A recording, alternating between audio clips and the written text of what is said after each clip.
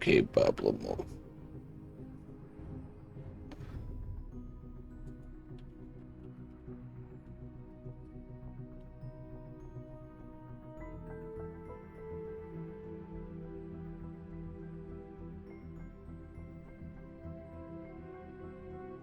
Hey, Sando, what's up? Am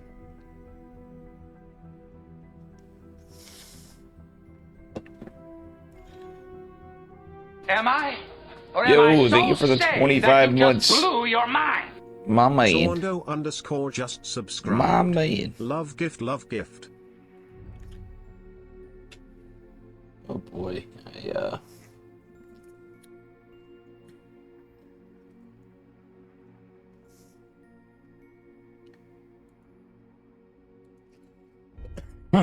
Thank you so much, man. What's up, Jalen Squirts? Well, when does subathon start? Not immediately, because I was up last night drinking beers and on stream too late before this. We're at OSC King of the Hell number 219. Due to lack of EWC stuff, we kind of had to. I know, like, the finals are going on, basically the semis and finals. I think that's they delayed the announcement for StarCraft 2 for so long, it kind of screwed up a lot of planning for a lot of events. So, like, this is unfortunately coinciding with that. But Subathon will be going on, the Dave Subathon, possibly tomorrow in my time. I feel like I need more time, but I'm gonna try for, like, tomorrow TM. I might do, like, maybe mini subathon to test it out, and then if I know if there's stuff I gotta add in there, tweak or fix, we'll see how it works. You know.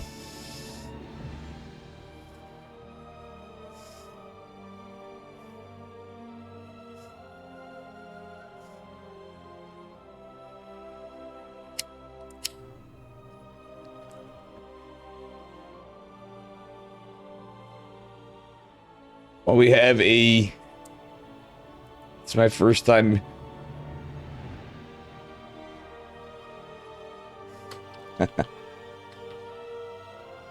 We have a Silver League player versus Hatsu.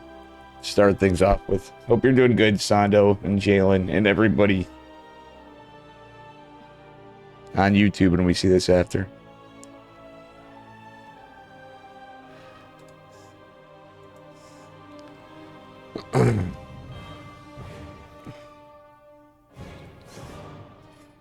All right.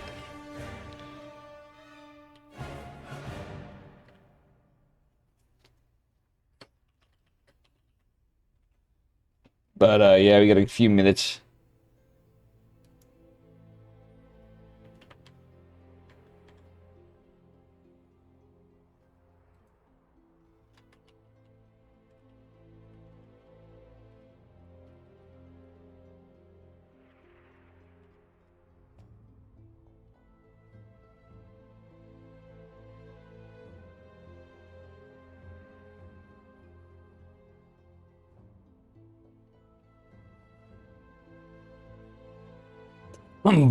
Bob Lamoche.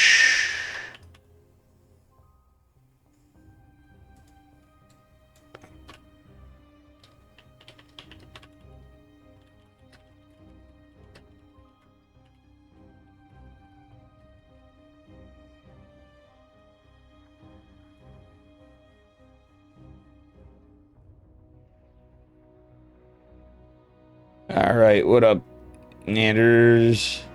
It's cold there at Sando. Wow, interesting. It's not cold here.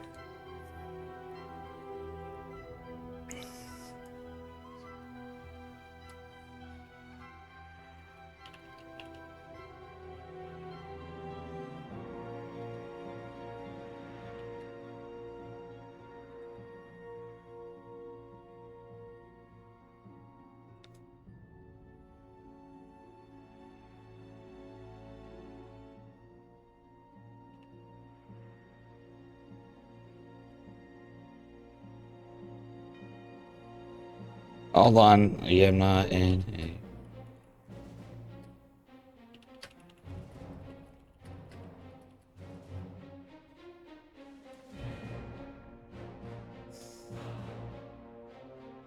We're just waiting on something on today. No.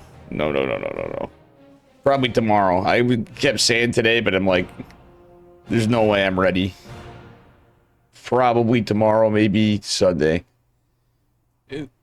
I'm like not mentally ready for it. Even there, but like I definitely need to pick up. And we're cutting it close, but I'm gonna go on either way. You know what I'm saying?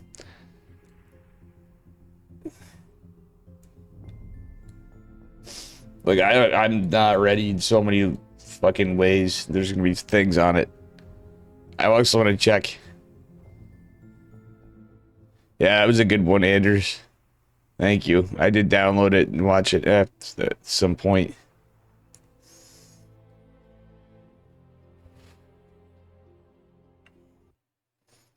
All right, let's see here. I guess we got our first match. We're waiting for Kano, the French caster, who's not on. What up, for Jumi? It's OSC King of the Hill. For Jumicus. What's up, buddy? And here we are, guys. The King of the Hill, spawning in the upper left-hand corner of Babylon. Rocking the silver border is Bob Lemoche, a Protoss player. And definitely not silver. Platinum heroes we got. Hatsu. She's playing against Bob Lemoche. I guess a silver, but their border says silver. Jumi, do you know if that's a meme or is that true? Because anybody could become a member of OSC and help support. You can play at events. And this is a little bit of a wild one, guys. Wait, Canada Rush versus a kind of 16. I don't know if that looked like a 16 pool. Was it a 12? No, that was a 12 pool for sure. Am I saying 16 pool? Not exactly the situation you want to be in as the Protoss, but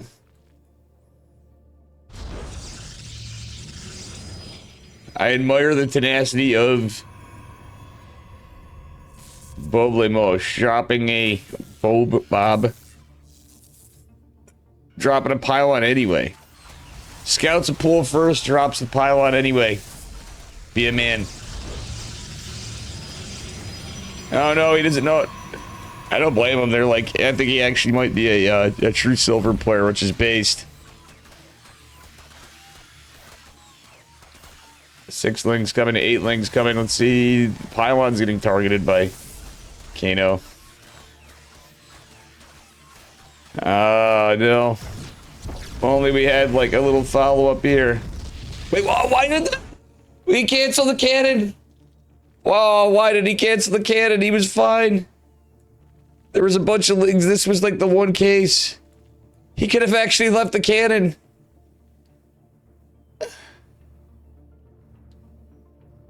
Why did he cancel the cannon? Don't play it anymore.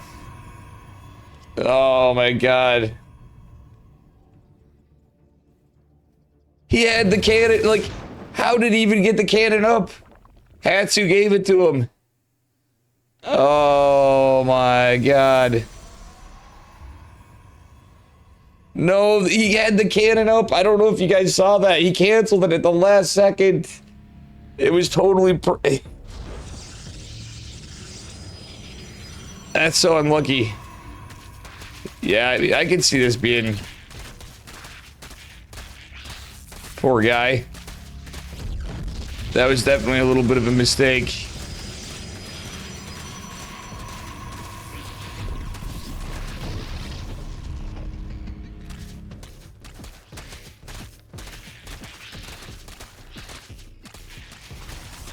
Oh. It's so unlucky. Because it is King of the Hill, so players do get eliminated if they lose Unless they're revived later on. Bob literally, that's actually insane. Bob actually had, that was actually really well done. And then just a little bit of a mistake there. That's actually huge. If you get a cannon up against a pool for a Zerg that starts their hatchery that late, that's actually pretty big stuff.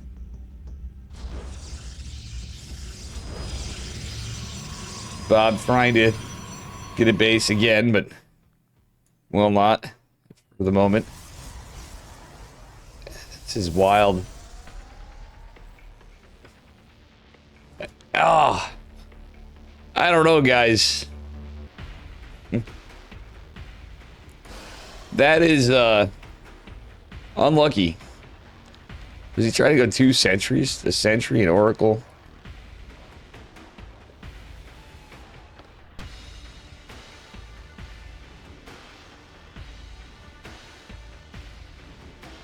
I don't know. Anyway, obviously, Bob Lamoche is definitely in some trouble.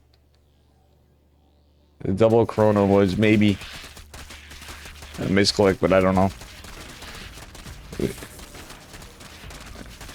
Pylon going down is kind of rough. He's gonna send the Oracle across the map. I don't know about that, Chief.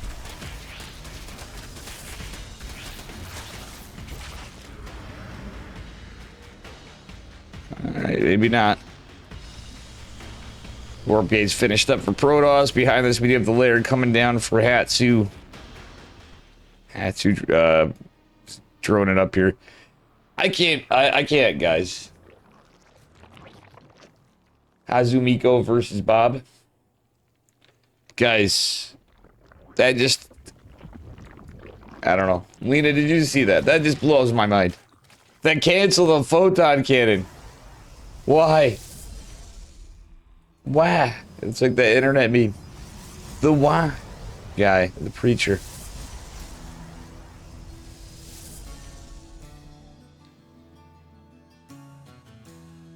Wrong language? Yeah, I have no idea. But I don't know shit of shit for German.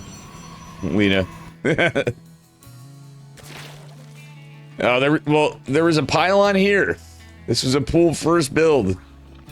And dare I say, I think it might have been a 12 pool. I'm a little shot yet. I obviously know. I'm waking up. Anyway, the photon cannon was literally complete. There was one drone hitting the pylon at the end. It had plenty of health. And the cannon literally got up. And there was all these Zerglings, like 8 Zerglings, I'd say, up in the main base, not even out. And the photon cannon literally... It was literally right done, and then Bob canceled it. That's so unfortunate. Bob is definitely the underdog here, but it was so sad. It was like, it's funny, but it's like painful to see as the... Like, on either end of it, it was kind of funny, though, too, because, like... That would have been absolutely massive for Bob.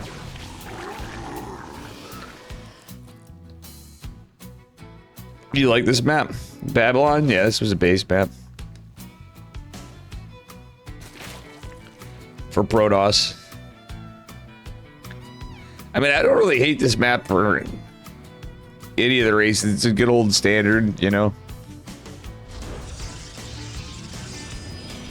Has the rocks at the ramps for your 3rd base. Or 4th base, depending on how you take it.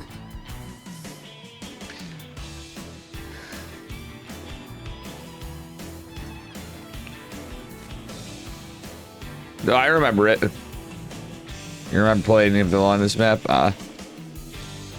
Yeah, no, this is a Tempest. Interesting. Into Robo. Oh my gosh, one Tempest sharking around. This is wild. It's all Hydras. One Tempest ain't gonna do anything against Hydras.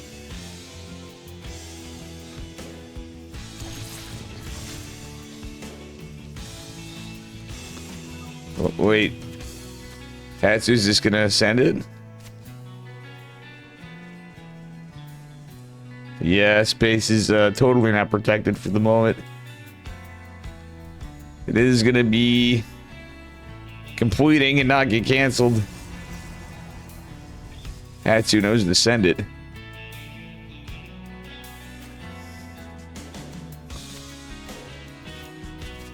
Wait, there was a recall of the Tempest in the main base. Okay. Interesting. These are just plain stalkers. Youch.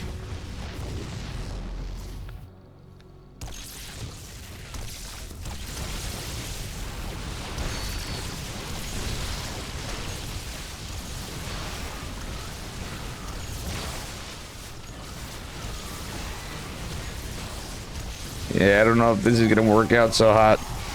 A lot of the Hydra's actually surprisingly falling. Oracle putting in some work too. It's kind of interesting to see though. Only the Tempest were being microed. That was just pretty based.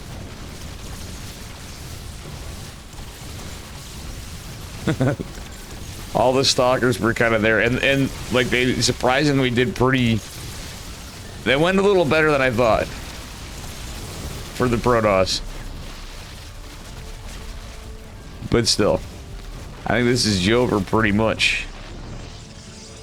Hatsu is respecting this before just diving in, but definitely is aware there ain't much of Protoss left.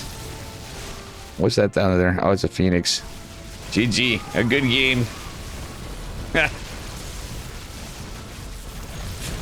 For our underdog in game number 1, but Hatsu's out on there. See you, Bob. GG, Hatsu takes it. That was a funny way to start things off. GG.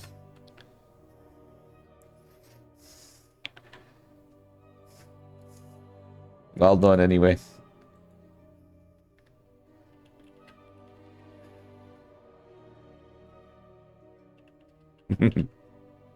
Yeah, Bob Lamoche is a silver player. Silver border. 2.3k Protoss. Very well done.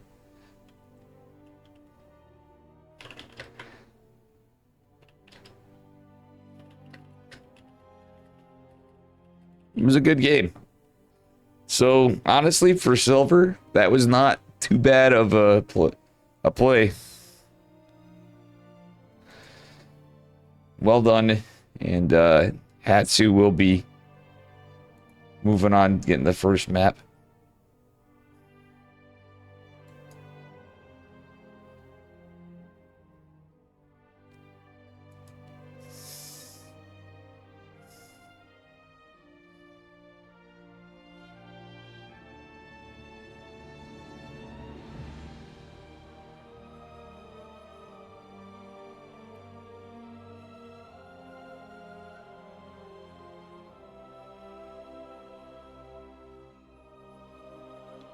All right, we got, what do we have next?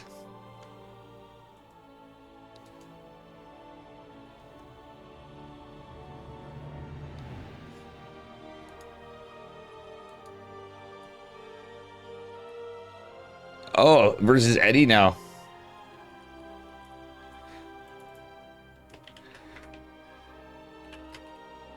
Nice, Eddie's playing, so it's gonna be Hatsu versus Eddie. Eddie versus Hatsu. OSC Eddie.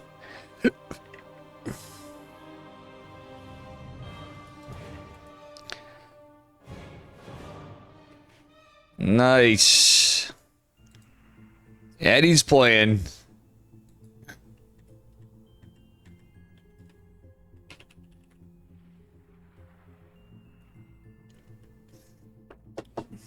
Bob Lamoche said they wanted to go drink drink beer after. Hey, sorry, anybody any rank can play. It's cool to see Eddie playing. Heck yeah. I believe we're gonna see a ZVZ here.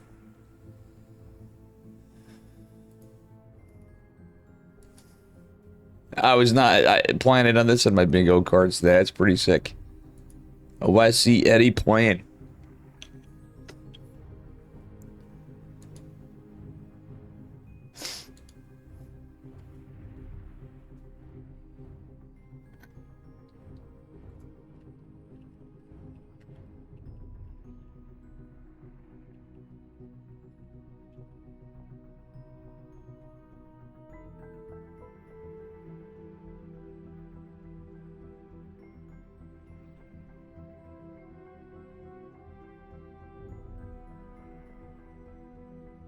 We are just waiting on our next one, but Eddie versus Hatsu coming up. Don't mind me, I know we got this going on. And now this is, again, brought to you by the Online Sports Championship. Okay, good. It's my Nightbot. Sleeping.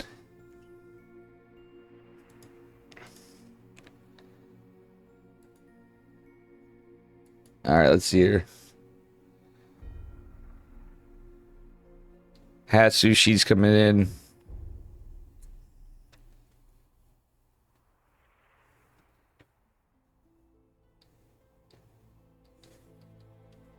Ooh, the bad thing.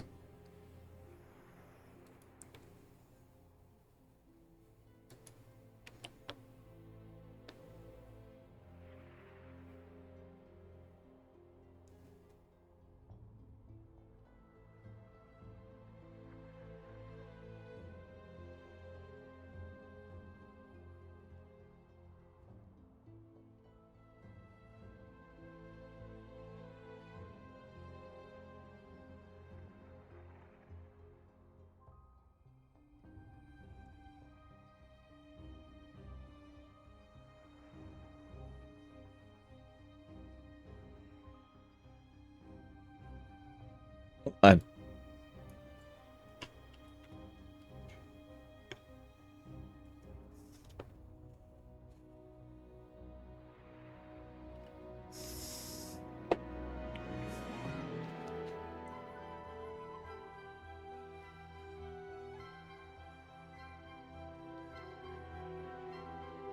I'm sorry, I've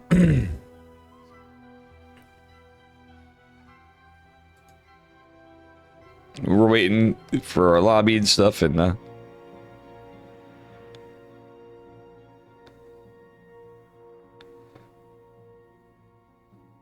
Bob Lemocha is Kano's co-caster. Okay.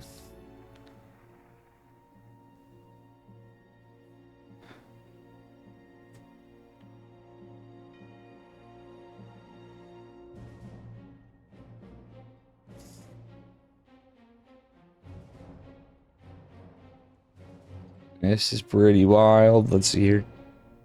I'm sorry, I'm at the same time watching the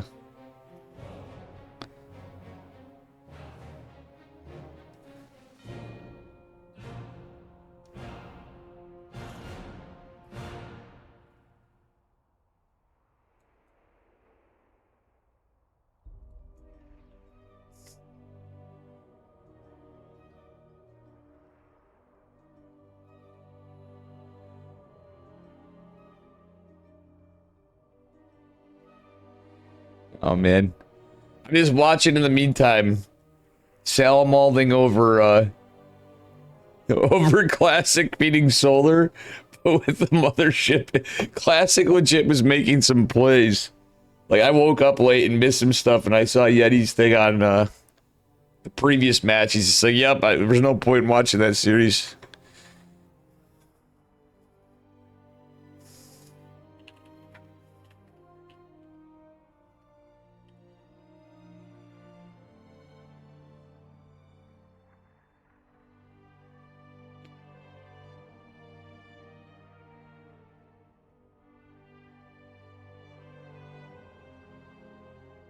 Looks like we have a, well, we got our man Eddie coming up. I just was just going to say, being that it's happening, we do not have a ZBZ finals for the Esports World Cup.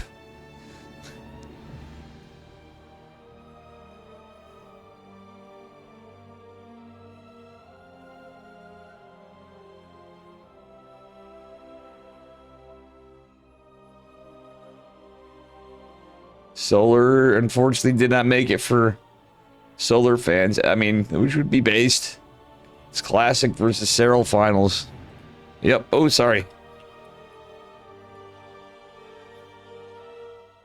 Yeah, well.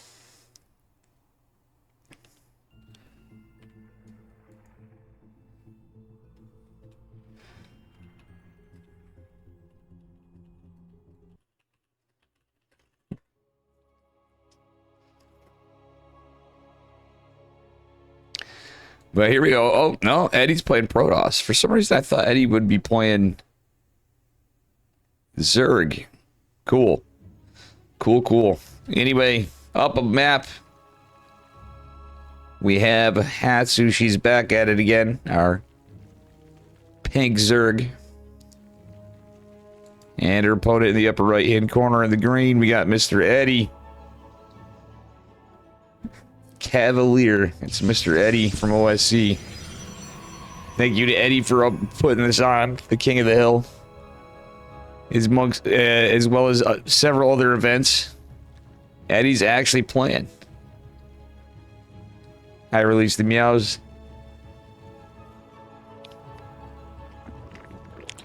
Okay, no, it is a 15 pool from let's see. I think that's exactly what we had in game number 1. What do you want, Charlie? I gotta move all this stuff. Oh well. Charlie meowing and wowing over here. What, boo boo? Eddie just going for the hatch block and scouting to see if the hatch is going down in the timing. Interesting. Eddie's still just playing it pretty standard. Gonna go confirm that the pool is done, etc.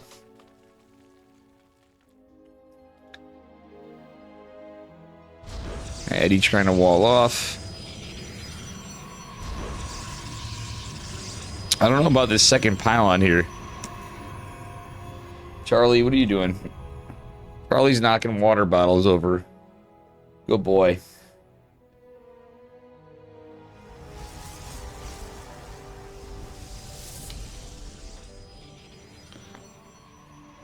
You knocking water bottles over, boy.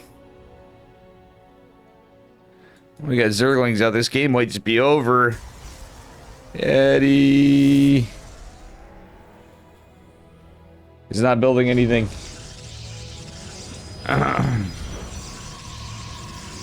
We need a unit, Eddie. Everything's right here. Hatsu's being respectful, but at this point...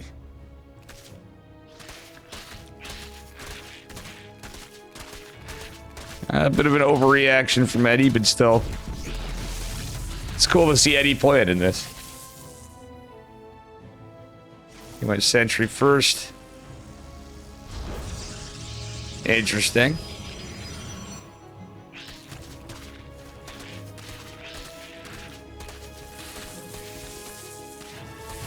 Sorry guys, I got Charlie bugging me while this is going on. Because these lings are getting the work in.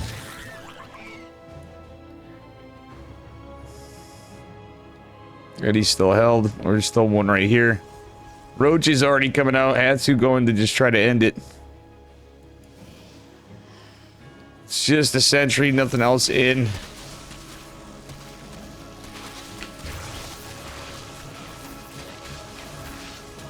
Eddie force field. Okay, Eddie will force field. But, okay, double stalker.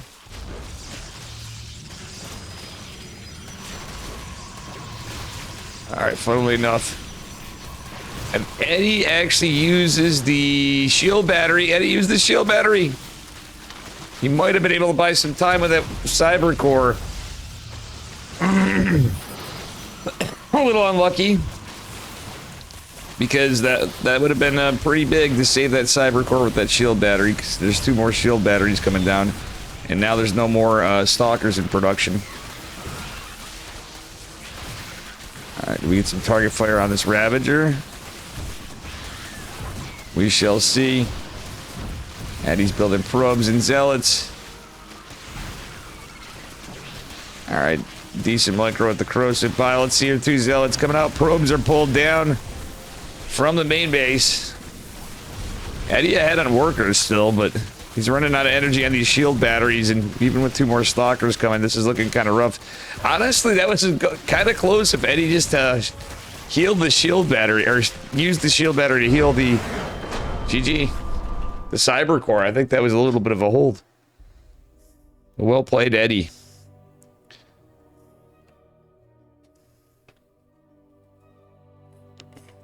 GG.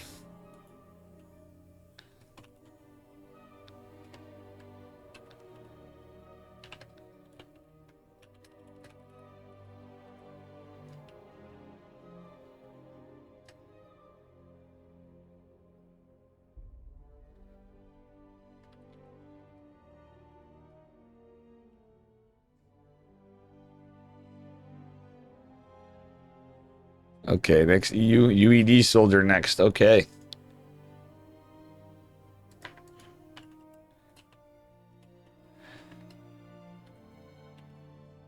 I gotta tell Eddie. Hatsu said thank you for the game. I'm like, Hatsu, you were playing Eddie, not me.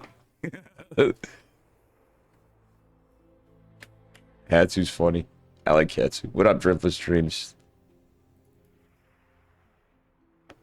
So we got Hatsu versus UED Soldier.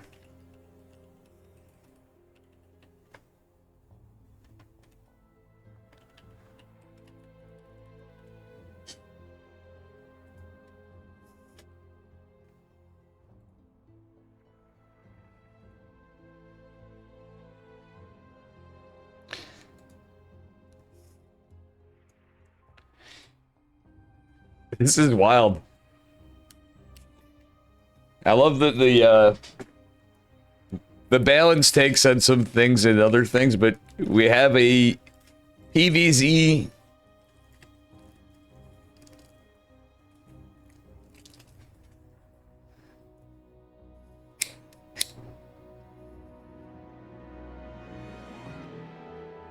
finals and the Esports World Cup too. Obviously,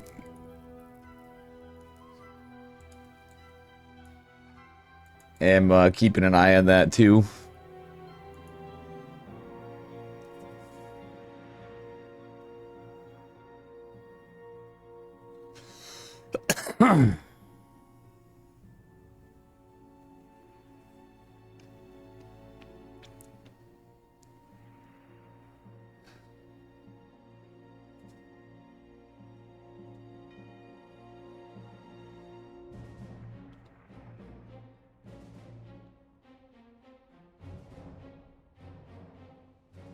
Oh man. Wrecked. Oh, it's all right, Eddie. Like there was one little thing. You actually had a good setup. Unfortunately, the Lings got in there a little earlier, and I think Hatsu actually was saying something on there. I wouldn't be beating yourself up too bad. Hatsu's obviously quite good. Not saying you're bad or anything. I think you actually maybe kind of could have held that if you just micro the shield battery on the cyber core. Which you got to make you got to make decisions on there too. I think you would have, you maybe would have held that. You did good. Serral Classic Final EWC for sure. Yep, it's the first time there's been a PVZ Finals in a World Championship in question mark. But I think you did all right, Eddie.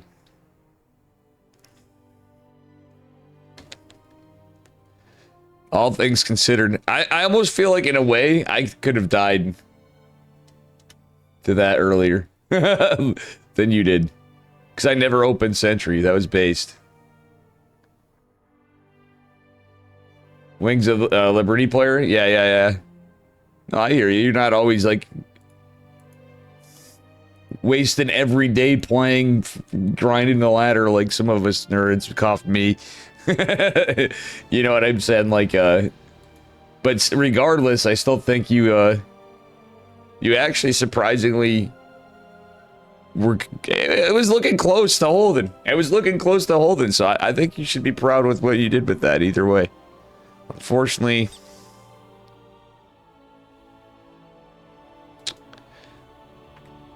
you did not make it. Hatsu's a really good player too, though, so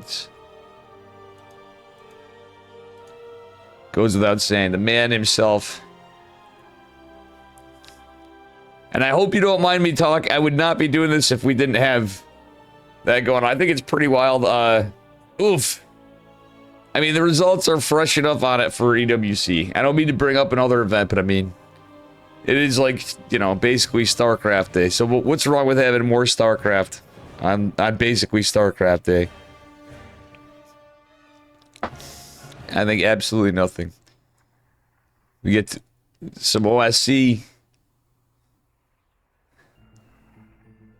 We get some PvZ finals.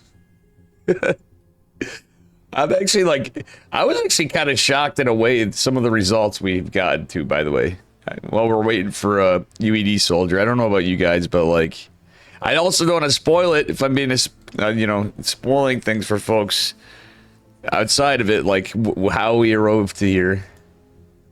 Just some of the sweeps were like, damn.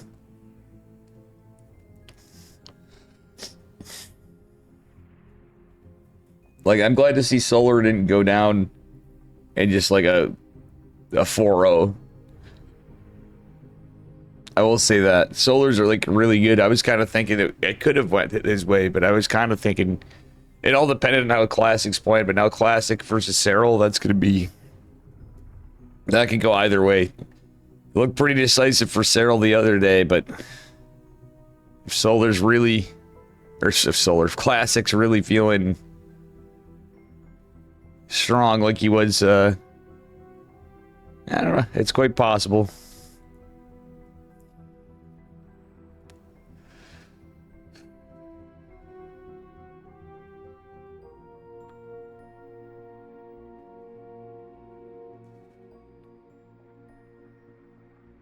Oh yeah, for sure.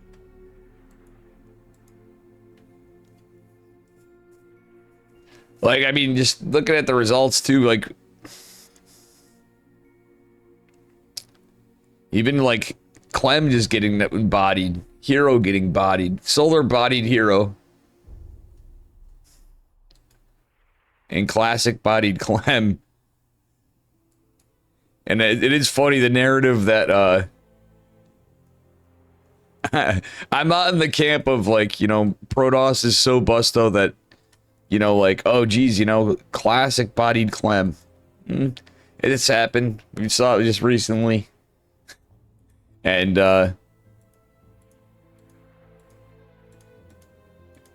like, you know, even like players as good as Clem, who's the best of the best, can go down. UED soldier's not answering. Oh boy.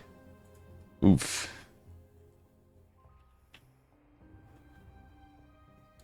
We're trying to get a hold of UED soldier.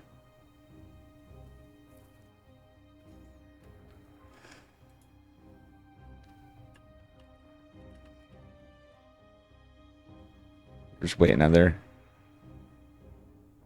Feel bad for Clem, but he won last year. I know, exactly. Like, that. Like, regardless, yeah, I will say that Protoss feels a little strong, mostly so in there's a lot in the game. There's different moments that, yeah, Zerg can feel weak-ish, kinda. Keck W. I don't think it's as super busto as they make it out to be, but like PvT, I do feel like it's basically inarguable that Protoss is definitely a little strong. It's not like super busto like people are saying. Just a little bit of imbalance in a game that's so figured out. To me, it feels that way for sure. Like, even when I was playing, you know, I've been playing Terran for the last bit, I could say from both sides. It feels a little strong.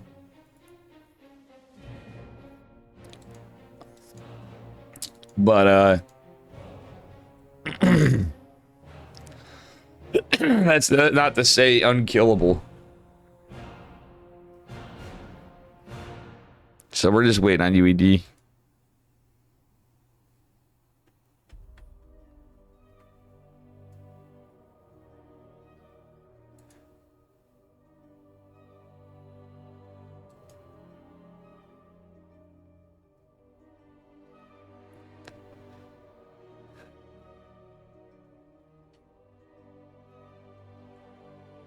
I will also say, guys, what a hell of a run from Solar.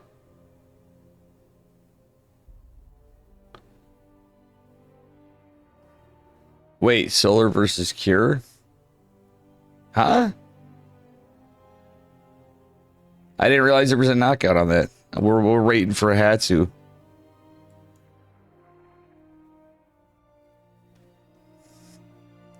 Or not Hatsu, for EWD Soldier. I didn't realize there was a third place match. Yeah. Oh, damn. I didn't realize that's what constituted third place. All right, I'm going to use the bathroom, guys. That's sick. You still have the EWC overlay? Well, I mean, I was supposed to be co-streaming it, and I'm even on at a time that I would be, but there's so many co-streamers, is whatever. 40k for the fourth and 60k for the third. Yeah, yeah. Guys, I need to use the bathroom and take care of something.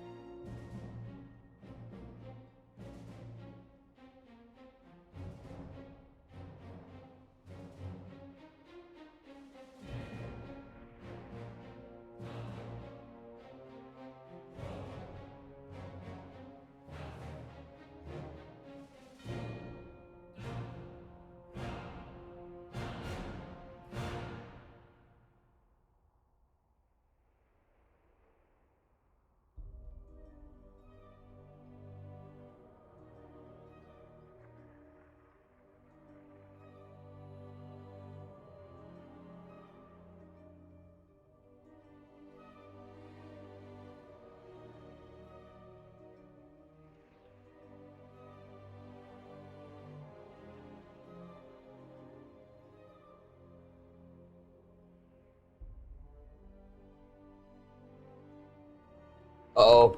Sorry, guys. I'm back.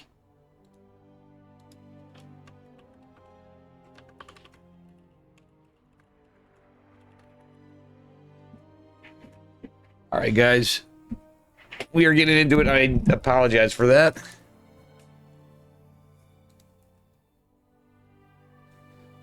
We're getting into our game now. In the lobby.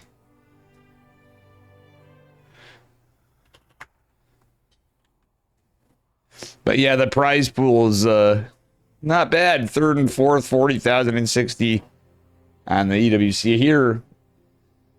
It's King of the Hill. It's all about how many maps you can take.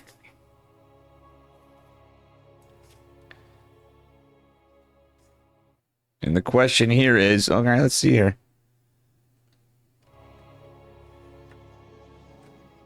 Spawning in the upper left-hand corner of Incorporeal. In the green, representing CSO Esports. It is UED Soldier playing Protoss. In the green. And their opponent in the bottom right. She's up 2 maps so far. The Queen of the Hill. It is Hatsu in the pink from Platinum Heroes. I'm wondering with the same build. Hatsu has some cheeky builds.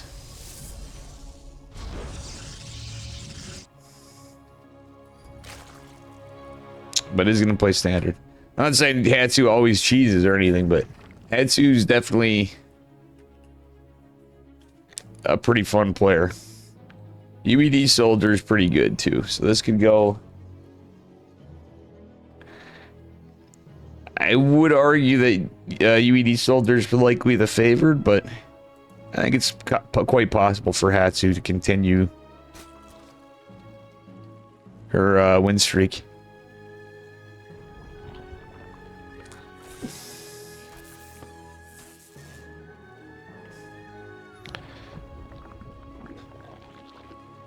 All right, let's see what we get here, guys, as we get into it.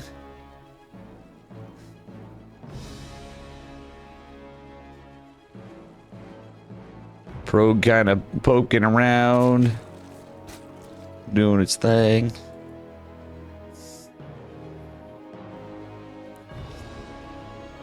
VS Chelsea.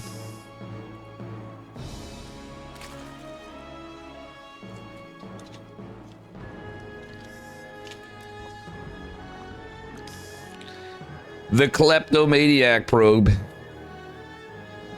Taking those minerals.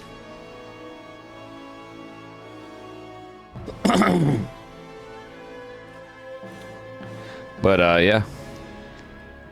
Driftless Dreams, by the way, thank you for bringing that up, too, on the prize difference. I think that is kind of cool that EWC's doing a third place match. I think that's kind of cool. That is kind of neat. When there's $20, 20 grand on the line for it. I think that's actually kind of... Myself, I think that's a cool piece of content. When people put it into perspective, some people are like, oh...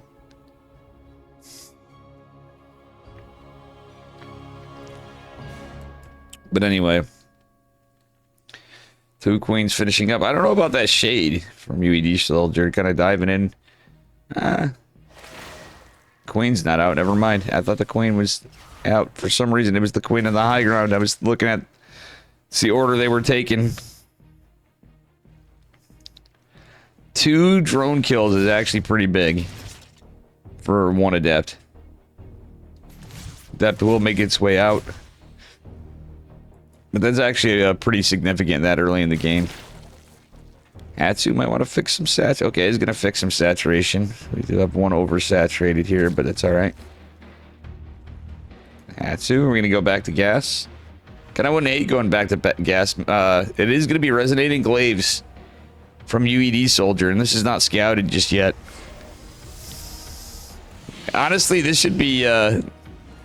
there's even a spore. Hatsu, I would hate the saturation. I don't think Hatsu knows what this is, but like real talk, this is pretty telling. When you see a robo going, you see only adepts. Okay, Hatsu is getting the Roach Warren just now.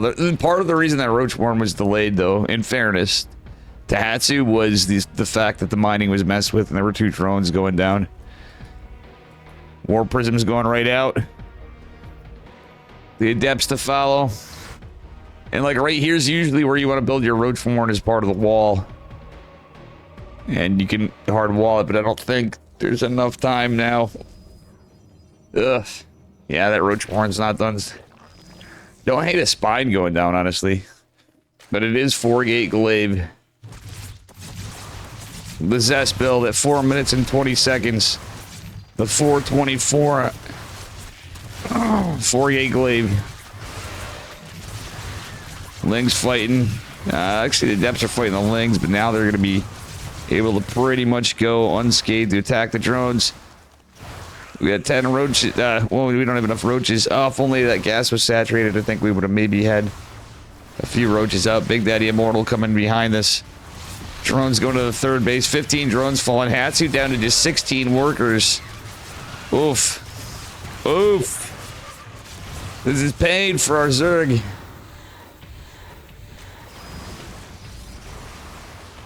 This is not enough here. I think this one might be Ogre pretty quick. UED Soldier. Putting the work in. Hatsu got caught a little off guard here. GG. UED Soldier takes it.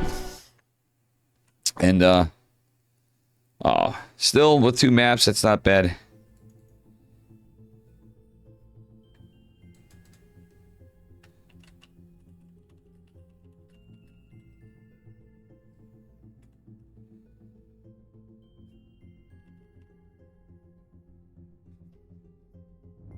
So we have UED Soldier going up against someone. We'll see.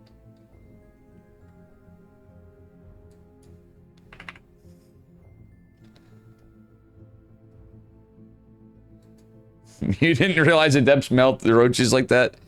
Well played, Hatsu. Good to see you, Hatsu, by the way. The Queen of the Hill. I apologize. I had to use the bathroom and take care of something, actually, for a moment.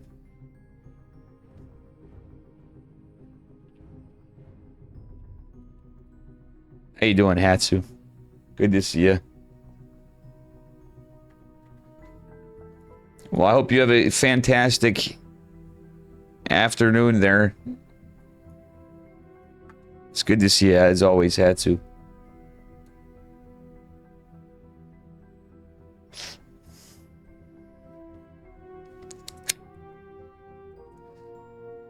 Little unlucky on the scouting. These are your first wins, no doubt. Little unlucky on the scout there, I think, after two. Like, you know, it's tough if you don't catch that stuff early on, and I still think you had a good run. That's awesome. Your first wins in it. That's great. Okay, so we got UED Soldier versus question mark. That's sucking sick. I'm happy to.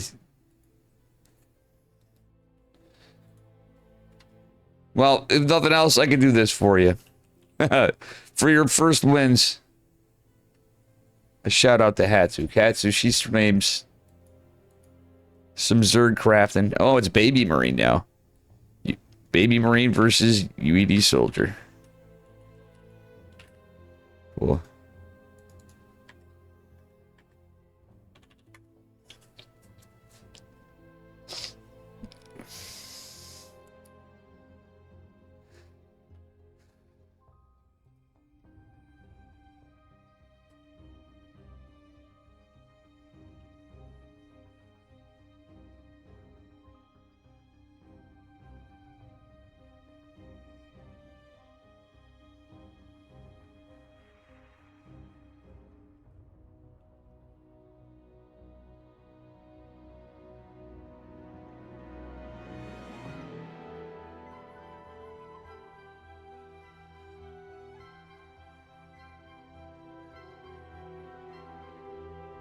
I was gonna have a hot take here. Baby Marine and UED Soldier are basically gonna be an EWC next year. No, I can see. Like low-key though, Baby Marines improved a lot. Maybe Jumi and Baby Marine. That'd be more.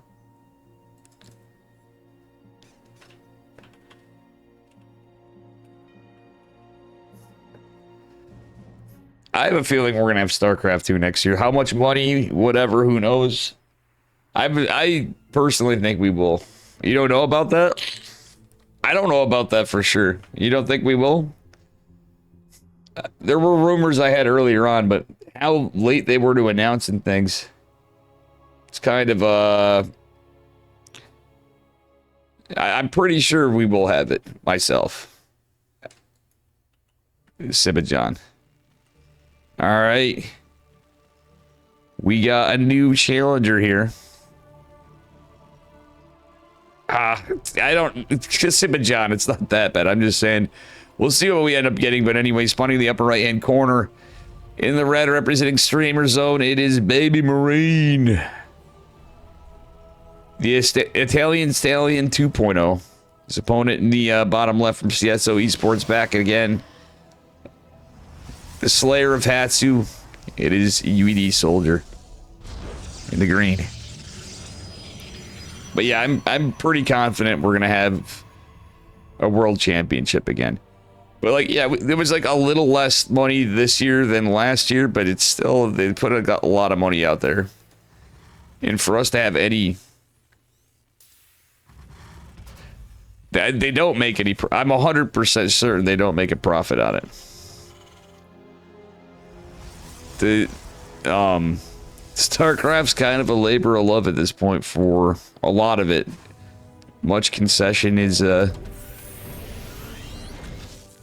made for any of this stuff. That's why it's sick we get like events, but people helping out and community events and community helping out events like OSC here. That's why we always thankful for sponsors, but sponsors need help too. But I'm pretty sure in terms of EWC, it's all, you know, it's all kind of like awkwardly put a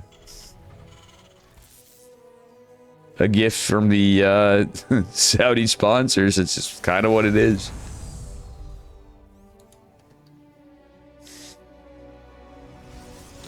Yeah, no. I mean, they get money. To say they don't get money, though, that's another story. I think there's definitely corporate sponsors that pay money into things for advertisement and such, obviously, outside of it. But a lot of those advertisers are like, you know, it seems like it's geared toward the region, though. You know, there's corporate sponsors from international companies involved, so. But that said, we're talking about that EWC when we got OSC. You guys want to help OSC?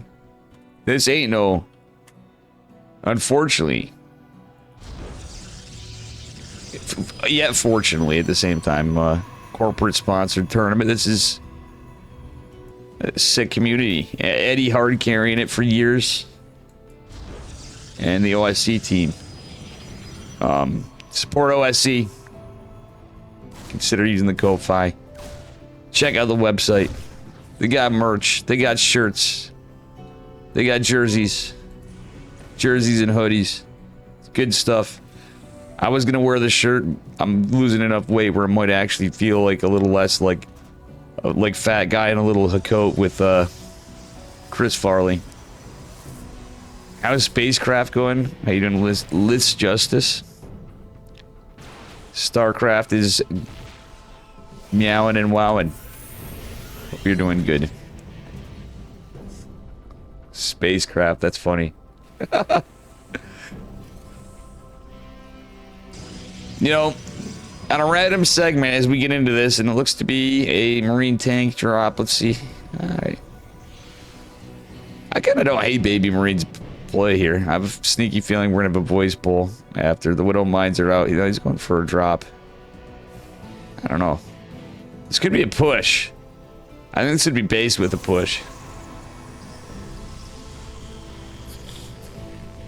Completely brain farted. It's fine. I'm just teasing you. UED Soldier is going Phoenix Colossus. With that being said, I don't think this Widow Mine drop's going to get much done. This could actually be rough for Baby Marine, but otherwise I don't hate the build. It's going to be Marine heavy. It's not going to have stim though.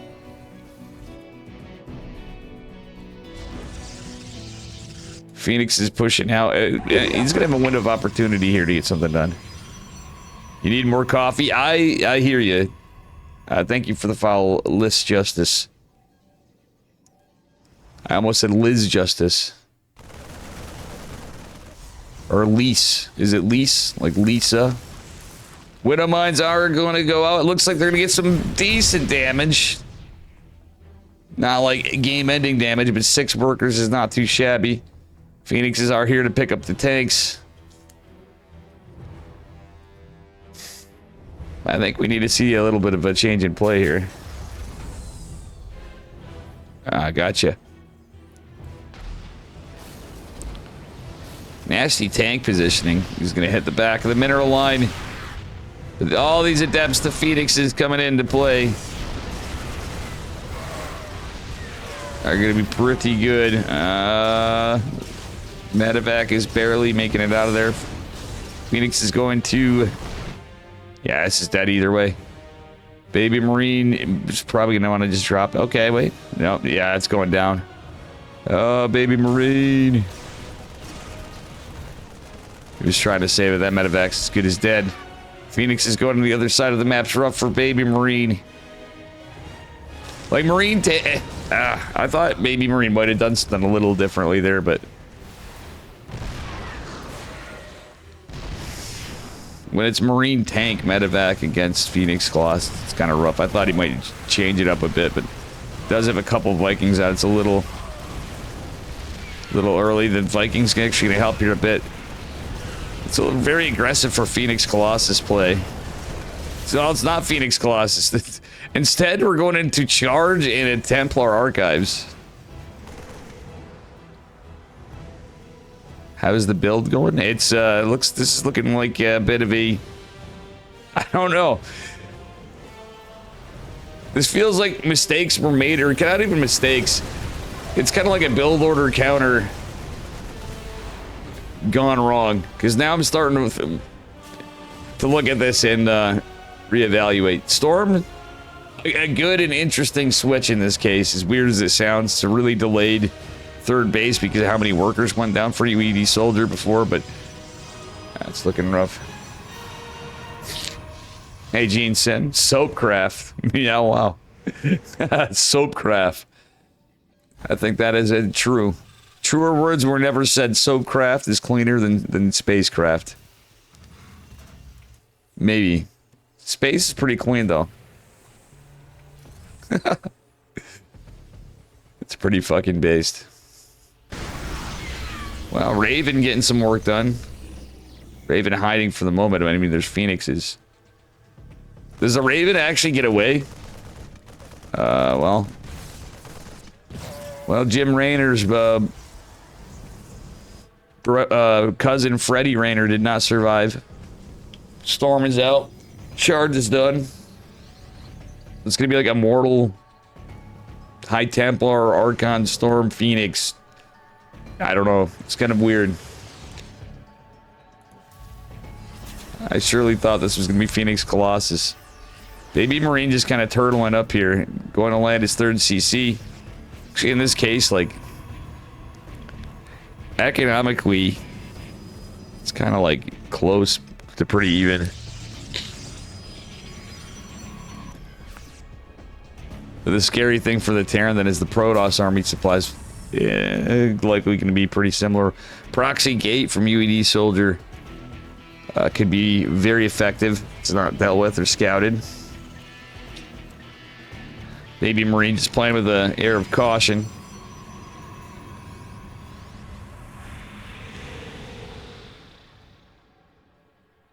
You lost memory from yesterday? And yeah, stars are in space. It's all good. I was just teasing.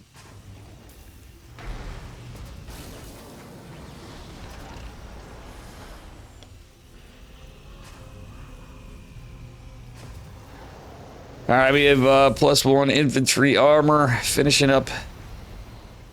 Armory coming down, Ghost R out, which is going to be nice for Baby Marine as long as he's careful here. He could potentially land a decent EMP. Oh, but he eats some storms. Not a lot. The anti-armor missile's huge. Holy shit. That couldn't have gone better as far as the EMPs and the anti-armor missile. That was massive. However, some of the zealots in the front didn't take the more right. There's still another storm. What the hell? Wait, the Ghost is... We're move command in our army, Baby Marine.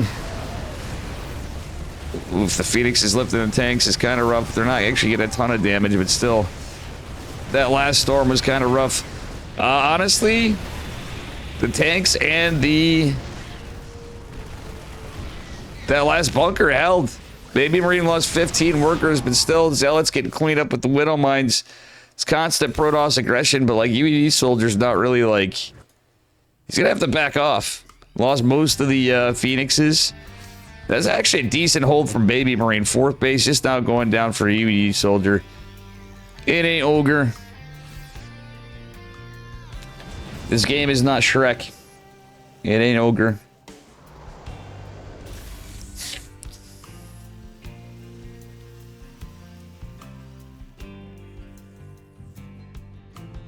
You know, I'm thinking I'm gonna use that more often. This game is not Shrek, it ain't Ogre.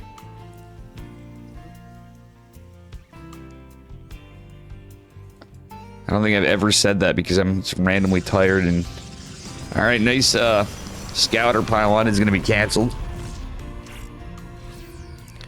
Baby Marine pushing out, trying to get some value is not a bad idea, but he's gonna have to be careful because like he didn't just trade out. Oh, he's gonna be careful. Widow Mines are gonna be needed. Okay, he's backing off. Goes for that little drop on the side. Does clean up the Zealots as well. Is maybe going to get the gas in the pylon. We'll see. Depowers the shield battery. Gets the shield battery, too. Nice little trades for for Terran, rather. Baby Marine getting some good work done. The boys are pulled a little late. Oh, the Storm's going to get all these SCVs that are trying to repair the bunker. The tanks actually put in some work. Bunker does fall, but it bought time in. GG. Actually, that was a sick game. Baby Marine takes it. Nice. A good one. I was actually cutting it close on both sides. Well played by both. Baby Marine will be advancing.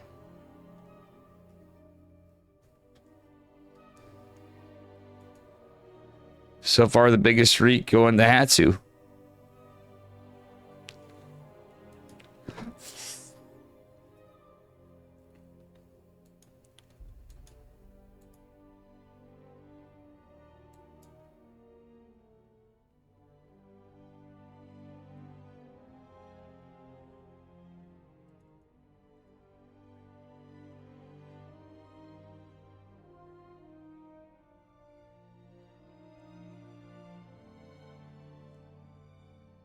All right. We got to see what we get next. I need more coffee.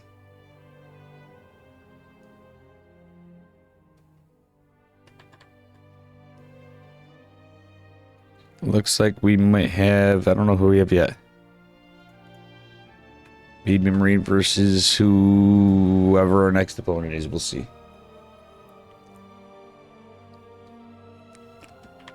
We shall see.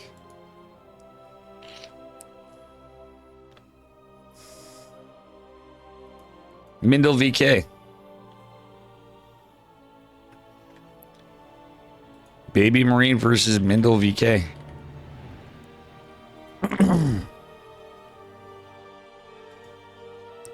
I lost memory from yesterday too, Gene. Lots of beer. Not enough sleep.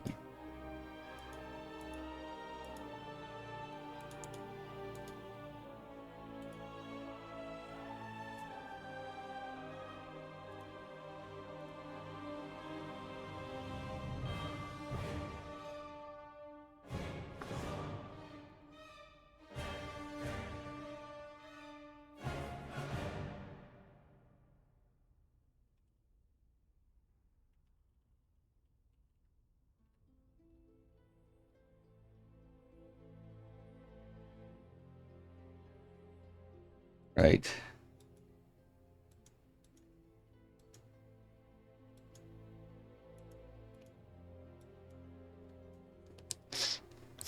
It's another TVP.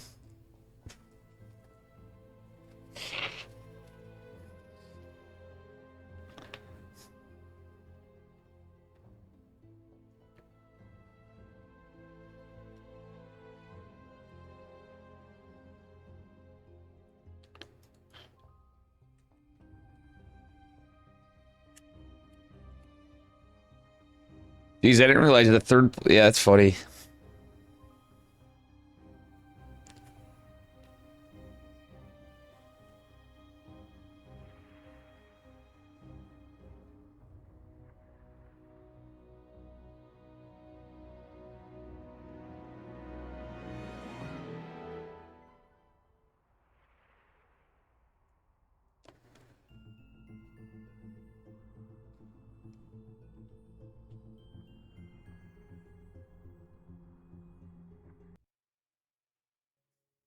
Hmm.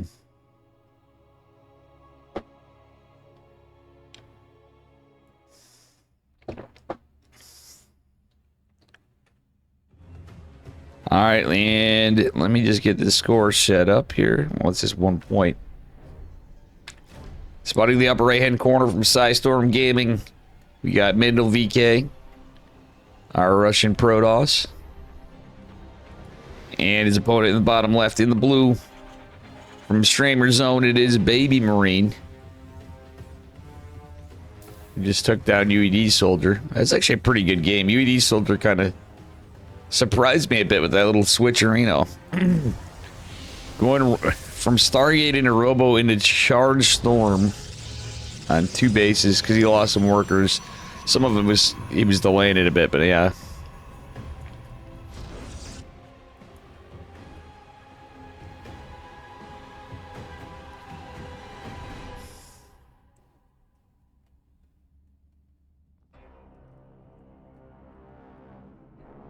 All right, little scout from Mendel. It's a gate scout, nothing crazy. Baby Marine going for an eBay block. This could go either way, honestly. Kind of curious to see how much Baby Marine gets done. How far this eBay goes. Will be scouted just now, but it's getting pretty close to being completed. Hell, honestly, I wouldn't have hated him going just a little bit longer. It's Nexus before Core, so Sentry opener most likely. From, well, we'll see. From Mendel, I was going to say, but... I don't know if Baby Marine's got full read on that, but he might know that's a little bit later for Cybercore. It's just a hair.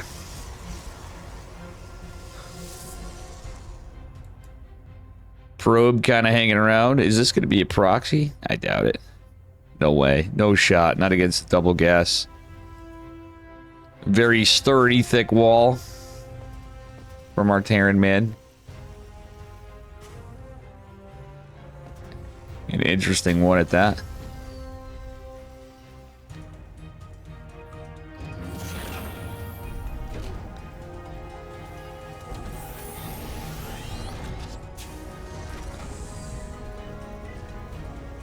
All right.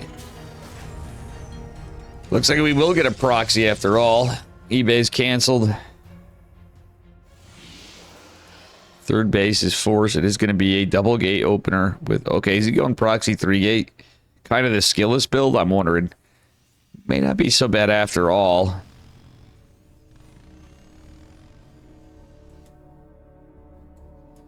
Mendel does like stalker openers, like situationally. Oh, okay. Baby Marine had a feeling he was getting cheesed. Like, Hellions are decent scouter tools, obviously. The Hellions aren't going to do that great against stalkers, unfortunately. They're not the greatest DPS. Well, when you get enough of them together, they start through the one Marine, adding a little bit of a stopping power. They are fast. They will catch the one. Nice micro from Baby Marine so far, though.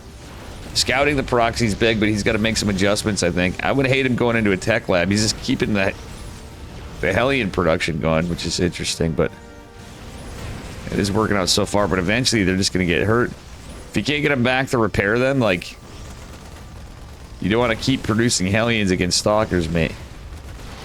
Like, initially, sure, you gotta do what you gotta do, but... In a way, I wouldn't have hated Widow Mines. Now he's just going into him. Does take some gas to get there, though. Alright, we do have the attack lab. Double factory, what? Baby Marine not able to get his base up just yet. Hellions going in. There's a shield battery here.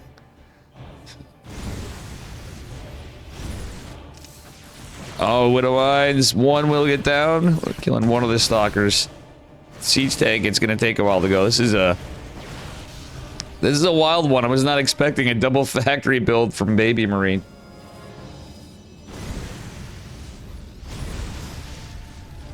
Oh, the fun things of King of the Hill. Tank is siege. Wall is gonna hold from here. Oh, and the rough thing here is 12 workers fell for Protoss, middle VK, forcing a cancel on the CC, which is almost okay, but it was so close to getting done. We're going into Magfield accelerators, so Cyclones it is for our Terran man.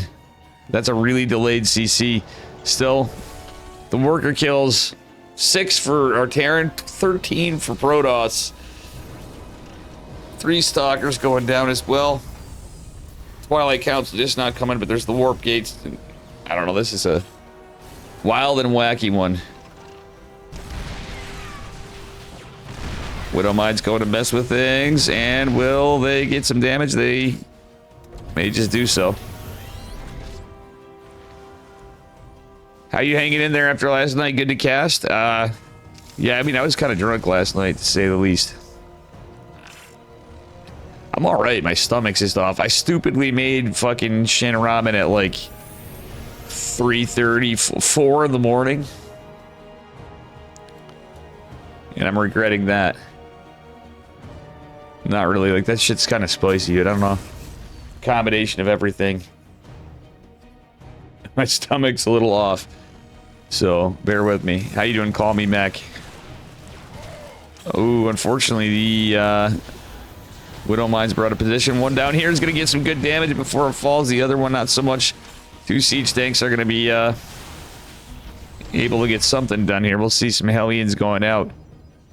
Okay, we got a little bit of lag. Am I lagging out or are they lagging out? Let's see. Uh-oh, Bob. Uh-oh. Unfortunately, Bob is having some lag or internet issues. Baby Marine playing this game based, honestly. Probably sounded a lot better at 3... What do you mean sounded a little bit? Oh, the Shin Ramen. Yeah. I mean, I don't sound good right now. I apologize, but I didn't really have much sleep. Oof. I am going to have to run between games. I apologize, too. Speaking of which, it be what it be. I need a few minutes after. 13 probes fell again. Game paused. 26 probes fell. Game resumed. But there's a big bunch of pressure in the main base of Baby Marine still. Tanks making this start and just bust in there totally. No gas is rough when you're opening mech. Cyclone's out. The Cyclone could be pretty good here. Baby Marine kind of trapped a little bit. At the same time, the Stalkers coming in is kind of nice. Love the decision to pull some boys in. The Cyclone actually coming in clutch. The tank survives. That means... Honestly, this looks like it's going to favor... What a rough time for... An unlucky time for the... So many probes have gone down, and this looks like it's Baby Marine's game to take it. As crazy as it was. This is the goated game of King of the Hill, I'm going to call it. The goated game of King of the Hill. Damn! It's like pseudo... It's like Shrek. It's sort of mech. It's not quite mech, but it's sort of mech. And every probe going down right there is rough for our Protoss. SCV's kind of misrallied here.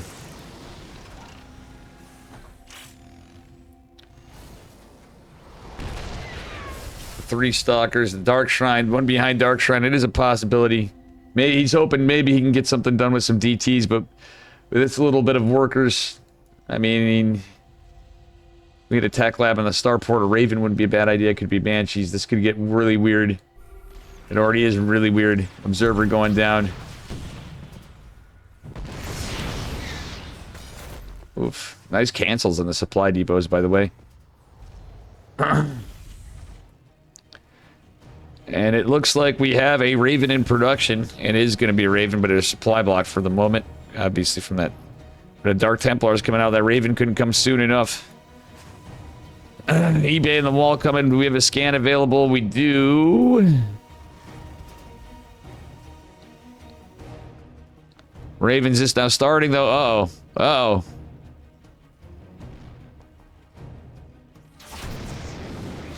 Nice boys pull from Baby Marine, but his one scan is out. He's going to lose a tank. That's rough losing that tank, though. And Middle's kind of buying his way back in the game a little bit.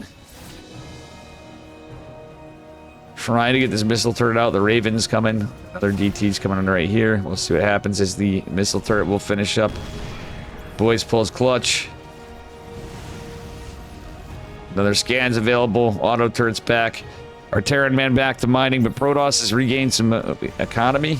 Still losing DTs is rough, but 9 workers fallon's very rough for Baby Marine, who has been ahead a bit. Oh, he's gonna lose the medevac. That's kind of rough.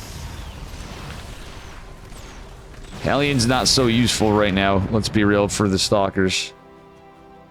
Blink's in the way for Protoss. Now I don't really know. Going into cloaked Banshees. This is wild though. So much damage was dealt. And a grass. I feel like this was not intentionally meant to be a mech game, but it turned into a mech game for Baby Marine.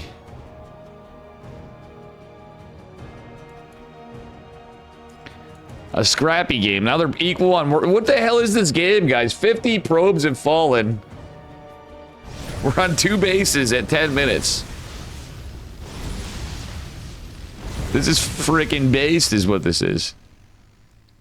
This is like... I don't know, but this is reminding me more of a ladder match almost, but it's fucking based. I couldn't tell you the last time I've casted a game like this in any of the events I've had lately.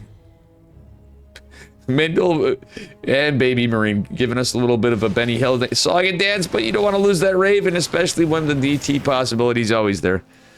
With full energy, that's rough. And any armor missile would be huge. Third CC going down. But it's more about the worker damage when you're playing mech against Protoss too, and he's doing a great job of it. Keeping that economy low, keeping the base count low, keep trying to prevent the Protoss from teching. Blink Stalkers do good for a bit, but when you get so many tanks out and stuff, that's where it gets a little dicey if you can't get into like charge loss. Third Nexus going down at the natural at 11 minutes and 28 seconds. We're now at 66 workers lost for Protoss to 16 for Baby Marine. But look at the trades are just Pepe laugh. I don't know, guys. I think this game's fucking hella based. 2 invisible men going out, and unfortunately we do not have that Raven, the tech lab, going to be targeted, maybe, kind of, sort of. Another Raven coming out. Yeah, this is a game where you definitely want that Raven. Oh, the siege tank goes down yet again.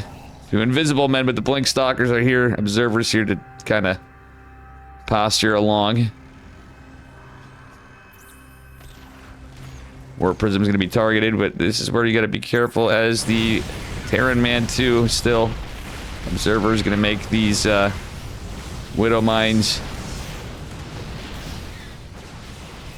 able to be dealt with. 22 probes falling because behind this we have 2 Cloaked Banshees put in God's work. 11 workers left for Protoss. GG. Baby Marine wins. In a bit of a meme game. That was a sick game.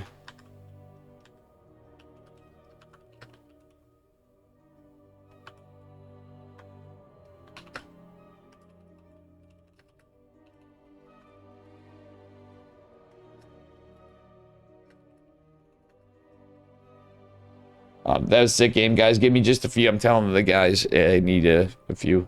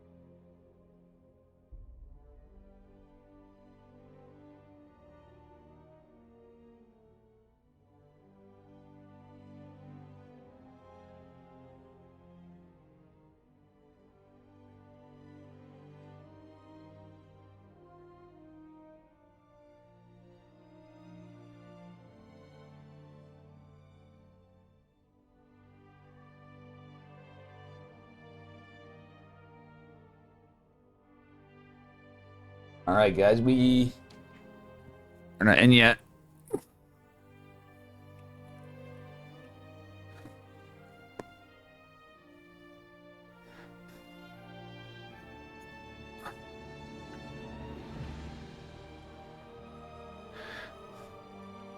I had to tell Baby Marine.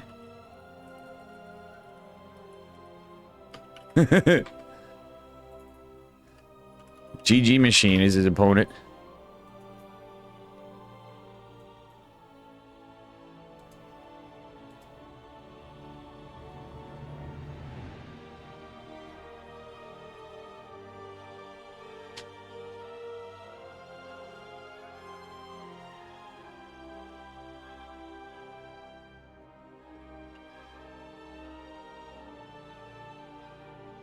I think I was cooking, yeah.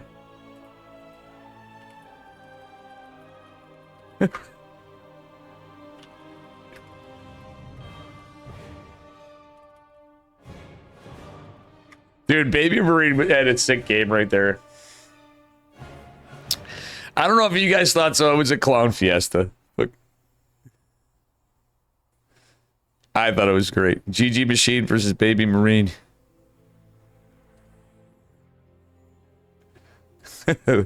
Fucking based. When you see 66 probes and like the Protoss dropping a third, I don't know. Like everything about that game was well. Mindo played well too.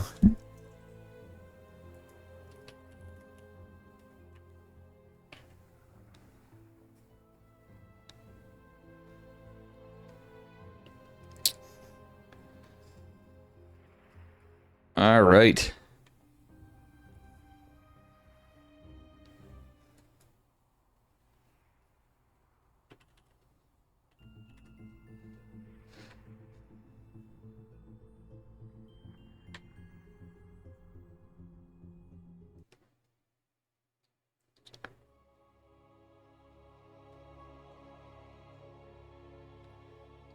And I believe kind of losing it here because my stomach was bothering me here and it is bothering me a bit.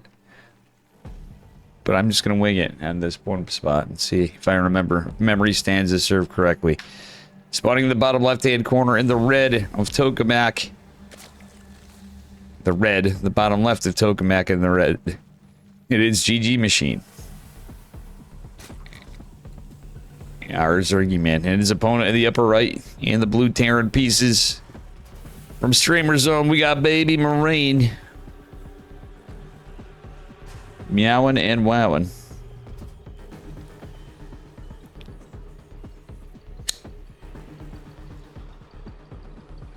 Wow. Honestly, funnily enough, as this is going on, I just wanted to say, it looks like we have Cure up 3-0 on Solar. Looking likely to take, well, depending on how things go, looking at the build order, that could be different. But in 2 Racks Reaper, there's a possibility of a 4-0.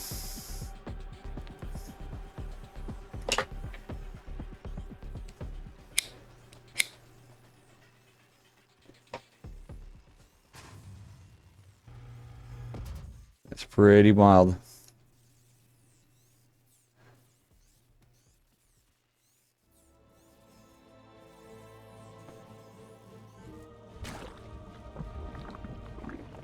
But anyway, this could go either way. Little TBZ action. Change up the matchup. I'm liking it. I'm liking it. We're not at the PvP series of the King of the Hill yet. I'm just kidding. I'm just kidding. Thankfully, I don't want to jinx us because we have several more games to go. But we're chugging along through them, and it's been mere matchup list thus far.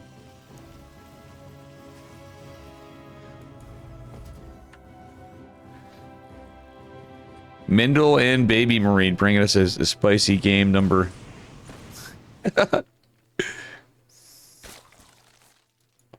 Game number, the previous game, Baby Marine's match. It's match number 5, 6 out of 15. Because we got 15 games and the King of the Hill.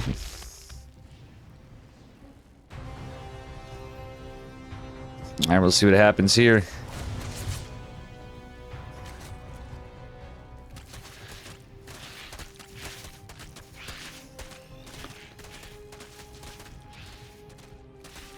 GG Machine managed to get his third base down, so everything's looking pretty standard. Baby Marine just keeping his Reaper out to keep eyes on stuff. Look for any push-outs or if there's anything cheeky. And it's just going to be 3cc Cloak Banshee, I have a feeling. Well, we'll see. Let's see a Tech Lab coming down. Oh, okay, yeah.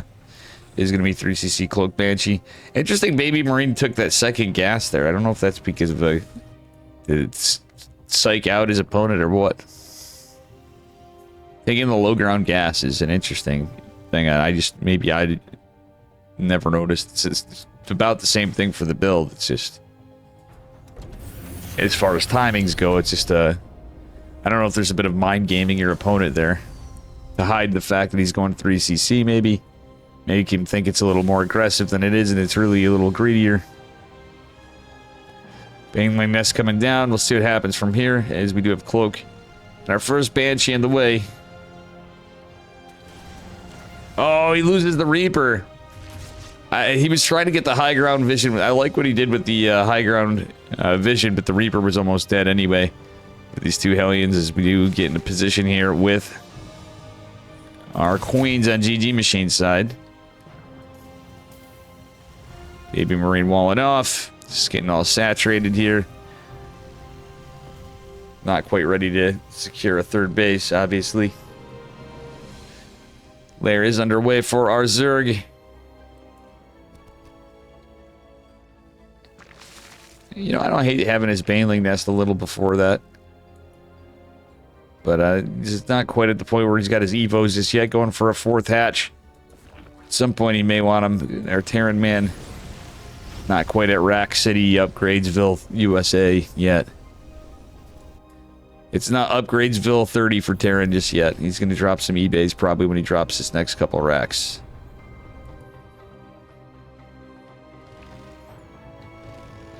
Alright, we'll see what happens here.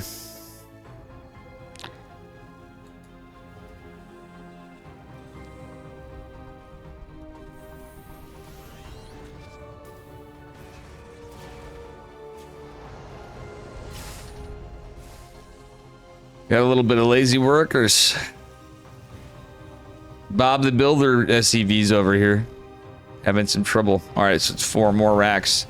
We have +1. Okay, there's the 1-1. And our 2 Evos just finishing up now for Zerg, going right into an infestation pit. Getting his 1-1. Not too far behind it. It's pretty close at upgrades. But the Banshees and the Hellions together getting a lot of work done. Damn. Like, if there aren't roaches, this could get a lot of work done. And, man, these Banshees are really putting in the work. The Hellions actually did decent, but I think that's enough links. Oh, my God. It was enough DPS combined before where it was kind of rough. Okay, now he can't go after that last... He's trying to go after the last coin. Now he might have... He memed too close to the sun. He's taking a lot of damage on these Banshees, but they do... As long as they stay alive... Great use of the Banshees and Hellions from Baby Marine. Those are the trades you... If you can't get worker damage, I mean, he got... See, it's 850 minerals, 28 lings, and 3 queens. When you figure GG Machine's gonna be staying on Ling Bane for a while anyway. And a lot of it, that's helpful, but 3 queens is not too shabby. As long as these guys stay alive.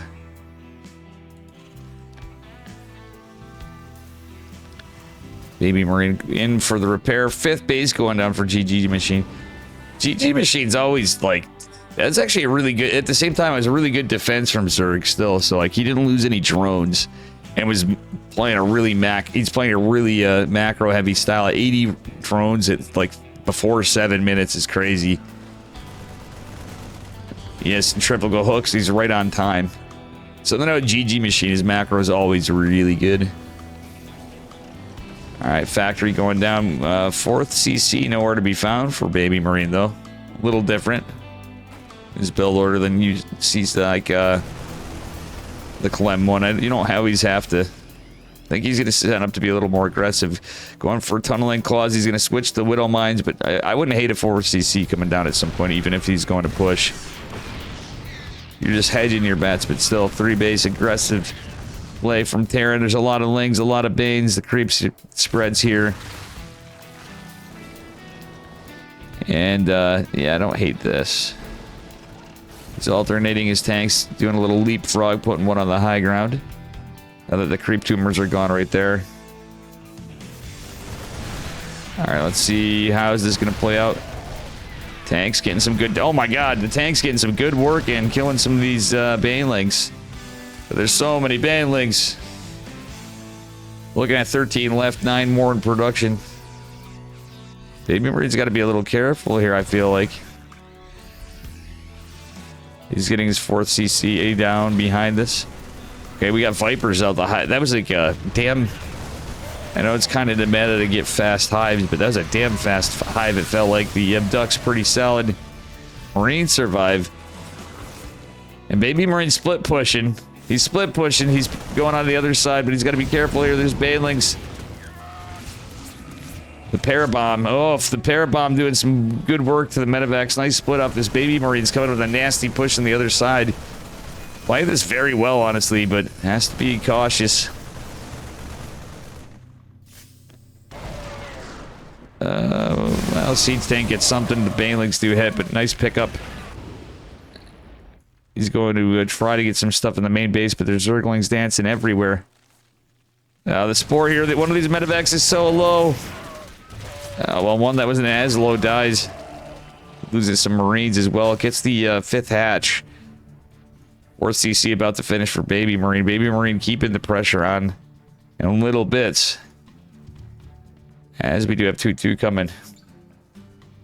And guys, Cured is 4-0'd solar. Damn. So we have a 3rd place victor in the Esports World Cup.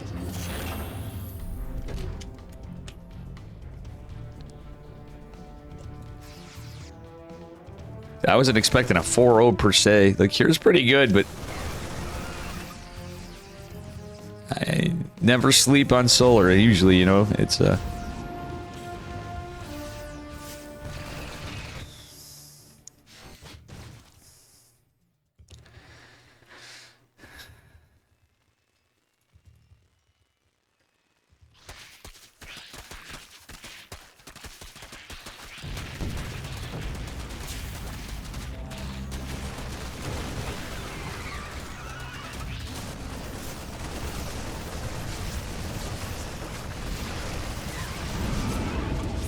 right.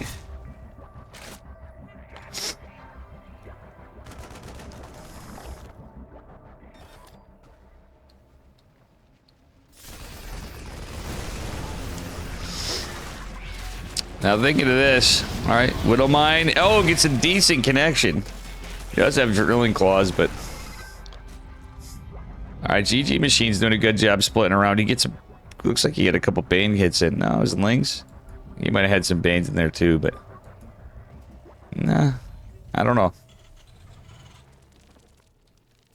Little bits of pressure on both sides of the map. I love that Widow Mine right there. That's actually base, but now we got Hydras out for a Zerg.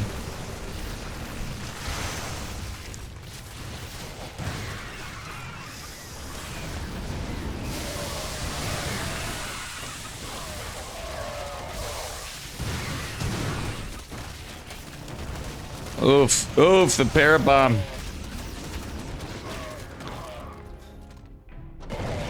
Baby Marine losing a couple units.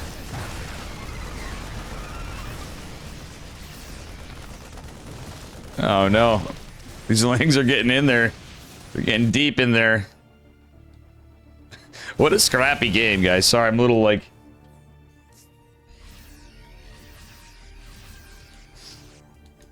in lieu of everything that's kind of wild we have going on today. This game is, seems like we're getting, you know, Baby Marine's done a great job keeping presence on the map, but GG Machine's been defending and actually finding some value otherwise. But when the trades are looking this, it kind of favors the Zerg when the trades are looking that close. The one thing for GG Machine is he is on like purely Lingbane Hydra with Viper support. He hasn't made a transition to Lurkers or Ultralisks. for that tier 3 switch. But Baby Marine's starting to lose his fights a little bit. The army supply's not quite there. The trades. But yeah, he's got to keep these medevacs alive. The boys are pulled. Oh my god, she's gonna lose a factory. That's another rough. That's a rough loss. Yeah, he should have probably considered lifting that a second ago, but he's just trying to consolidate forces. You can't really force the issue and push it back too hard. Did save his SCVs though. Keeping most of the SCVs alive is great for Baby Marine. We'll say that. We're going into Liberators, Advanced Ballistics. GG Machine with several more hatches now.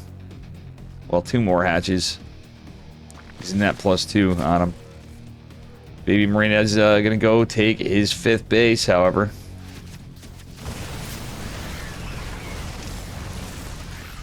Well, those Widow Mines will scare that army away a little bit. Do we have Banes? We have 3 Banes. That's it. Somewhere. 3 Banelings. Alright. I believe Baby Marine will see this base at some point. He's going to drop the rocks to block off some of the minerals. Those minerals are no more. I like the Liberators, so he has some liberation zones to kind of go back to. And Advanced Ballistics did finish for him. But the Lingbane counter is coming in again. Double medevac drop trying to set up for potentially the main base. Maybe poking to the side. Oh, the abducts are good, though, from GG Machine. Nice hot pickups with the Marines.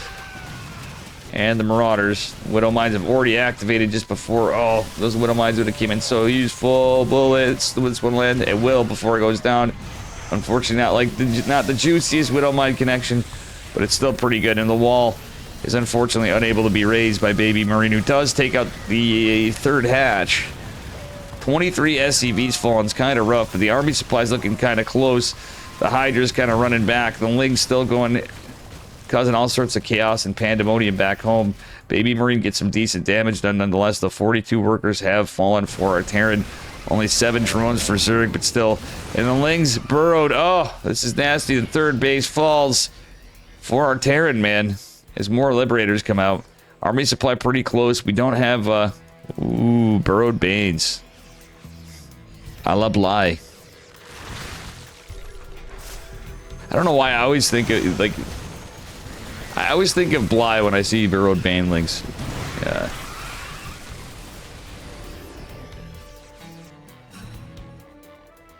Banes a la Bly. Kind of like pie a la mode, but... Oof.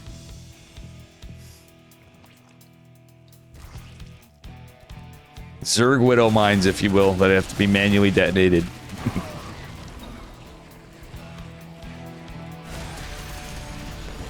Liberators forced to be landed. There's like, yeah, it's looking rough for Baby Marine. This is so much Zerg. And the income has been favoring GG Machine for quite a while here.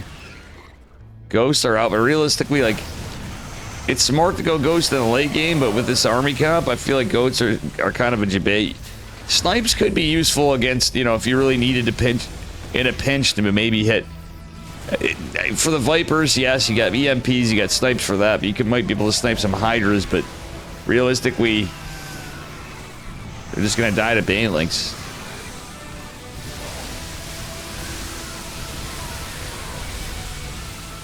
Yeah, GG. GG Machine takes it. Not just like Widow Mines. I didn't mean it literally Big Daddy. I just am saying they literally nothing like Widow Mines in terms of what they can attack, for sure, but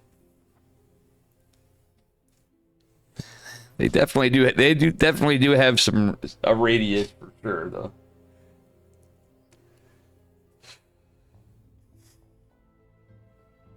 A couple of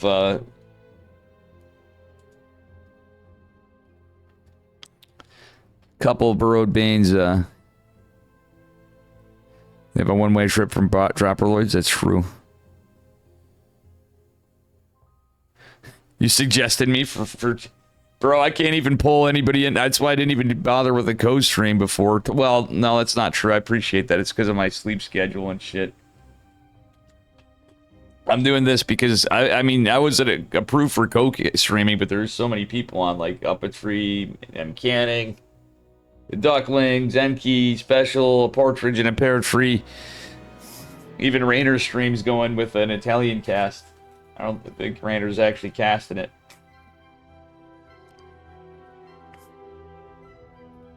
Because he's there, I would imagine. He's probably still there, no? Because Cyril's still there.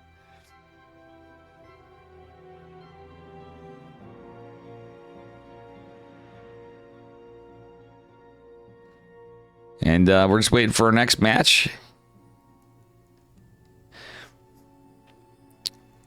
I appreciate that Zerg underpowered. That's pretty funny, though. That does make me smile. I appreciate the good words, regardless of anything.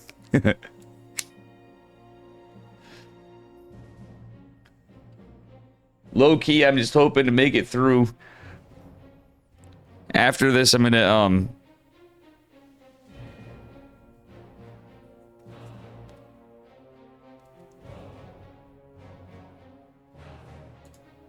I'm gonna take care of business today.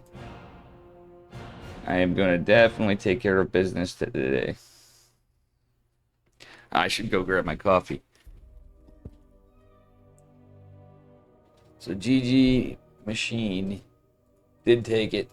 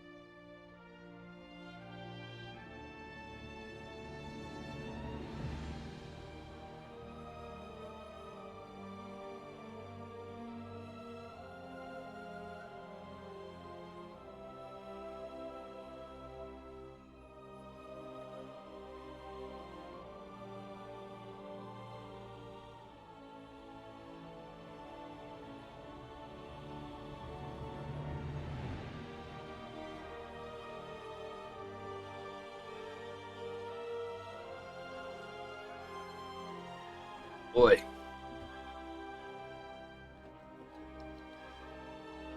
I don't have Spotify playing, Big Daddy. I can't do that during a tournament.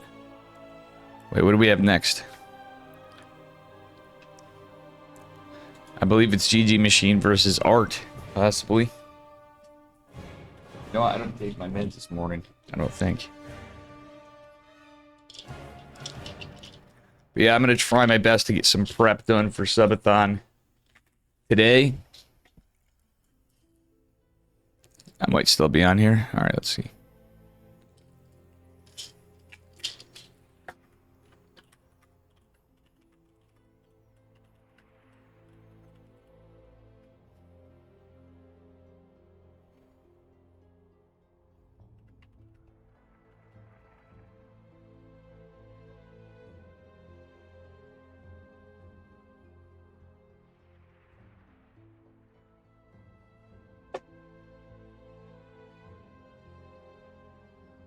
Ugh.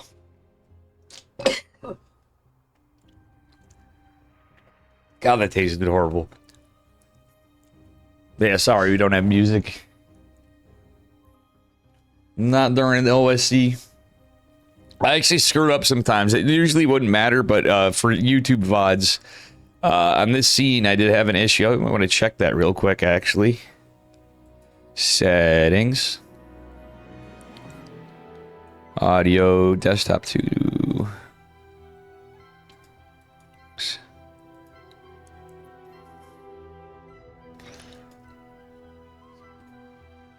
Twitch VOD tracks 2, audio tracks 1.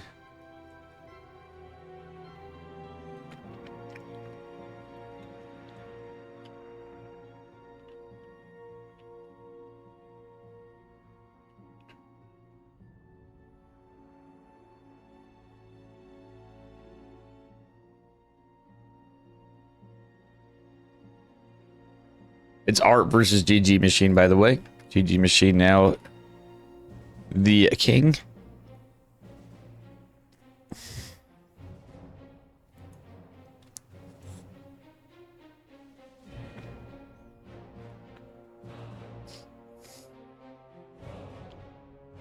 I just realized something, guys. My subathon's coinciding with my Twitch affiliate anniversary-ish, kind of, sort of. So you guys are aware. Just so you guys are aware. Pretty crazy. Which happens to be the same day. It's pretty much, I think, exactly to the point.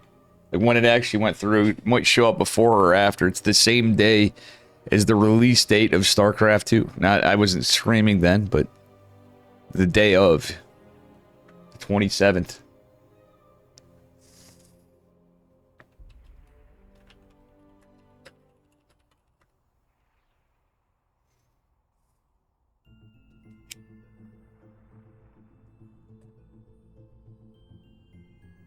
Art versus GG Machine. We got a PVZ.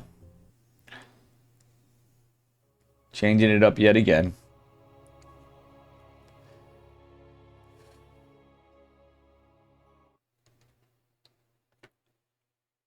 All right, here we are, and in the upper right-hand corner of Tokamak from Platinum Heroes, we got Mr. Art, the pink Polish Protoss.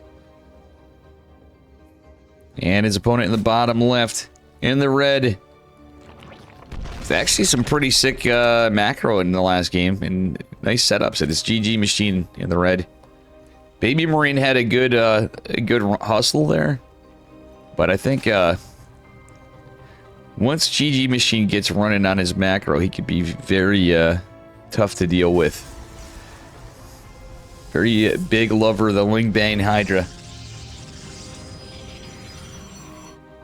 Like, I could be bad, but I could be very, like, situationally, I don't know. I feel like that's the swarm. It's the swarm style. And that certainly looked very swarmy. I think Baby Marine had some good moves on.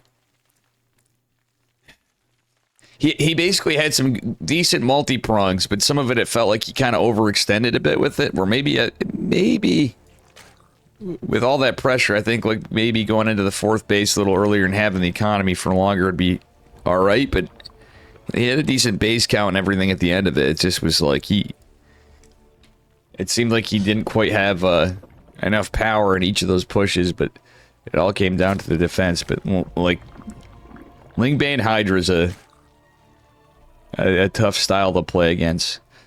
Yeah, I think he was kind of setting up for like expecting a little bit of a late game transition more into lurkers or ultras, and that wasn't the case. So when you got stuck into Ghost at the very end, he was already a little behind for a bit before that. But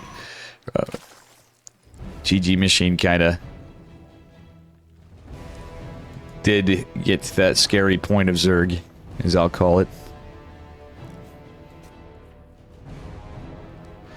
The Swarm. And I feel like at that point, it's, it can snowball either way, but if you're like not like if you're not finding your pace or cadence as the Terran player in that, and those late game kind of situations, it's kind of rough. Against Lingbane heavy styles that stay that way the entire game.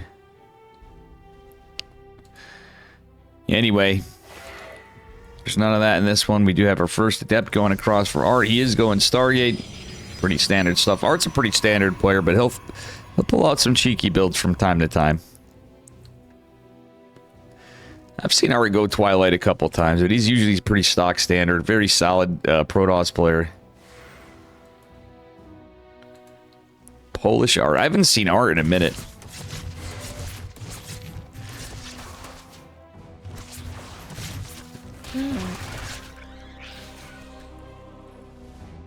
But he is a pretty decent player for sure. As well. So far, I'm going to say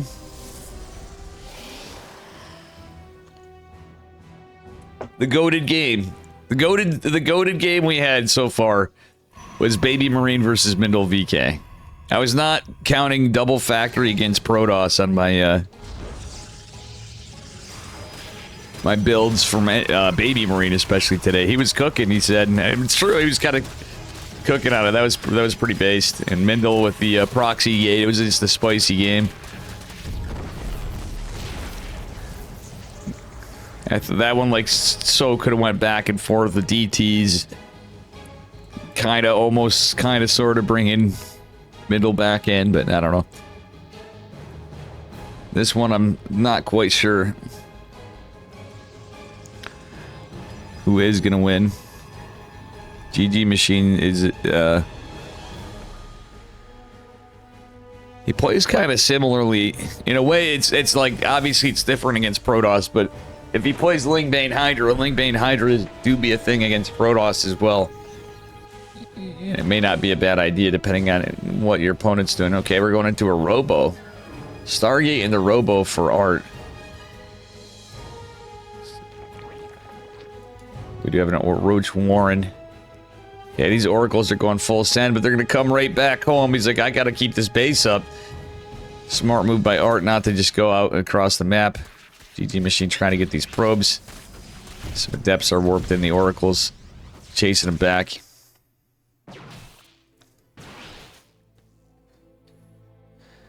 He's basically bought time with these. Oh, I didn't see these Adepts go out before. Some Adepts out with some pressure. And it's going to be an Immortal. Kind of a weird one layer just now coming down. The Oracle's coming in with the 3 Adepts. Might actually be able to kill Queens, but there's enough of them in position. The Lings as well. Drones going down left and right. Honestly, decent pressure from 6 drones for, well, let's see what happens to these Oracles. These Oracles taking quite a beating here for Art. He's really going to want to keep these alive if he can help it. And GG Machine hasn't gone full send with Roaches, which is, in this case, situationally is really good for him because Roaches would just get Shrek to Immortal production. Still getting Glial Reconstitution. I think we will see some Ling and Roach Ravager play, but yeah, you're going to at least need the Lings and Roach Ravager. We obviously have +1 melee. Might see +1 ranged attack come.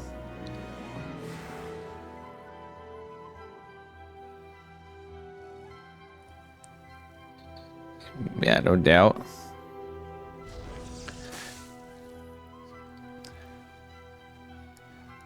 And we shall see what happens. It's going to be Immortal Archon Charge Lot push. It actually could be pretty good. Hydra Den coming down with an Infestation Pit for GG Machine. Art did a good job of cleaning off some drones. But it wasn't like a... not like ideal trades, I guess. But he did lose an Oracle. Losing an Oracle is rough. These are not the trades we're looking for, but a big 3-base push from Protoss might be possible from how this is set up situationally. He's going Storm. Okay, I guess maybe not. He could have just gone and planned on taking a 4th base. He's going to probably want to get some pressure in as we get a 5th coming up at 7 minutes for GG Machine, who's going into lair. A little bit later upgrades, but still, like, I don't hate it. +1's just finishing up for Protoss. It's, gonna be 1-1 for Zerg from ranged and melee attacks. Lurker Den coming down. We do have our Hive going right down with the Lurker, so that could be a little bit different as you head into Seismic Spines territory. A little bit of a Protoss push is going to intercept some of this army. The Lings coming in up here. We do have charge done, so... oh, the Oracle. Yeah, the Oracle. Oh, man, those are kills, not cancels. Bit of a unlucky situation for our Protoss. At the same time, GG Machine doesn't have Lurkers out just yet. Hydras are coming. War Prism might want to come up into a safe spot, like not just derping in front. Usually you want to set up behind it. Is there an Observer? Okay, the Observer is trailing in. He's attacking into the spines. Alright, these Hydras coming from behind. This is the kind of stuff I'm talking about. You don't want to lose your War Prism. It's actually a decent setup to come in by GG Machine, but he didn't feel quite safe, quite confident in taking that spot. Lurkers are here. The Observer does catch one of the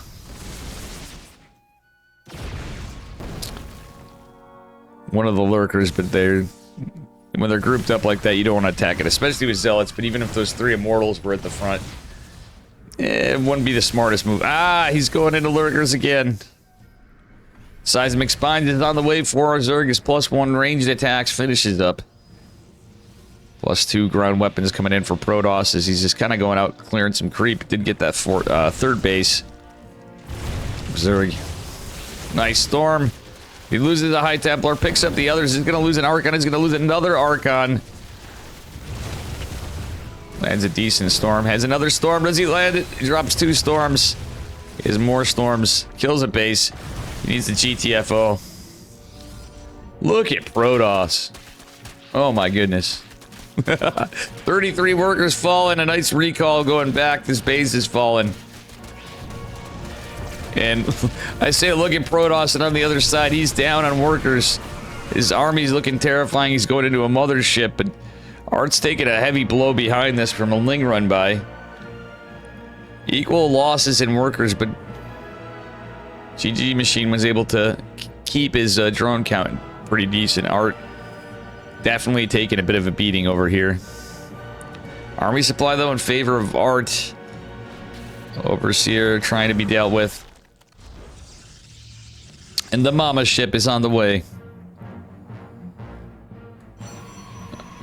Wouldn't hate a Warp Prism. One thing... I wouldn't hate Art trying to get another base when he can. He's obviously supply blocks. He's taking care of that first. He's going to try to get saturated up first, but... trying to eke one out behind us might not be horrible. Same time, he's kind of behind enough where you definitely want to get some damage done if at all possible.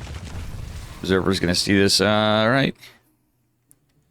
That Overseer might make it so this gets sniped, but I don't see any Hydras. It's just pure Lurkers right there. Okay, the Hydras are back that way. They had a way. Oh my god, there's nothing in the wall! Not again! GG Machine with these Ling run bys. This is kind of reminding me of GG Machines like Solar Junior. Usually when I think of like a true pro player, Zerg, I'm thinking Solar with the Ling run bys. ZBP. This engagement's a little spicy, but still.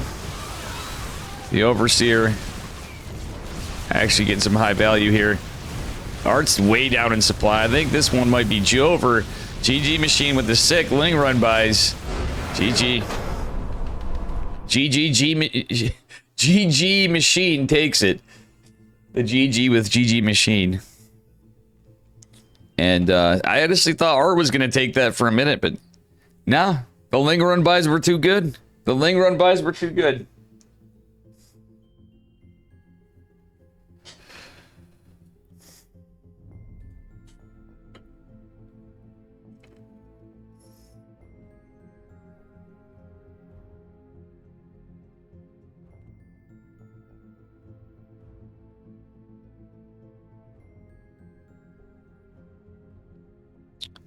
All right, guys.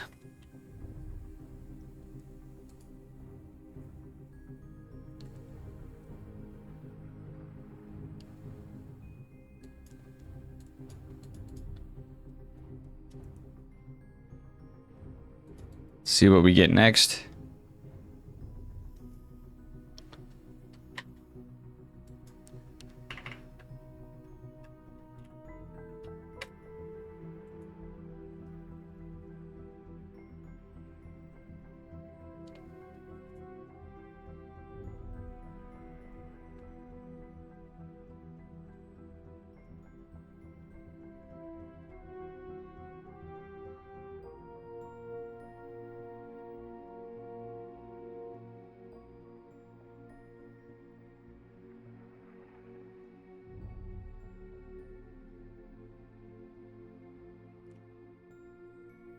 Okay.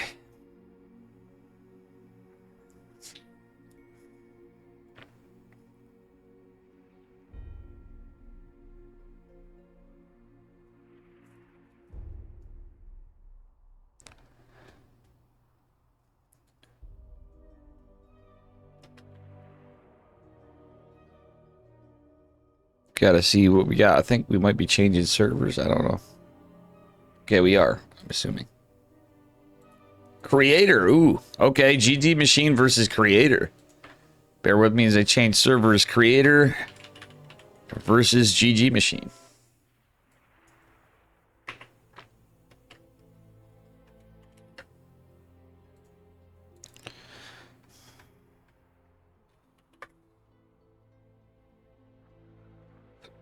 Nice. Should be a pretty base match.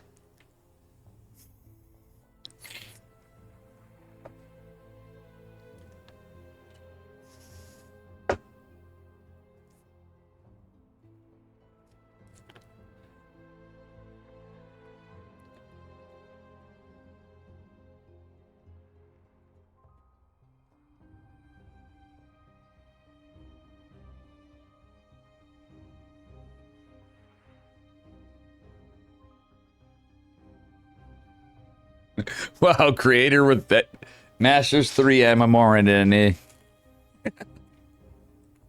Diamond 1 MMR actually 4183. This pro must be getting his rank. He only played one game this season.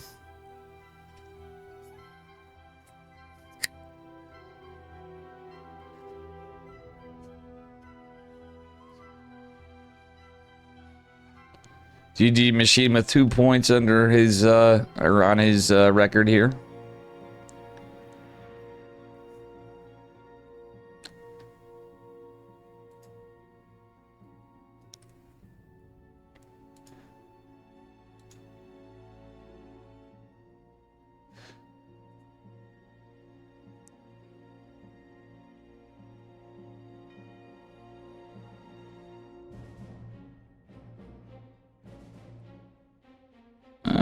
It should be pretty good.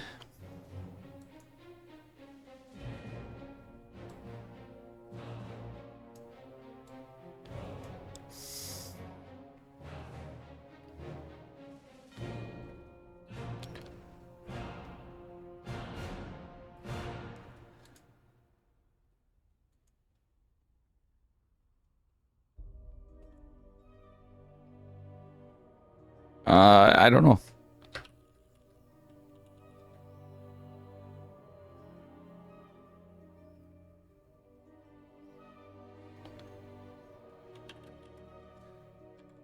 Or then I'd ask Eddie.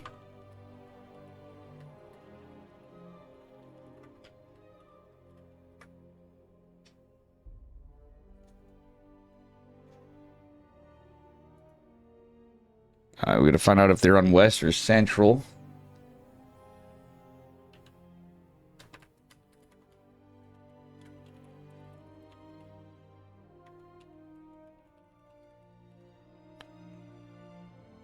Thank you, Eddie. Here we go.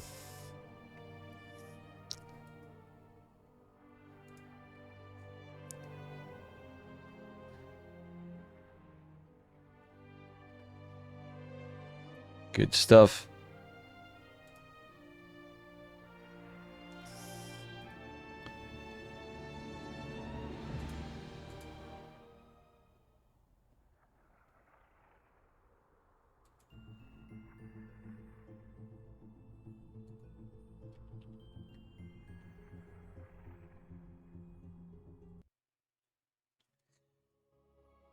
And meanwhile, as we get into this, we're also getting into the grand finals of the Esports World Cup with Classic and Cyril.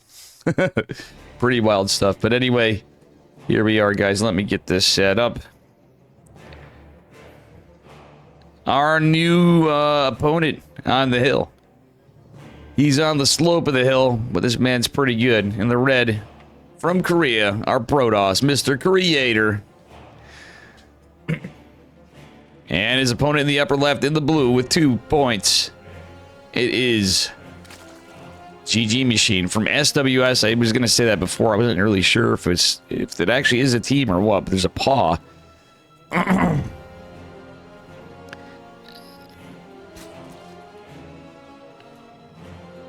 Where is Abel Bacon? He's here. It's funny, Gene Sin. You summoned Abel Bacon. Abel Bacon, dare I say it, was Abel Bacon here earlier and I forgot? He's always been, or at least the Meows might have been here before Abel Bacon, which is funny.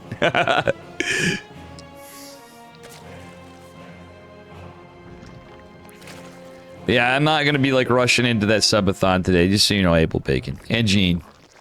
I'm gonna make sure I get to a point where I have some stuff taken care of at the least. And even when I'm on, I'm like, yeah. I should take some time to cable manage, clean up, to get some things going. I want to make sure I have an easy time.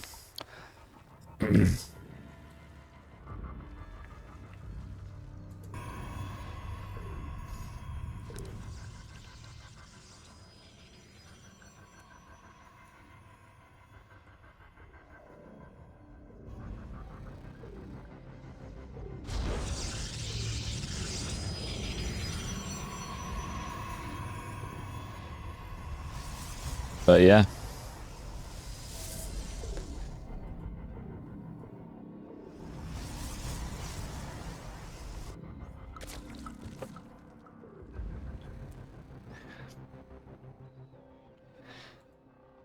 So through this, guys, I'm going to say it. I'm pretty stoked to see, for the first time in fucking forever, a grand finals where we have a Protoss in the grand finals of a world championship of StarCraft 2. In like the first time in like what? Like a decade? As much Terran as I've been playing. It's been a long time coming, folks. A long time coming. Let the balance whining continue, because we already saw some stuff. I saw Big Gabe had a funny post earlier too, and I know, like, you know, memes aside, like, obviously people have some things. There's a few parts of it, but I say fucking based. It's about goddamn time if we do end up with a champ, but Cyril versus Classic could go either way. I still think it's possible that could be a go the distance series and damn close, but Classic is like the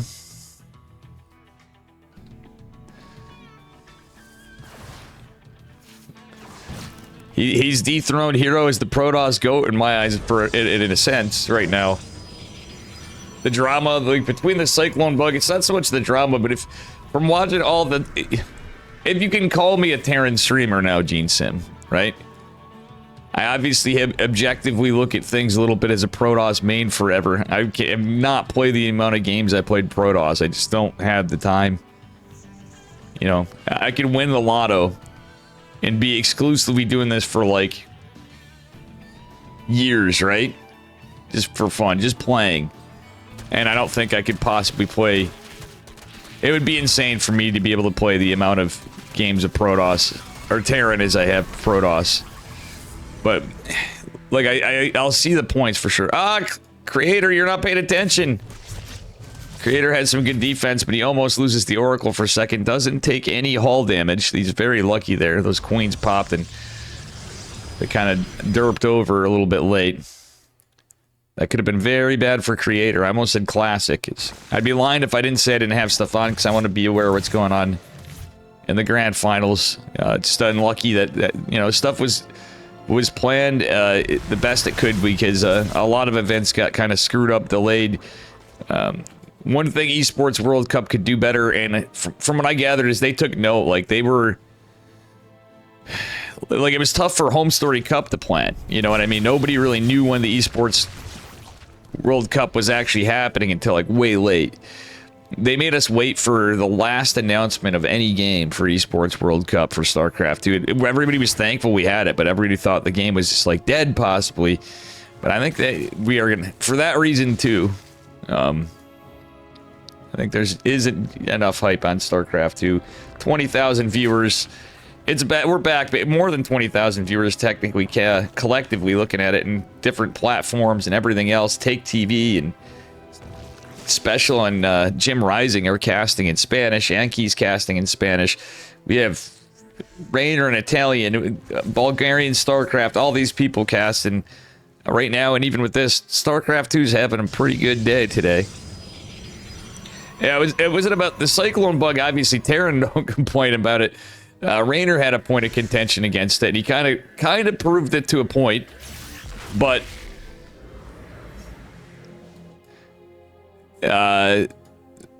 on the Terran side, the narrative is from, like, you know, Sal and stuff and everybody, like, oh, you know, like, see, Protoss is so unbeatable, Clem couldn't beat it. But, like, in my mind, I kind of saw Classic having a very good chance. Like, oh, what's Creator doing? He's not control. I think his Oracle, he does have a ping disadvantage here, but this doesn't seem like Creator in his best form right there. Some of the stuff he's doing is great, but that Oracle on the side keeps kind of derping out, so I'm wondering if he's having control issues or if it's ping or what. It's more about Protoss, Gene Sim. I think the Terrans and Protoss, Zerg and Protoss is always the meme. Like, well, see, look, Classics here. Like, people just... I like how it's funny, people can shit talk on, like Classic doesn't deserve the win. And then I was listening to Sal earlier, he's whining about... I get people not liking mechanics, but I'm sorry to say these things have been in for quite a while at this point. Mothership recall and recall on the Nexus. It's not like we didn't see Neeb and Scarlet have a million of those games in the late game for, like, ever. And with changes to the Mothership and stuff, though, it's kind of made it different. Like, a lot of it has to do with Terran whining that they can't teleport everywhere. I'll be real talk, guys. It's not a hot take. Not all Terrans. It's like the 5K crew. You know what I'm saying? And it is frustrating. I get it. Zerg kind of can teleport everywhere if your creep spread's good, and you have Niduses. But, like, it's all different. It's almost like the game is kind of balanced. It's just right now Protoss is a little strong in both matchups, kind of, sort of, at different timings. I kind of get where, like, you know, the upper, unless you're in the upper of the upper, it can feel rough on either sides. Yeah, it is balanced whining. Yeah, it's not drama. It's balanced whining, but it's just funny. That's, to me, it's always the memes of StarCraft. It's 2025, and we have a lot of it's just Blizzard support, truthfully, too. And it's like, not like I totally don't disagree. You know, like, objectively, I understand people's frustrations and points. It's we have slow zealots coming in from Creator. This is based with Blink Stalkers. The slow zealots, ironically, will meet shield for the Stalkers and eventually have charge, but it looks to me like GG Machine's in a lot of trouble. This is just a larger army versus... It's more versus less, guys, even though these Stalkers have taken a beating. We got a War Prism out. Creator's going into a 4th base with GG. Creator's just going to take it. That's just too much Protoss. Very aggressive plays. He got some good damage done, and Creator is going to knock that crown off of GG Machine and take it.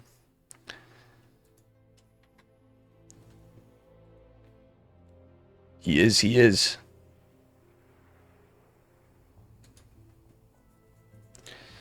So now I gotta see what our next match is going to be.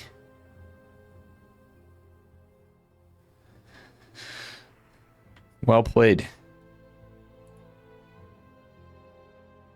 We had some good games today.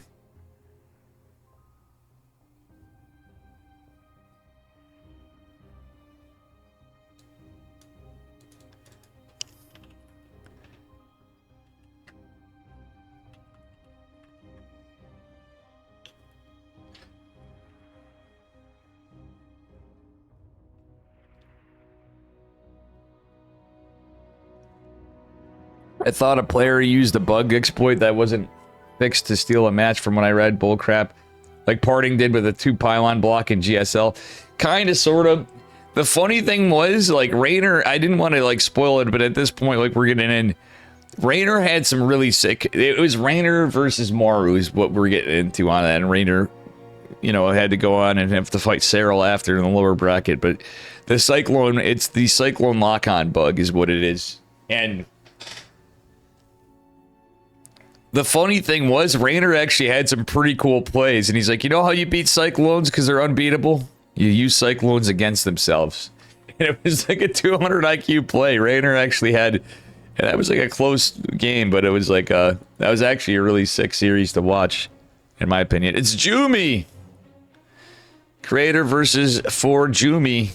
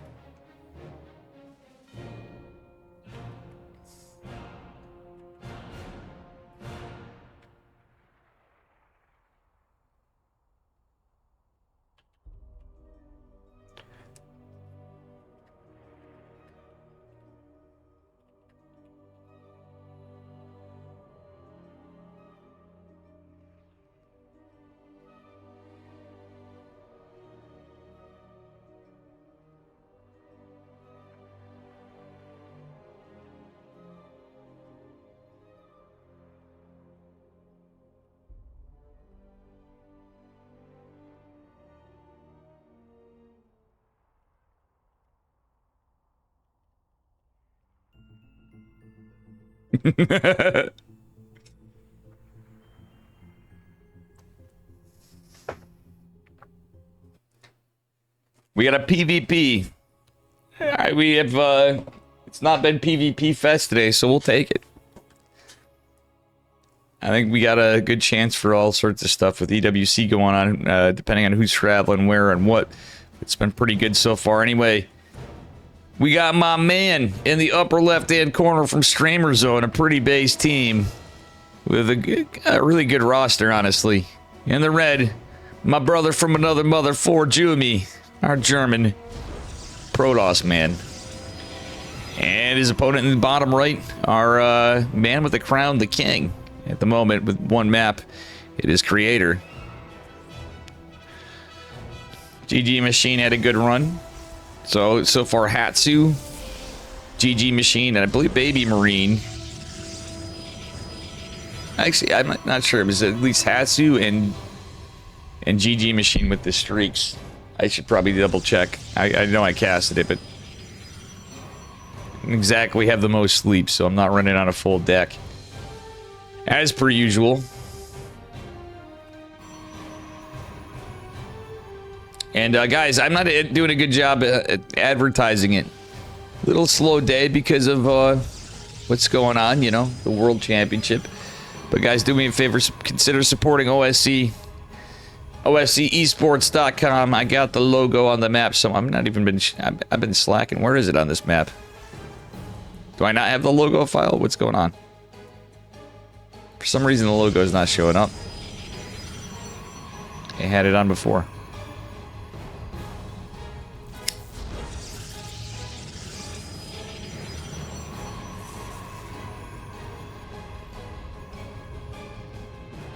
All right, we shall see what happens.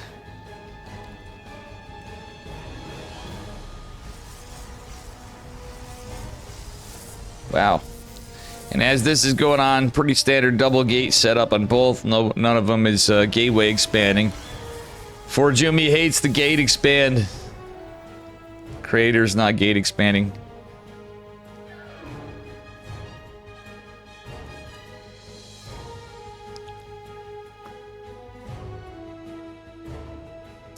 It looks like we already have a victory to Cyril on a first game on the other side of it.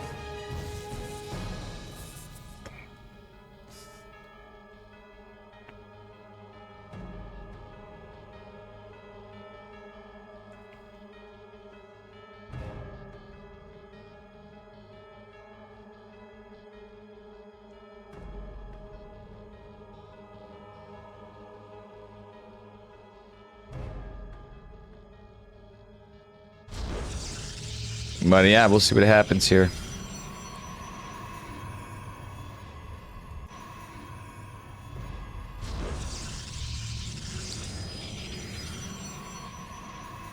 Pretty sick matches.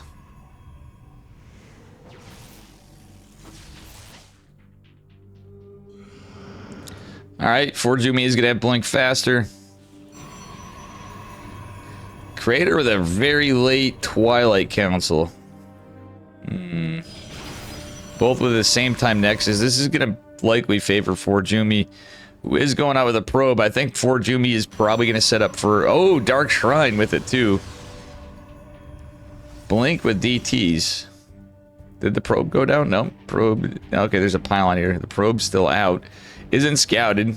Proxy pylon was definitely scouted, but the probe is still out. So Jumi can drop another proxy pylon. Creator going for the hallucination scout. See what happens here.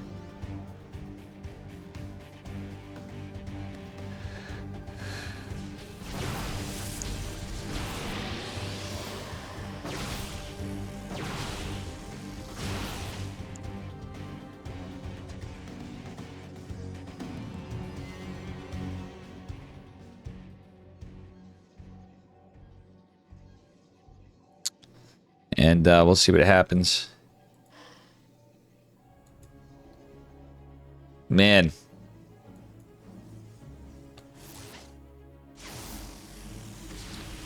Pylon is scouted. The Dark Shrine is scouted. We got a Robo on the way. So the Dark Shrine potential is now dealt with for the moment. But I guess Jumi has the ability to make Archons.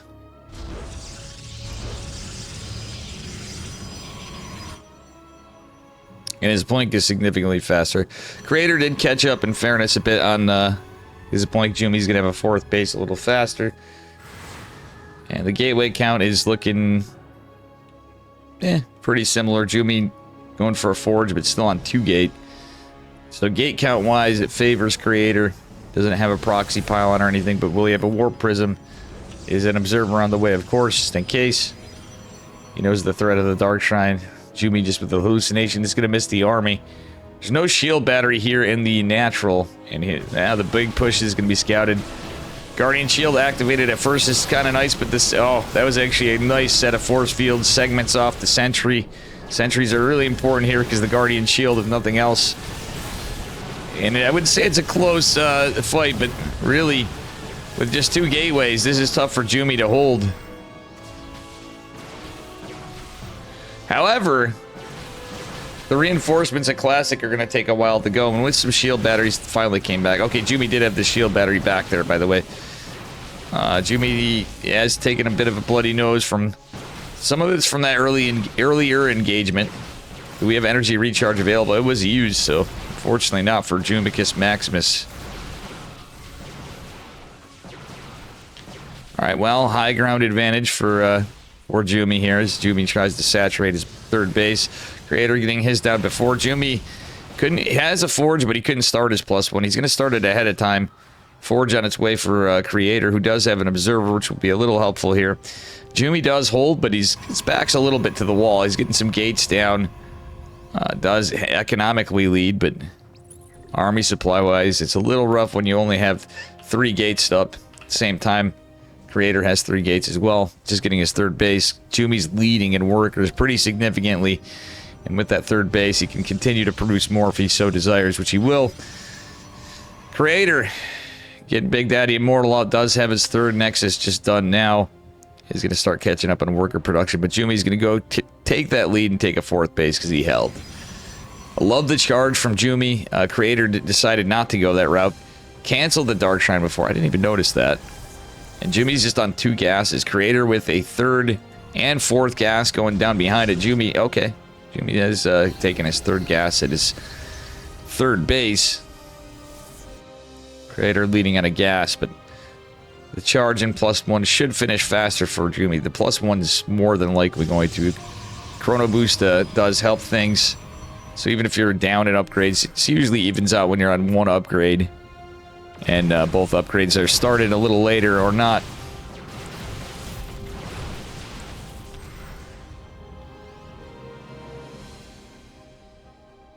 And don't mind me if I seem distracted at times.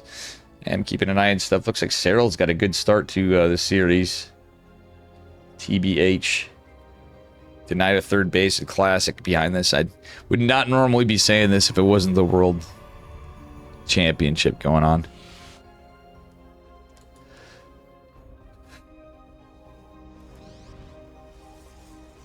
I said I'd do this. It'd be what it be. We got an event. It needs to be casted. This will be on YouTube too at some point. I may actually split it up.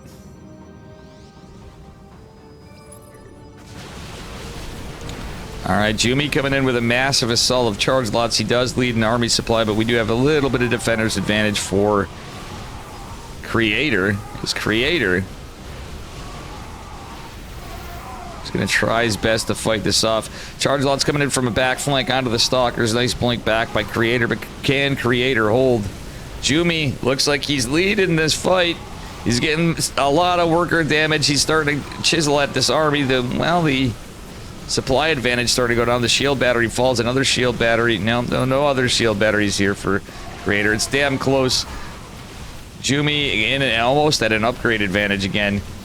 Creator's backs to the wall for sure. Jumi with more zealots coming in. Stalkers are in higher count for Creator, but still, Creator's gonna have to like forfeit this base. He's lost 21 workers. Can Creator hold? Jumi starting to lose the steam in his push, but I don't think it's gonna be the end of the world if he does lose the fight. He's ahead in workers. He's gonna be ahead in a full upgrade. And hopefully Jumi starts his +3 as soon as he can. He's got the money for it. Backing off is the play. I love that Jumi's taking a 4th base and going right into +3. Creator just go. Actually, Creator's just on +1. Yeah, so Creator's going into +2. Jumi has a full upgrade advantage. So now with the gate count, etc., I wouldn't hate Jumi getting a robo. Oh no, he has a robo. What am I saying? Just in case. Does have an observer of his own. Jumi actually has a chance to have like a powerhouse hit if he goes and fights. Don't hate this drop potential here. So in crazy thoughts of Dave, guys, I just thought of something in PvP. And I think it'd be based as fuck to see. So went ahead in PvP, resources you're spending like crazy, and these days it's a little less disruptor dependent than the past, to say the least. But you know what would be based as fuck? Researching Storm if you're ahead. For this purpose. You guys ready? For Storm drops. Who expects Storm drops in PvP on mineral lines? I think that would be amazingly based. I want to see it more. I want to see Storm drops in PvP. I might have to be one that does it. What do you guys think? My micro kind of sucks. Maybe after all this Terran, I think I want to set the meta of Storm drops in PvP. Because who doesn't? Is it bad? Probably. Is this War Prism gonna die? Not at the moment. For Jumi pushing into the 4th base of Creator. With his 75 workers for Jumi, he's looking rich. He's gotten so much worker damage to Creator. Creator's army supply is looking good though, but for Jumi's about to have a +3 timing. If he consolidates his army and pushes, I don't think Creator can hold it all. With an army supply advantage, with a full upgrade advantage, and the threat of this Warp Prism behind it. It's looking like Jumi might be taking this one. Map to map, back to back. We shall see.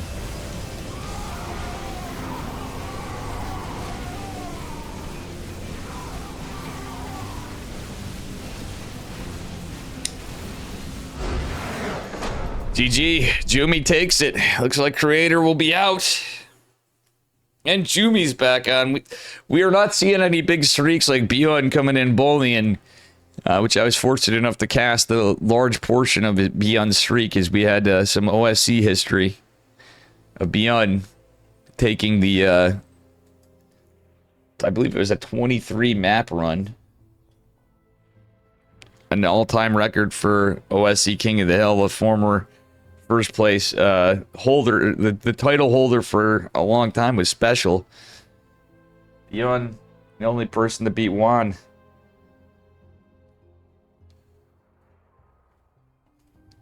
Ay. And now to see whom we have next. Okay, looks like we might be crossing servers. Art. Okay, now we have Russian Art, another PvP. Art. The all capitalized Art.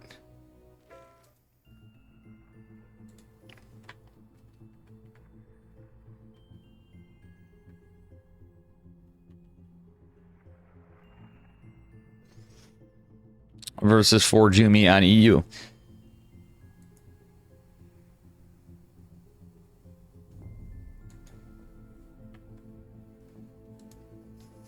Pretty solid plays from 4Jumicus Maximus.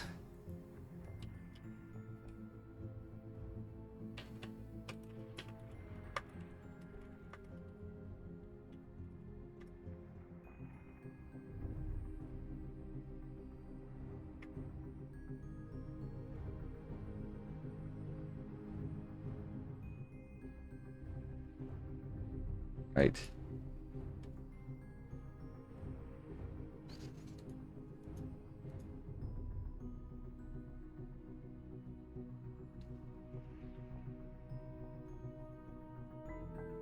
Holy heckin' heck.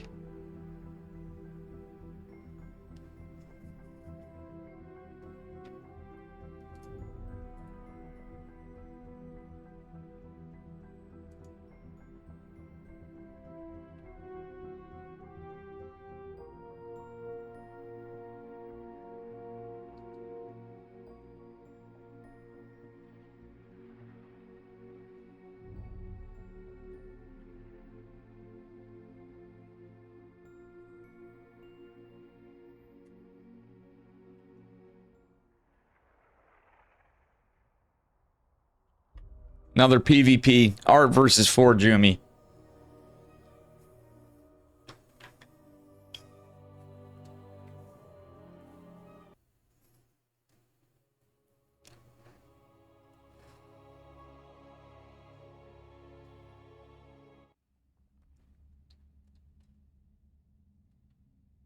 And here we go. Jumi with a point under his belt here on ley lines in the bottom left.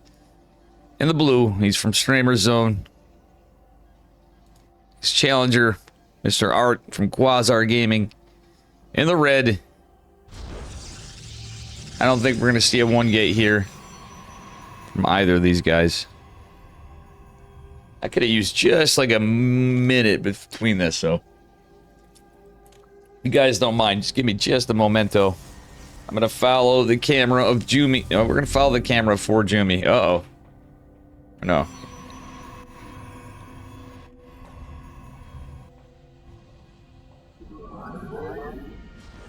And, sorry, I'm just trying to find it. There's 4Jumi's camera. Give me just a minute. Watch Jumi zip around. I'll be right back.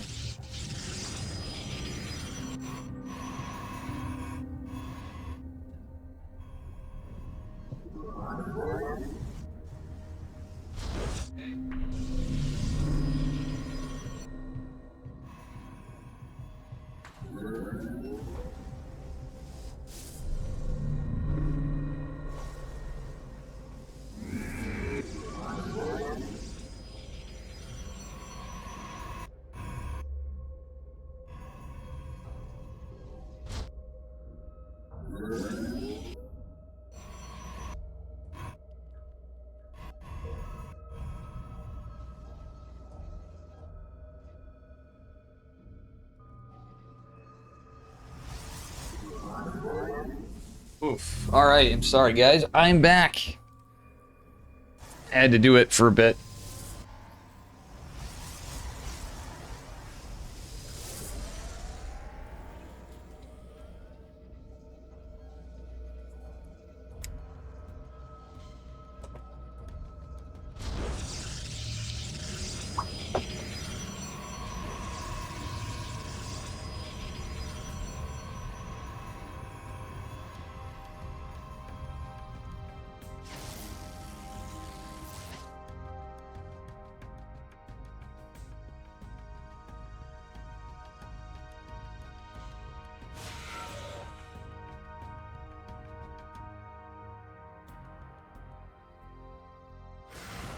And the other side of this, a Protoss will win somewhere, but I gotta say, Cyril looking like he's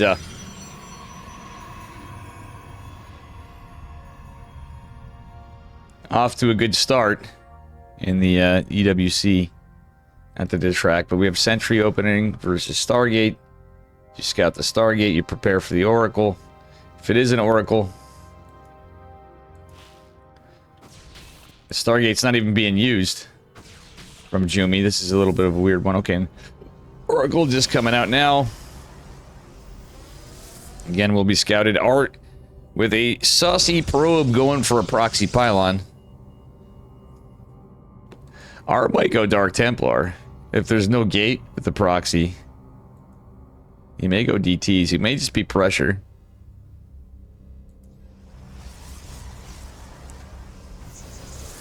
He dropped the shield battery, dropping another one in the back of the mineral line for the Oracle. The Oracle's going to be used defensively. This is actually a good move. Jumi with some decent strats for defense here. With 2 shield batteries behind this, the stasis ward in the front. The Oracle going out. Jumi's going to scout this and see... Well, he's going to see the pylon.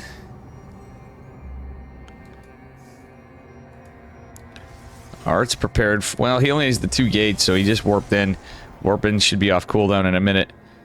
Jumi's still with a decent setup. I love this from Forjumicus Maximus. Jumi here with the setup of the probes. Luckily, the second one didn't come in. Art is going to have to cancel the shade. Oracle gets... The stasis board doesn't really land and hit too much. Put up a dog wearing shades. Thank you for the biddies. I'm just going to be doing this today. I'm going to try to, like... I might take this as my final day. I think tomorrow we'll start it off... Maybe kind of, sort of, at an undetermined time. I might see if I can convince my girlfriend to do some stuff. And, or maybe whatever I gotta do. But either way, if I got a subathon going or not, I'm gonna be taking all the time to do the things I have to do. But I want to make sure you guys have a good one. I know we started making the list, kind of. I'm gonna have to dump the goals in actually a dog wearing shades. And I think we're gonna kind of do it on the fly. A little bit, an influx kind of stuff. The Oracle putting some threat, forcing the stalkers to go back for Art. Decent trap on these adepts. One adept gets stuck in stasis. The other one will escape for the moment. It looks like Jumi is going to have blink here in a moment. Art already has blink, of course, but going into a robo in the third base. The third base well underway. Jumi kills the pylon. We'll want to get this adept, which does have psionic transfer on cooldown. Oh, Jumi's trapped. Jumi trapped himself. That's one downside. Art going into +1 has the robo. A little bit of an advantage there for our red Russian Protoss. But that's a little bit of a unfortunate situation. Jumi with some good defense is going to be behind in some ways, potentially, this game. At the same time, where he does lead for the moment, the gate count, but Art's about to have 2 more gates eventually. Hope you're doing good today. And sorry to hear about your dog wearing shades. Sorry to hear about your license situation or your registration or whatever it was with your driving gigs, man. That sucks. I think I'm remembering from yesterday. I did have a few too many beers last night. Honestly, on the other side, let's go classic. I don't want to see Cyril fucking body classic without some games. And I'm not rooting against any, like, either way stuff's on there, but we've seen a lot of King of the Hill. I'm hoping we see his streak too. Maybe Jumi can come in and give us the biggest streak here too. He's a little behind this game, but Jumi deciding to go into a robo later with Resonating Glaives follow up against Charge. +2 on the way for Art is kind of rough for Jumi. One thing you can do in these cases, Jumi's going for a Dark Shrine. I was going to say, we don't always see it. If you're behind an upgrade and you scout it, going double forge is something that personally I like seeing and like doing myself. If you're behind upgrades in PvP, you can get ahead on upgrades if you go double forge. Technically, where it evens out and potentially get ahead. Even if you're going ground armor, which situationally usually it's for zealots, but oh. Jumi actually blocks the probe from hitting the stasis, so that's pretty good. Jumi gonna try to get this base to cancel. He might get a kill. Forces the cancel. The observer's here though, so I don't think this is gonna oh my god! Yo! Jumi! There was even an observer, and that was the most ambitious blink of all time. Oh, that feels bad to be Art right there. Who was looking really good. Jumi getting some kills, forces the cancel in the 4th, takes advantage of it behind it, and will now have the advantage in the 4th base. situationally, that was very unlucky for Art. That blink forward was a bit much. Jumi making use of his Oracle still... Oh, no, he did... No, he still has the Oracle. Lands another stasis ward as Art goes to try to counter push. Art is not having some luck. The Observer didn't lead ahead, so Art just did not see that stasis. What would have been hilarious is if these Zealots went into that stasis ward. Do we have another stasis? We do have another one. Dark Templar going out across the map for Jumi. I don't know if Art noticed it or not. Another stasis ward hits for Jumi going into disruptors behind us. Again, resonating glaives as opposed to charge for Jumi. He can still go into charge, and I still wouldn't hate it. The fact of the matter is, invisible men are out as well. Jumi was looking like he was a little behind here for a second. I'm not gonna lie, but he comes in with, I'd say 200 IQ strats, a little bit of unluck for Art. But it was actually a little bit of luck for Jumi where he sniped that probe. He was in position. Observer makes its way back. The Dark Templar will go down, but I think at this point it's going to be worth it. He gets 8-9 kills on probes on the side of Art. Jumi with more stasis wards. And Art coming in being very aggressive. The Disruptor's going to be caught off guard. He's going to try to land it. Will it land? It does kill some of the Zealots. It's actually all Jumi needs there. 11 workers falling behind this for Art, and Jumi leading in the, snipes the Observer as well. This Disruptor is going to go down to the Archons. Jumi needs to defend it. Oh, he's defending with DTs. GG. Jumi now taking a point. And honestly, a very sick PvP. Good stuff. That was a cool game. Say what you will, that was a very cool game. Oh my god, Cyril's just like bullying today. I was hoping, I knew we'd see a good form Cyril, but Cyril heading with these, like, early mid-game pushes to prevent Classic from getting to the late game. And I had a sneaky feeling we'd see some of this on the other side of it. Not to distract from our event here. It's just the facts.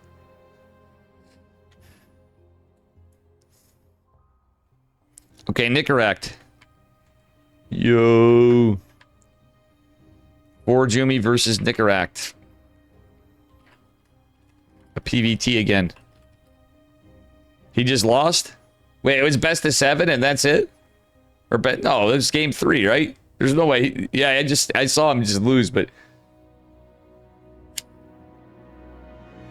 I thought they did a best of 9 finals. Oh, Cyril just lost 2-1? You're kidding me. I thought it's...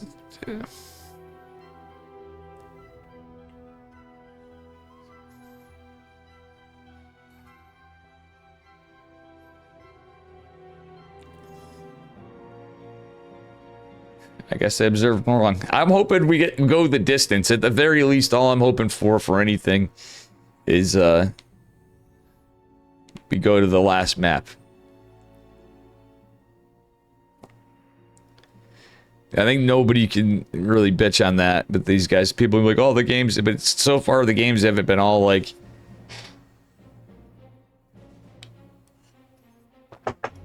I should have been watching on the mainstream too. I feel like a jackass. I signed up, I got denied for co-streaming, got approved by co-streaming, and then I did like next to no co-streaming for EWC because there's no point really kind of to. It was really more me being tired. Today I would have been doing this anyway because, gotta cover, give the OSC some love.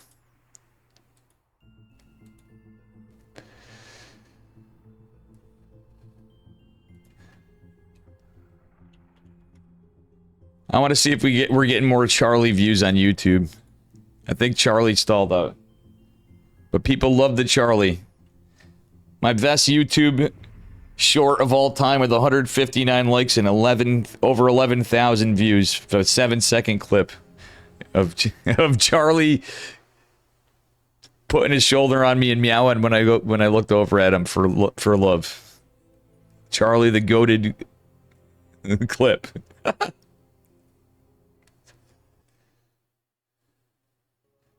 Right, Gene? Charlie OP. We're talking about StarCraft players. Jumi, now leading. Will he actually give us the streak? Whoops-a-daisy. All right, here we are. Spawning in the bottom right-hand corner, our Platinum hero in the blue. It is Mr. Nicaract, our Terran man. And his opponent in the upper left. It is for Jumi. We're on Pylon.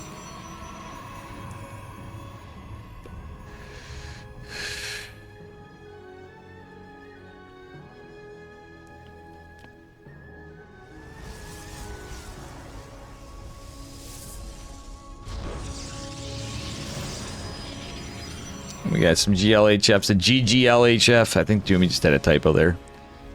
Maybe it looked like almost intentional, but no. I think it was actually a typo. Perhaps, who knows? Jumi's a good memester and a good showman, but it could be pretty professional. I'm wondering if Nicarac's gonna do a 2-base all-in voice pool. 169,000 views of your cat diarrhea. That sounds like a... Yeah, I remember. I didn't realize it was that much. That's so wild. Yeah, I was... That was pretty gross, but like still funny. Jimmy going... Okay. No, he's going core before... He's opening standard. For a second I thought he was going to go Nexus before core, but Jimmy usually has pretty standard openers in PBT. He's not scouting Nicaract. He's like, whatever. But this would be a good... This would have been a good time for a scout. It is a 1 gas. Nicaract might go 3 racks or something. We'll see. Nicaract will do that sometimes. These days, I mean, it's always been a thing. These days, I'm not liking 3 racks as much. 3 racks factory could be decent. It can be decent sometimes. I think it's a... You know, it's all situationally, depending on what you got, Stargate openers, etc. And how you go about your plays, but...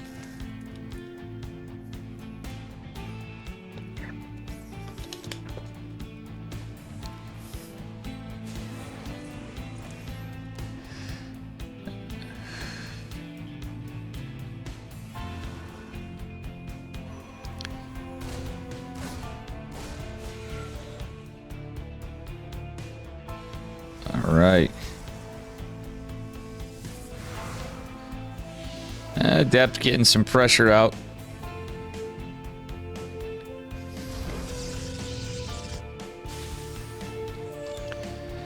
And it looks like it's going to be a 1-1-1 from Nicaract. He just didn't go double gas on it initially. Jumi, is he going blink? Oh, he's pulled out of gas with 2. I think he's going charge or something. For Jumi pulled 1 on it. Look at this, guys. Could still be blink, maybe, but I don't know why you'd ever. No.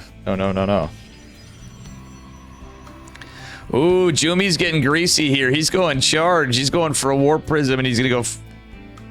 How many gates is he gonna get?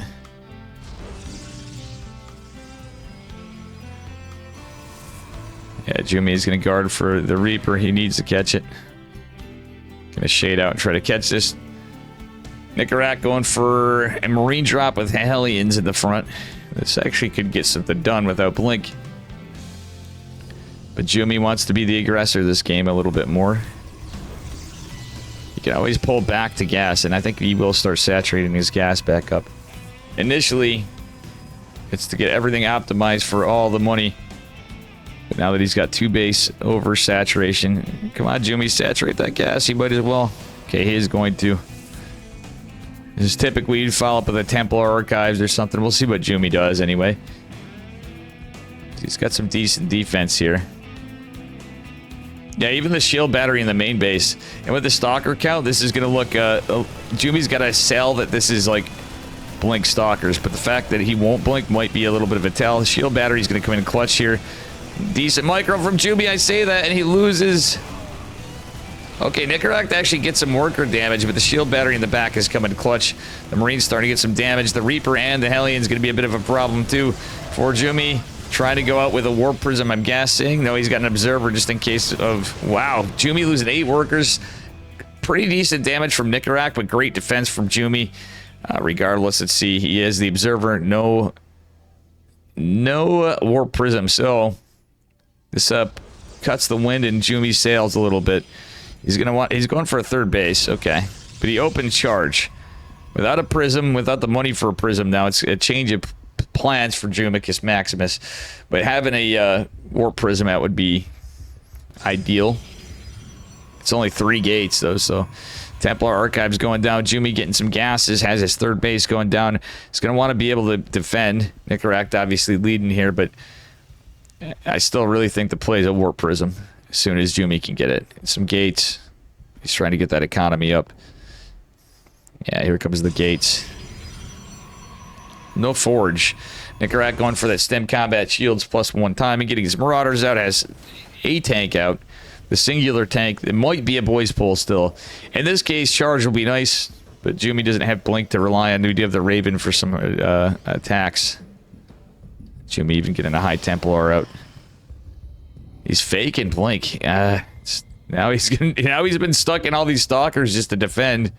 Very Artosis pylon here.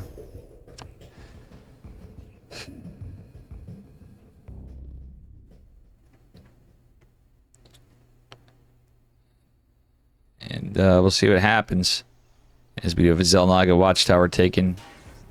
Nicaract going for a little bit of a push.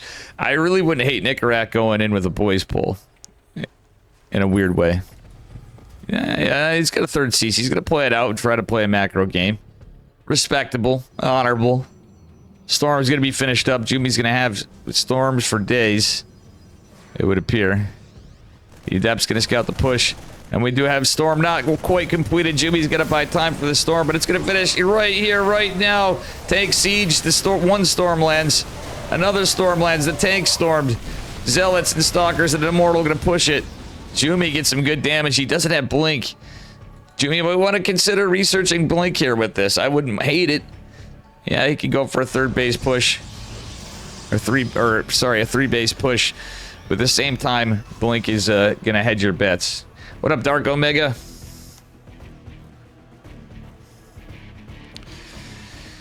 And don't mind me, guys. I just realized something. I got to keep my eyes on my inbox just in case.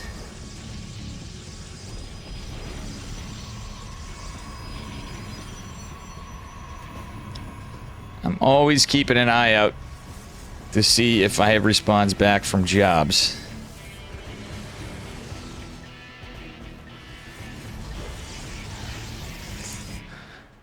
That I applied for. Not much, but I mean, obviously I have the EWC up in the background as I'm casting because it's the, classic Cyril finals. Hope you're doing good, Dark Omega.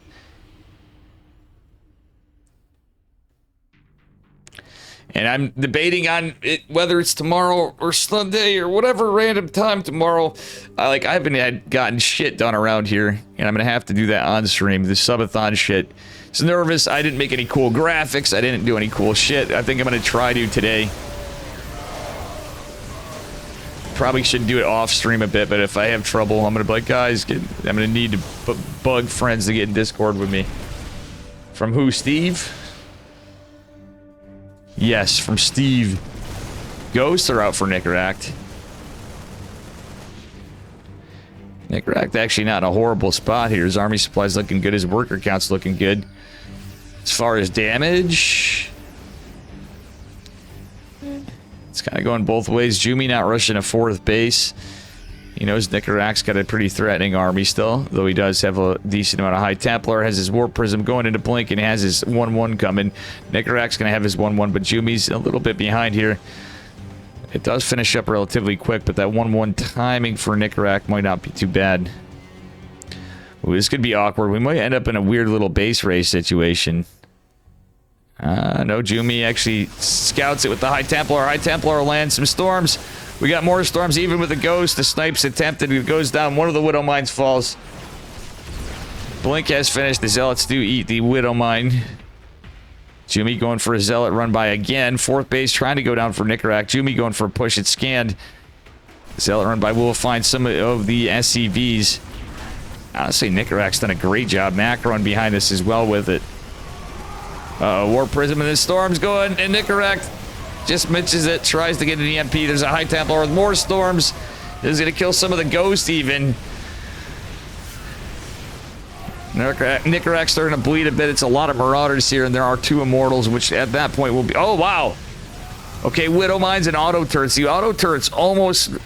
Wow, they actually hit the immortals. Unluckily for Nicarak, but he does weather the storms, quite literally, as his 4th base comes down. Jumi's finishes up.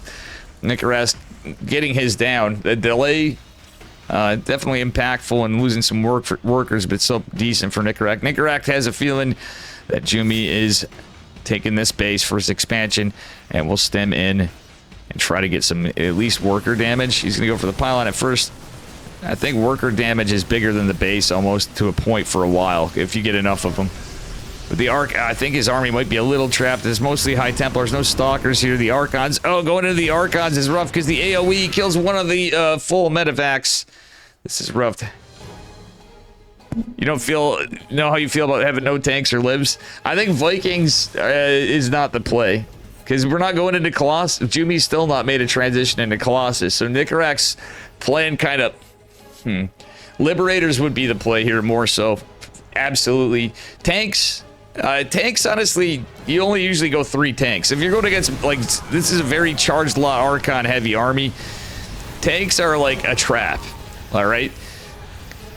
Tanks are literally countered by charge lots, and we have 2-2 coming versus 2-2 on the way for Terran as well. Jumi's will finish faster. Still, I like the fact that Nicarak had a decent upgrade timing.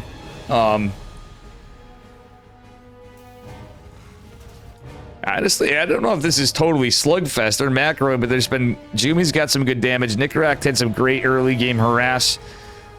Still, Jumi kind of like tried selling it, and it felt like his plans were stalled. Oh, the storm. I'm gonna say Jumi almost lost it, but he has to be... The Vikings, okay, the Vikings do have a purpose here, of course, guys, and it's to snipe the Warp Prism. You snipe the Prism, ideally, if you get lucky, you get the High Templar, but man, Nicarak losing a ton of workers here. Jumi looks like he's found his place, found his timing. Nicarak still with a larger army supply is gonna have his planetary fortress. Jumi's gonna want to be careful and not fight that.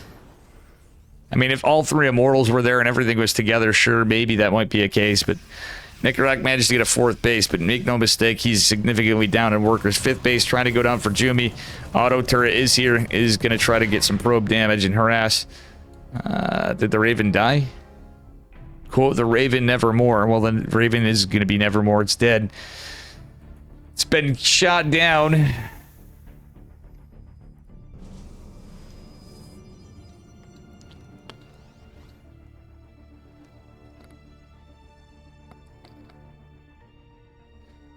And, yeah, I'm the other side. I don't mean to be distracted, guys. I'm kind of keeping an eye on these games. It's like Classic's getting bullied here by Hydras and shit. Losing a base. Yeah. Sorry, guys. Literally got distracted. Jumi set up with a pylon going in for a push again. He can assault this, but he's got to be careful. The meat and potatoes of Nicarak's army is available. Nice storm. Decent drop pickup from Jumi. Jumi trying to get work with Zealot run-bys, but there is stuff to guard. He's taking a bit of damage from Widow Mines. Classic splitting up his army to defend both sides as Jumi keeps a forward, front-facing baby chick presence on the map.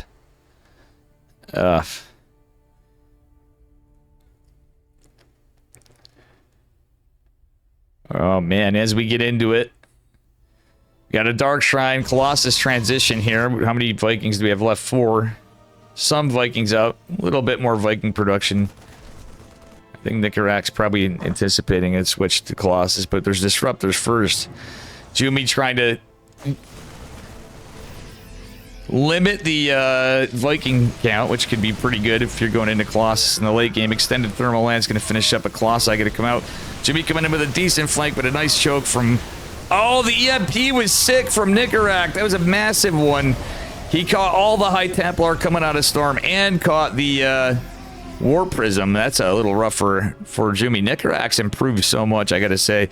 But Jumi made a mistake. His High Templar were trapped. It's a trap. Nicarak... his star sense has been kicking in as he goes into Vikings again.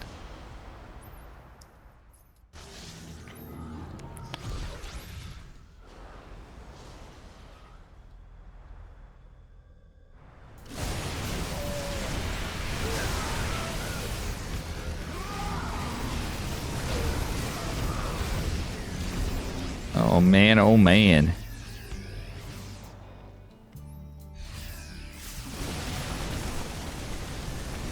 All right. Zealots with even more assaults. Jumi's been doing a good job of keeping these worker count down on Nicarak, who's got a 5th base coming behind it. But this game is definitely Dark Omega, you call it. It is a slugfest. Indeed. Jumi with another base going down. He's going for a 6 as Nicarak has a 5th CC. He's probably going to start mining out here from Mule Hammers. He's obviously mined out of his main and his naturals. Looking pretty bare. Well, this CC is going to have to be canceled. Nicarak needing to cancel. Disruptor does hit the Marauders, which is fine in this case, because it's heal up. As long as he didn't eat another Nova right after some AoE from the Colossus, or Storm. So we have our first real slugfest of a game here. There's been action, but it's kind of like wild. We're actually getting a late game PvT.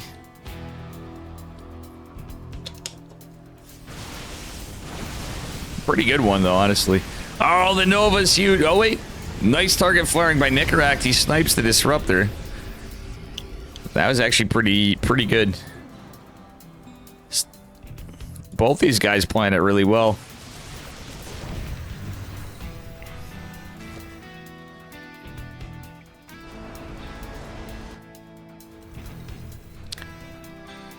All right. Stalker's blinking in for the chase. Nice storms on the Vikings. We get another storm. Do we get another one? Disruptors and storms coming in. The Colossi trying to fight. There's still some Vikings.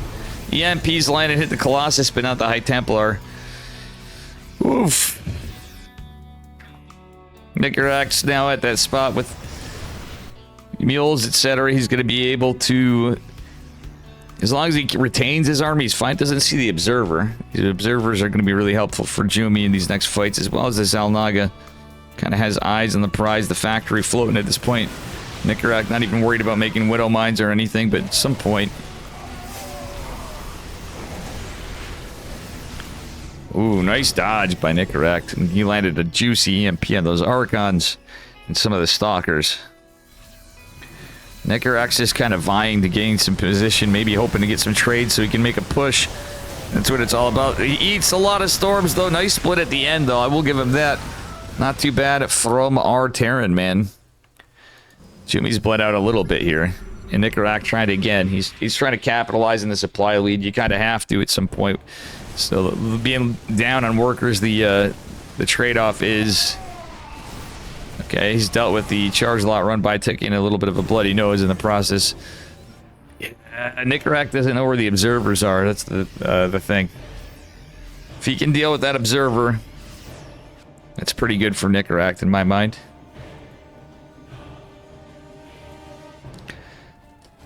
Oh, man. Jimmy going into +2 plasma shields, as we do have +2 vehicle weapon, or sorry, ship weapons coming out. I said vehicle weapons for Nicarak. EMP's landing some big damage.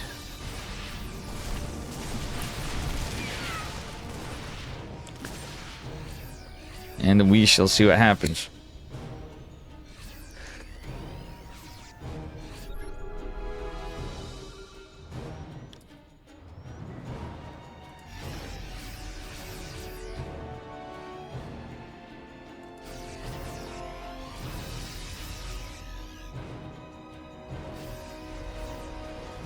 Gravitic Drive being researched for Jumi. Everything's like, we're just at the late game now, right? I'm surprised Jumi didn't get observer speed.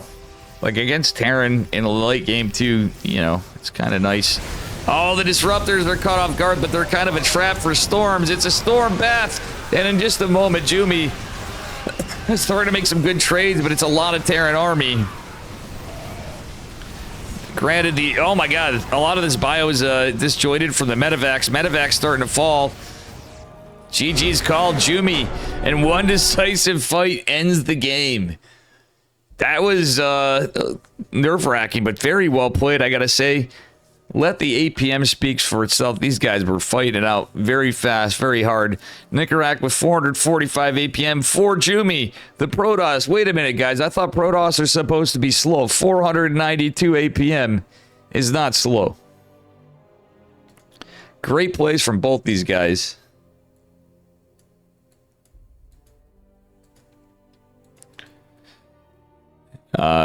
Kudos to Nicarak, even though he went down. Jumi leading in the biggest streak so far today. Not sure how many more matches we have.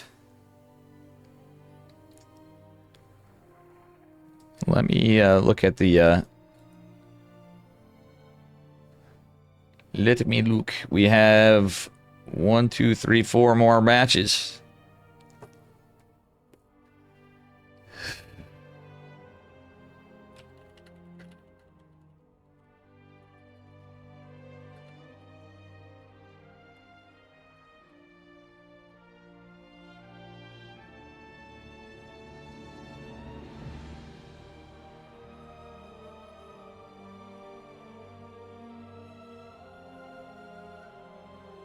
Oh, I think we're going to NA. Oh, my man Percival from Kirktown. Two of my boys. Let's fucking go. Percival and Jumi, two of my homies. Yo, it's P-Man, P-Dog.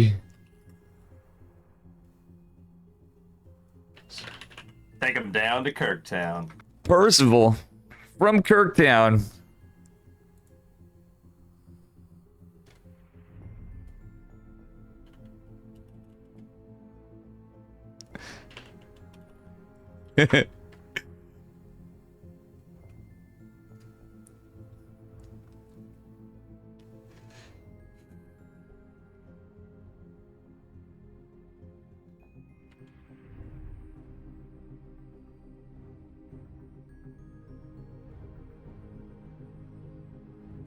We actually got a Kirktown player.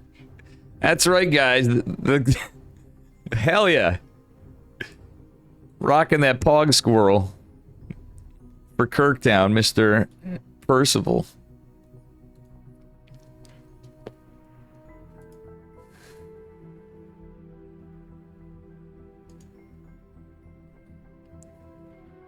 I'm hoping we get a game 9 somehow. Oh god, Cyril's pushing with roaches again. Jesus Christ and Queens. Same shit. Sorry, not to distract. The finals are on. I want to see what's happening too as we're in this. Jesus Lord.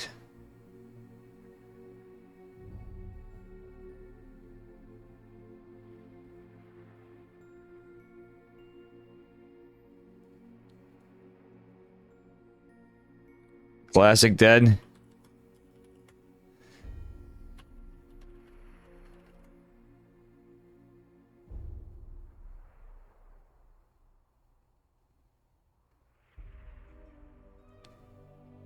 Oh my god.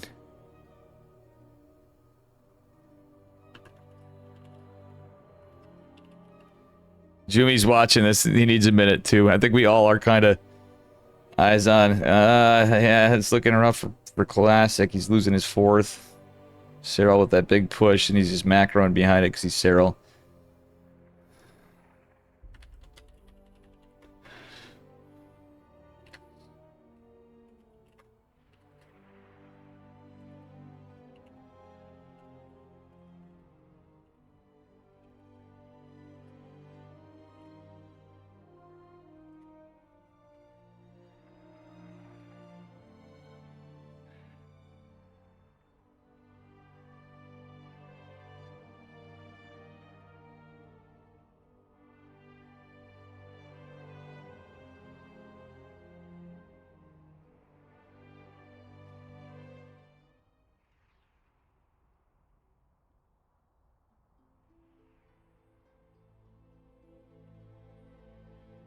Oh, SWS is Kano's team. That's why the paw was there. I thought it was. We do need to get 4 Jumi and alt. You know, I'm going to give him the clan tag after. As long as it doesn't affect the streamer zone. 4 Jumi's like, why am I not on Kirktown? And he should be. All right, my man coming in here with the pog squirrel. In the blue, it is my brother from another mother, Mr. Percival. Although he actually is a buddy of mine, too. Just like Fortune, we have Percival every so often. Our time zone differences don't align. We will hang out. And he will come into the Discord.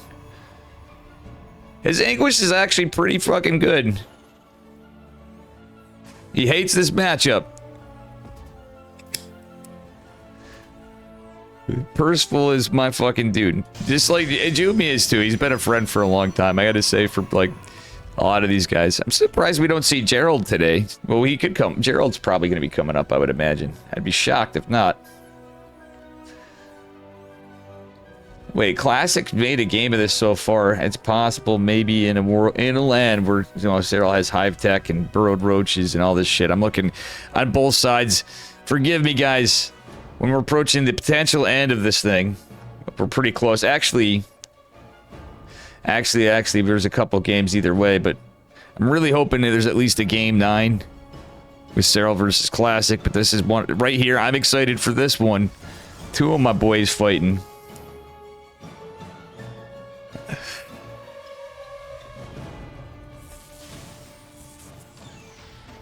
Percival with a double gas opener. Honestly, Percival underrates himself at times. I think he's very talented at TVP. Percival actually, what is cool about it, and I gotta say it's an honor to have Percival. He was an underdog actually going into Code S for GSL at one point. If you guys remember, Percival actually fought in GSL some time back, and he's came back to StarCraft, and he's been kicking ass. Like,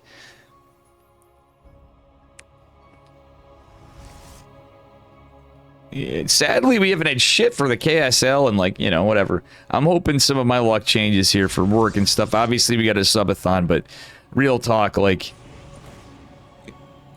I'm a messed up dude.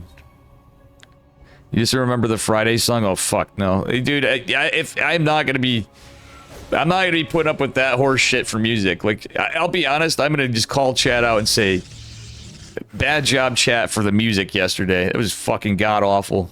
It was just torture. I'm not putting up with that crap for the entire subathon. Fuck no. I'll be like, yo, sub goals are gonna be like, yo, it's gonna start. If we're successful, it's gonna be like, it's gonna cost money for trolling me with that shit after a while. It was pure love from the madness. Nah, fam, Anders, that was so fucking annoying. It was shitty song after shitty song after shitty song after shitty. I can only handle so much. And I will say this too: the beauty is, we're gonna try to deviate from StarCraft a bit for many reasons, because the stream snipers did tell me, at least Fap Lord. Oh, I'm looking forward for our time on the subathon. Guess what? Get wrecked, buds. You guys ain't gonna have shit. Even if we're killing it, they're not gonna have shit. I will be 10 steps ahead of them. They may have their time on the ladder, but we have so much stuff we could do. But all right, let's see here. Jumi and Percival duking it out. Wood Skull, you know, I'm gonna be 10 steps ahead of them.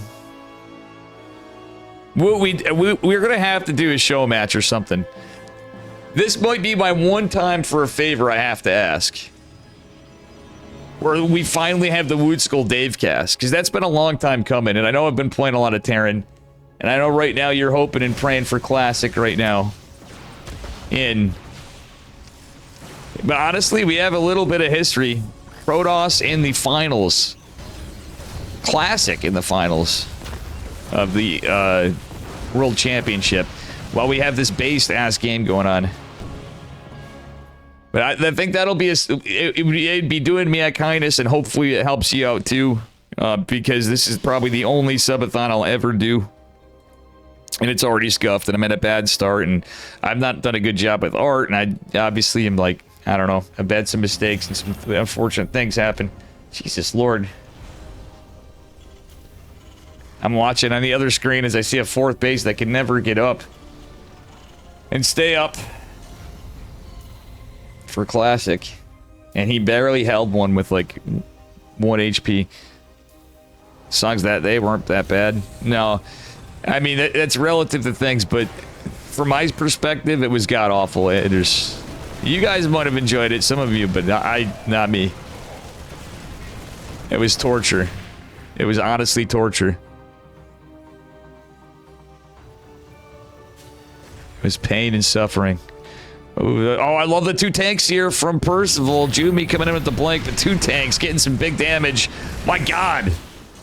Rain into the thunder on these stalkers, but the stalkers will get this. No, they will not get that. That was actually pretty good for Percival. Jumi on 2 bases. Percival with 3 tanks out. He's still going to get his stem, but he did lose some. He did take some damage before Percival trying to get. Okay, Jumi did a good job delaying the stem, etc. But nonetheless, Percival getting a good job of trade. 7 stalkers, even with all that was lost. I know I was not talking about the game. I was kind of blindly observing stuff intuitively right there, guys. Because of everything going on the other side of things, too. And I'd really apologize to Eddie. Guys, again, if you want to support OSC, go to oscesports.com, !OSC here. We have links to the Ko-Fi.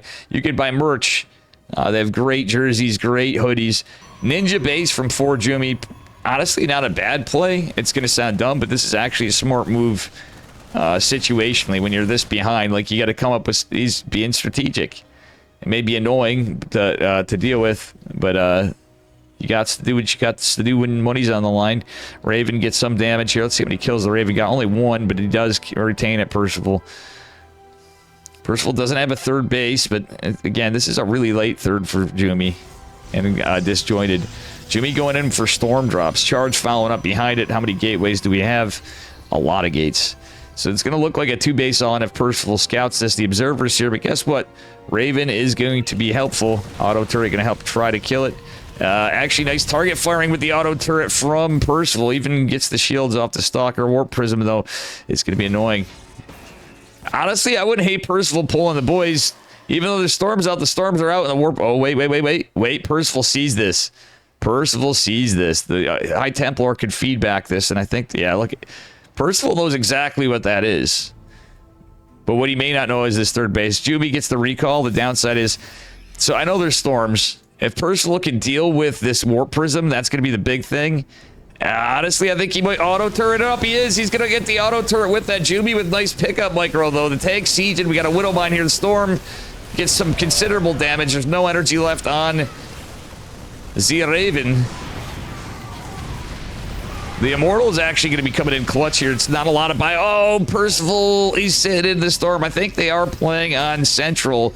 Yeah, it was decided they're playing on Central servers, so Percival is at a disadvantage for ping, but still, a base game. 5 Zealots warping in. We got more Zealots. Storm is eating a little bit. Percival needs to get in. Templar, our Twilight Council goes down. The Zealots are going to pounce on the tanks. The Immortals, the Storm's dropping.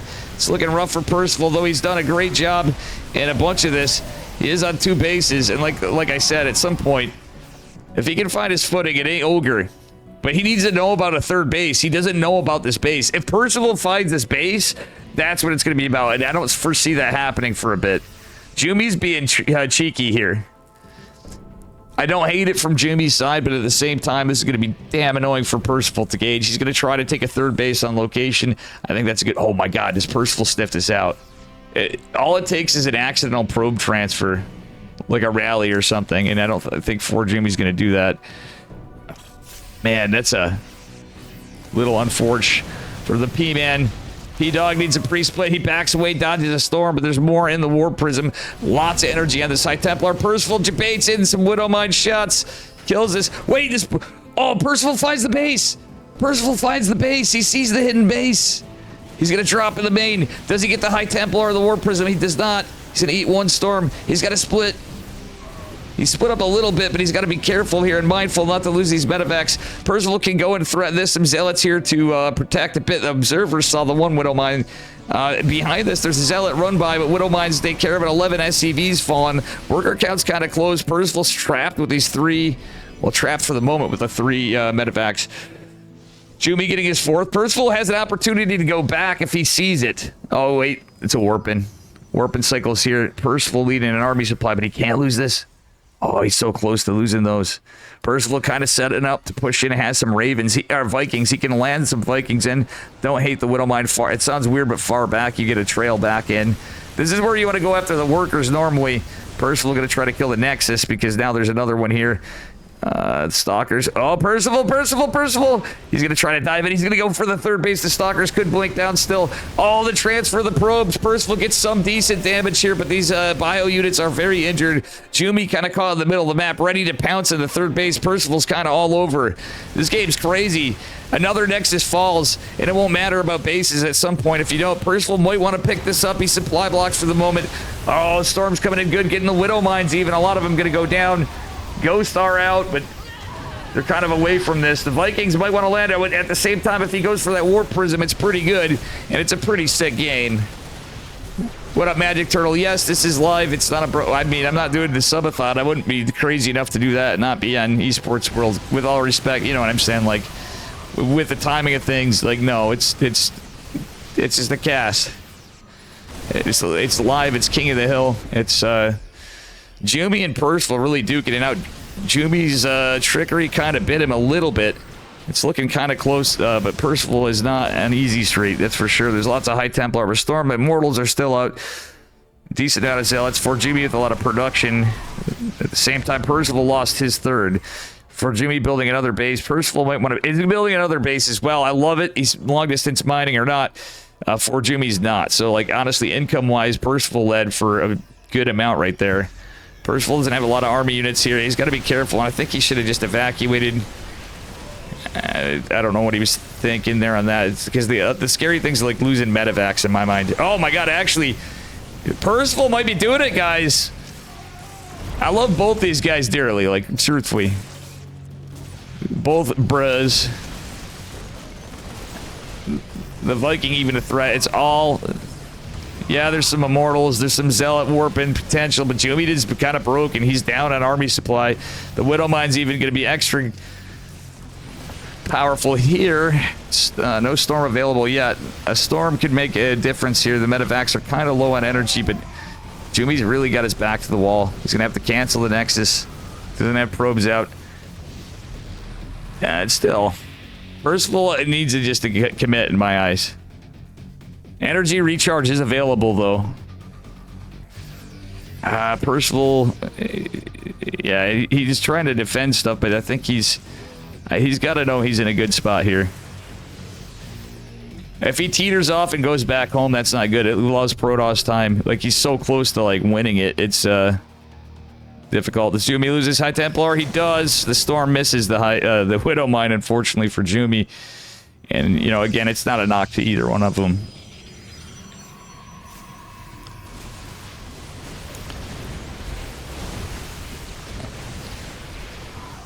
Oh!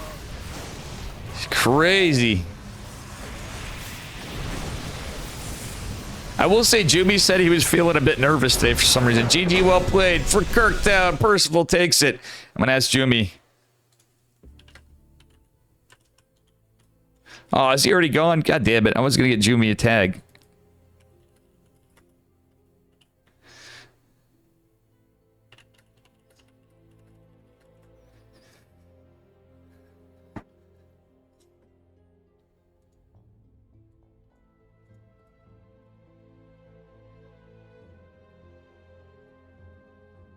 Oh, whoa, Jumi took it.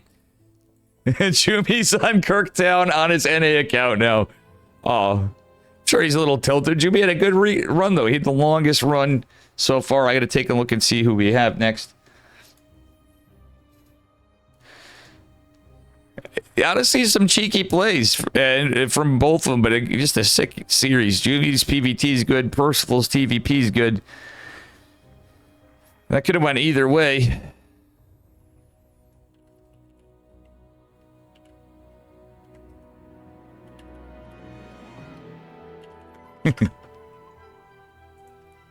Kirktown. My man Jumi took it. I think he took the tag. Yes, I'm happy. I'm thankful. We love our brother Jumi.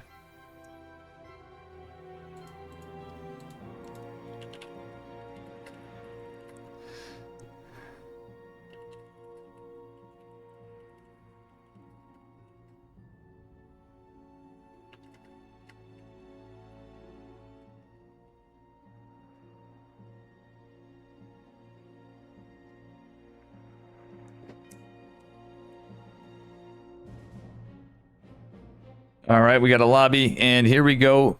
Good games by both. Now we have Goso user versus Percival. From Team Infected, my man Erebus Black's team.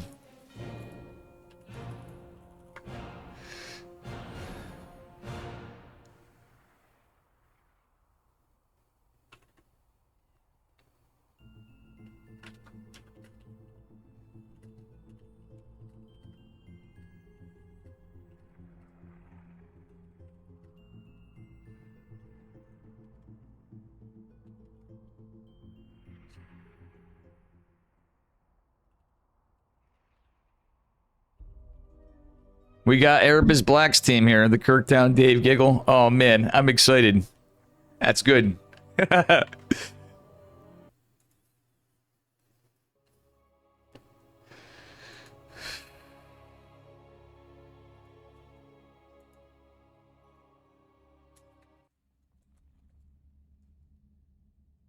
All right, so we are approaching the end of this, and Jumi did have the longest streak thus far tonight, but here we are with the crown. It's been passed over to this man from Kirktown with the Pog Squirrel. It is Percival, our Terran man. And from Team Infected, my man Erebus Black's team, it is Goso user, our Zerg. We got a little bit of a TVZ, so we've had a bit of everything. This King of the Hill has been based for, like, matchups. Wow, Classic took another game. That's crazy. Hold on. Hold on. I just got to update you. I'm excited for this. I'm excited for... I'm hoping to see a Game 9 into the Esports World Cup.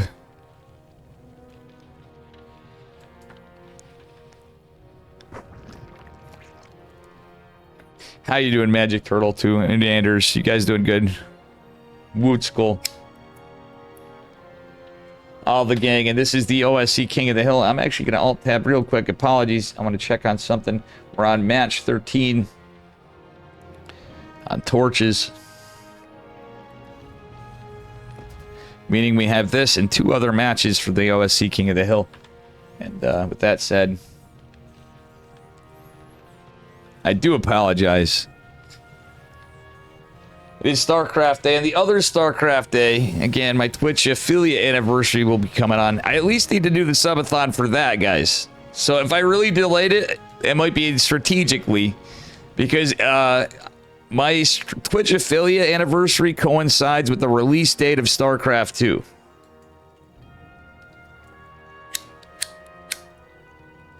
What do you guys think? Maybe I should just delay it a couple days. Just a couple. My thing is, that might actually be wise, because then we actually have like a, hey, look at the dates. Twitch anniversary, StarCraft anniversary, or Dave's Twitch, you know, and then subathon date. I didn't even think of that. So busy. How you been, Tink? You doing all right? Miss you, buddy. Good to see you, Gary.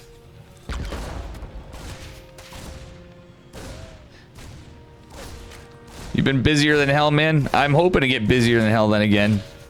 We get another job. You can't have procrastination on the day. It's not procrastination. It's just like, dude, I got a life too. I mean, I believe prior to contrary belief, like I need to fucking take care of business. I pissed off my buddy Vinny on stuff. You just got back from Peru. Nice. That sounds sick. Good to see you, broski. We're about to go into a subathon, Tink. For my first one, because I kind of have to. But we're going to really try. The reason why I'm procrastinating, Anders, and everybody, is because I do want to do a good job on it. But also, I want to make sure everything's conducive here. The moon is better? No. It's just like this place isn't that. I want to be able to navigate through my house easy. Like I wanted that anyway. And I want to test some things out. Like I might actually do stream test on it. It's gonna be this weekend is what was my plan is, but I'm looking at it and I just realized the Twitch anniversary date would be Sunday. So it's gonna be either tomorrow or Sunday. Could be the first test. I mean, yeah, I could just do a test run subathon, and then we go, well, oops, you know what? This ain't working out so hot. We're going to delay it. The best time for, like, everybody would be September, but I can't put 5 gift subs on discount. You have up 7 times a year you can do it. If it's successful, I'm definitely going to be using L7 on that if I can. Clean up a fun. Yeah, I will be doing I'm going to be doing some household activities.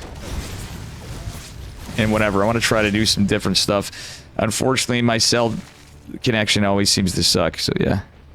Appreciate it, Tink. I'm doing it obviously because I wouldn't be real talk if I have this kind of time. That's, you know, I've been out of work and it's been rough actually finding jobs. This go around, it's not without trying.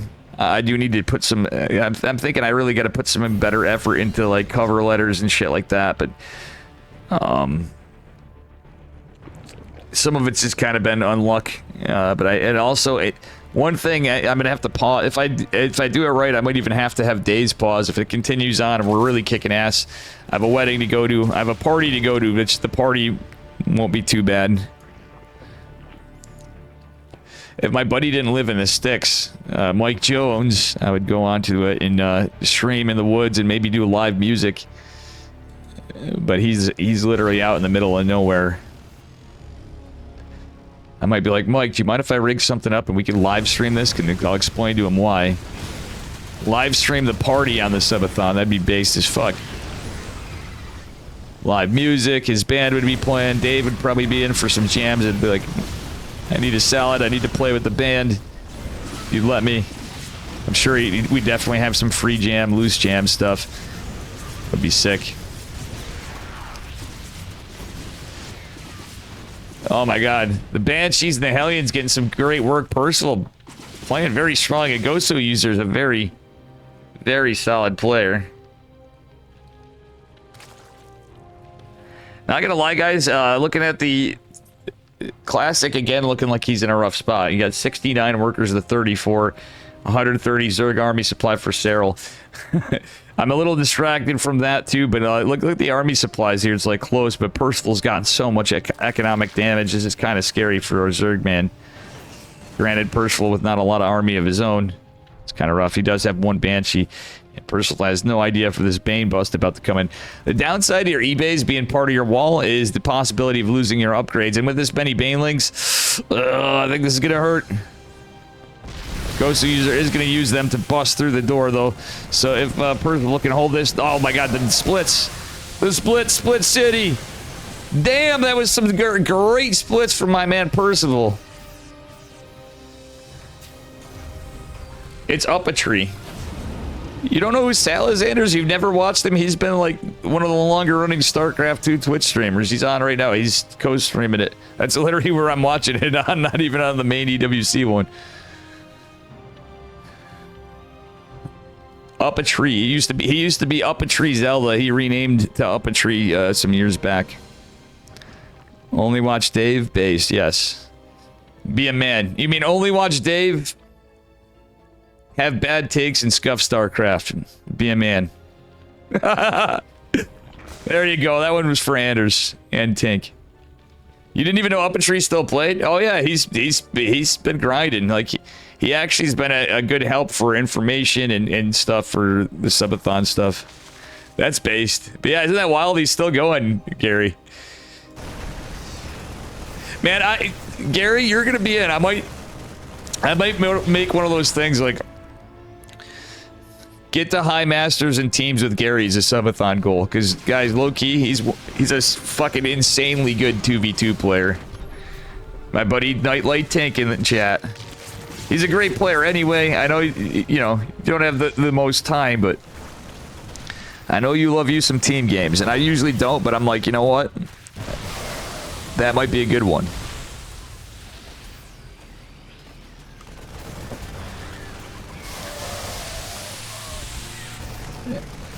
If you've never watched Up a Tree, I'm just gonna say it's like it's a fun chat experience for sure. And Sal is pretty funny. He gets he's like Destination Salty Terran home ground, other than Big Gabe. Maxed out at 5-4, but now I can't keep... Yeah. Hey man, it's tough. Like, there's a lot of tryhards and NA servers dead, and I know you can... I've seen you do well on EU too. Like, you're a great player, but still, like, hey, we do it for fun. It's not like I'm... Even with all the Terran I've been playing, you know, real talk, it's not like... I'm old too. GG. Percival takes it. Honestly, a sick game. Percival takes it.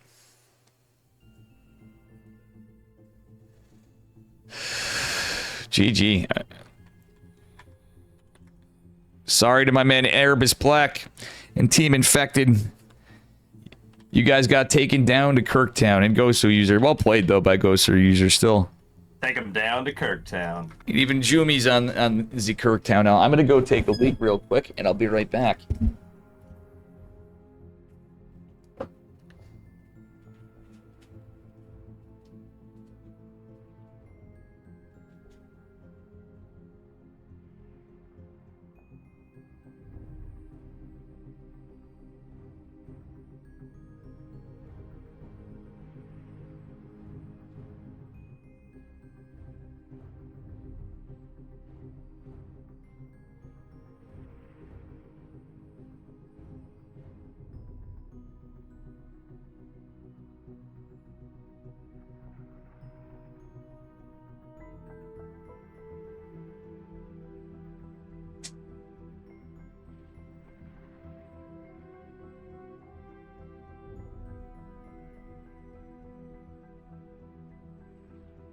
Lost 400 MMR without a win. Oof.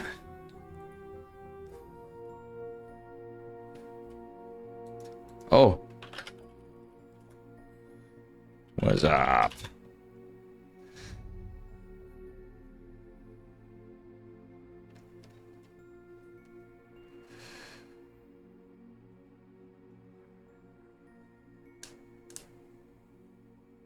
My man Gerald's here, so it's Gerald versus Percival. Percival with 2 dubs. I believe this might be the last... Nope, second to last match. We might have a restore on a player, if not. At the end. Unless we have somebody else.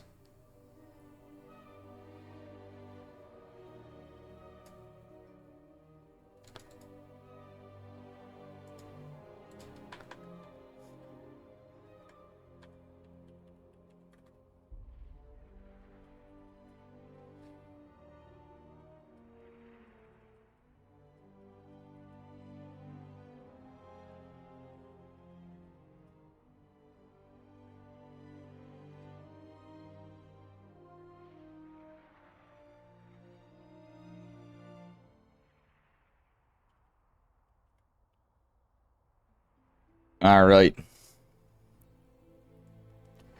My buddy from Poland here.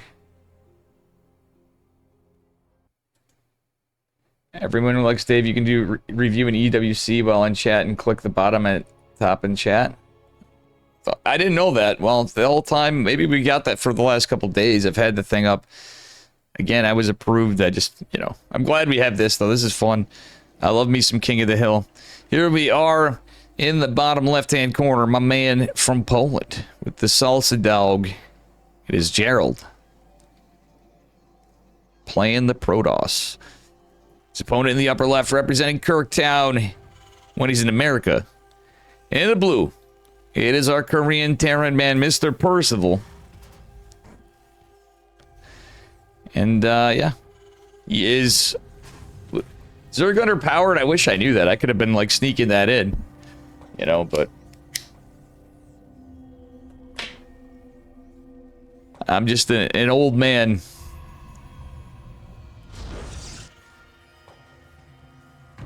A middle-aged man.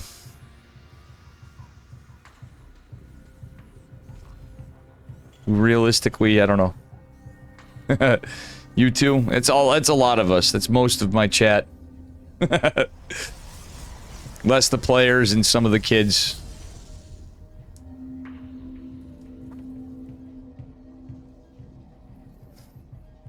And even the kids are young adults pretty much now.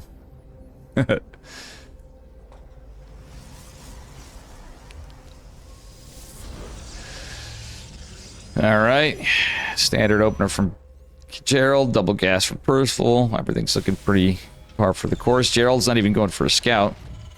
Happened with Jumi, too, actually. Eba's still a kid. That's true, Thorn. We love us some Eba. For sure.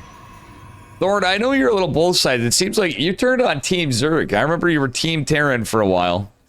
But bro, you turned to Team Zurich more than anything for a while. But honestly, from watching all the weekly cups, it's easy to get in.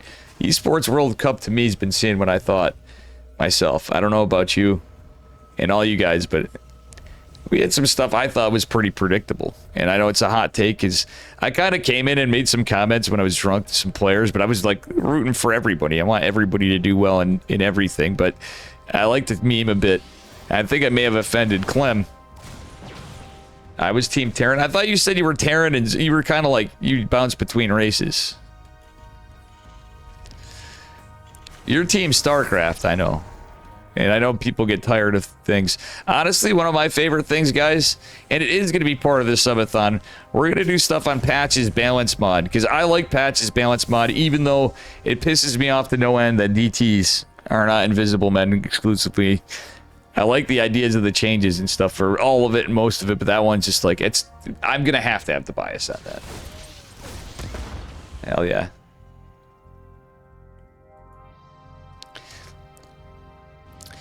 And, yeah, so it'd be what it be.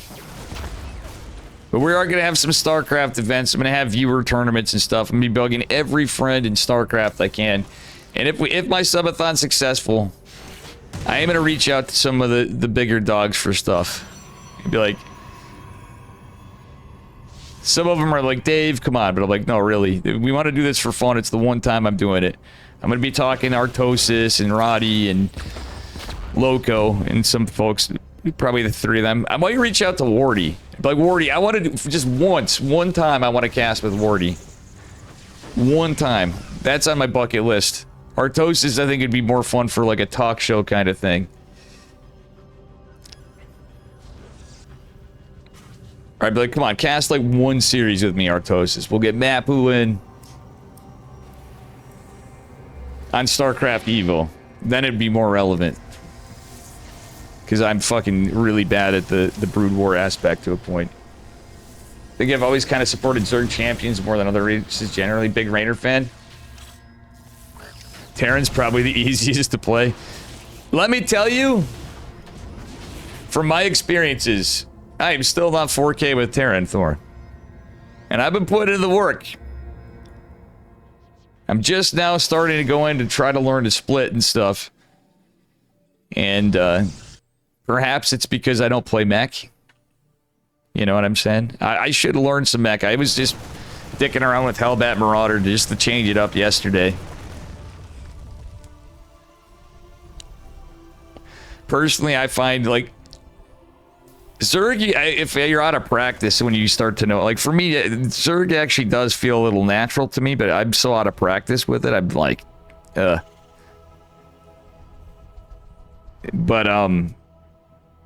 like, I like macroing, so Zerg is a fun race for that, in my opinion. But, I'm starting to get the swing of the Terran thing here. I mean, it doesn't matter what your MMR is. I mean, I get it. Whatever comes natural to you, or whatever you like, and at different MMRs, or everybody's got their own, you know, their own things you're best at, worst at, in your own gameplay. And I don't think it really matters in MMR. Whoa! Percival's really going to send it. He didn't play like this against Jumi. Percival has been a little aggressive, though, on all fronts. But, like, Jumi was super aggressive. Those were cool games. This one is a two-base push. A little bit of a boys pull, not super heavy on the boys. Blink Stalkers are coming from all angles. The Banshees really, every unit's important. The power units are super important, but now the bio's the important zone. Oh, Gerald trying to go for a little split up, and these tanks getting great damage. The thing is, I feel like Gerald played a little greedier. I think if he was delayed, he didn't like go super greedy, but it's just a little bit greedier. But he didn't really foresee this coming. I will say there's a third base trying to come down behind this for Percival. GG, Percival takes it. Damn. For Kirktown. He's now tied with Jumi, who has the Kirktown tag on NA. I can't ask Gerald for that because he has his salsa on NA. It's his baby, and I like the meme. The salsa dog. I gotta check my phone. It's...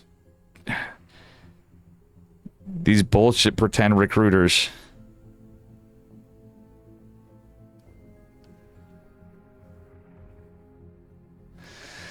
We're on our last map, and it could be the last game for Cyril in Classic. Cyril needs one to win, but Classic, I'm hoping they go to a Game 9 myself. I hope everybody's on the same thing for the World Championship. Again, this is the OSC King of the Hill, not to be talking about EWC during this, but come on, guys. Come on. Gotta say it. It is the game of the year, the games of the year. But I'm really glad we still have this going on because it's like, hey, we got other players that want to play. So big shout out to Eddie and OSC. Thank you guys for putting this on. And thanks to all the players for playing. Boom, boom, boom. So now we have Percival versus someone. Our final match. Will someone be revived? Will we have a new player?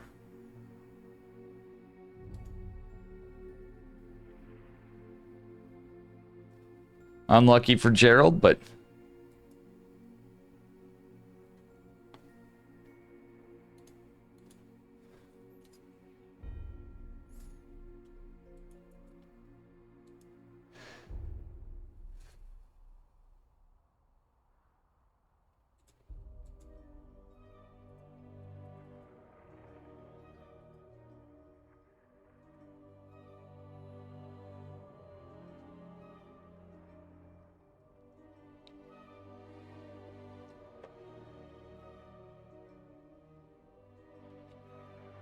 we are just waiting on our final match.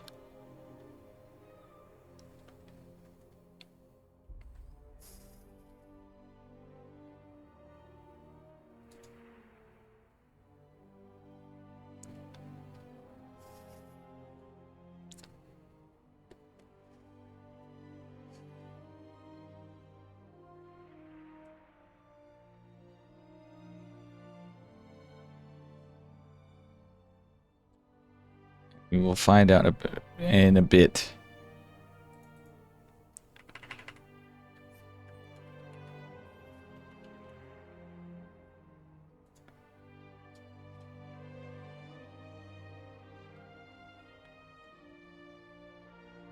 I believe Eddie's cooking. What the hell? I have a bug on my stuff. I hate when that happens.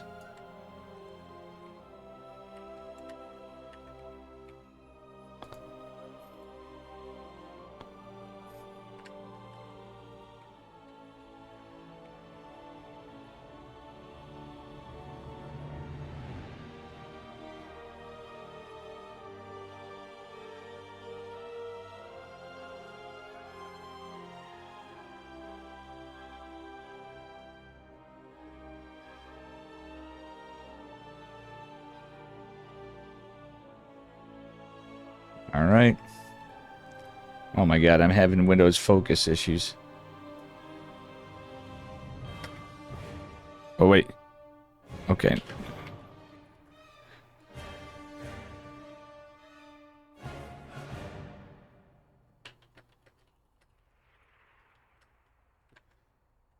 Yeah, I'm having...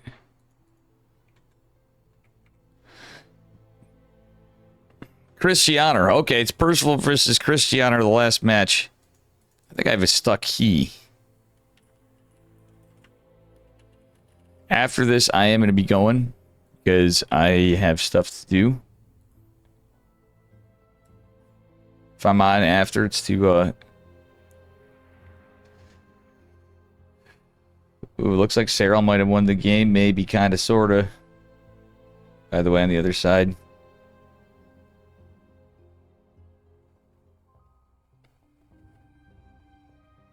maybe. Yeah, it's looking rough for...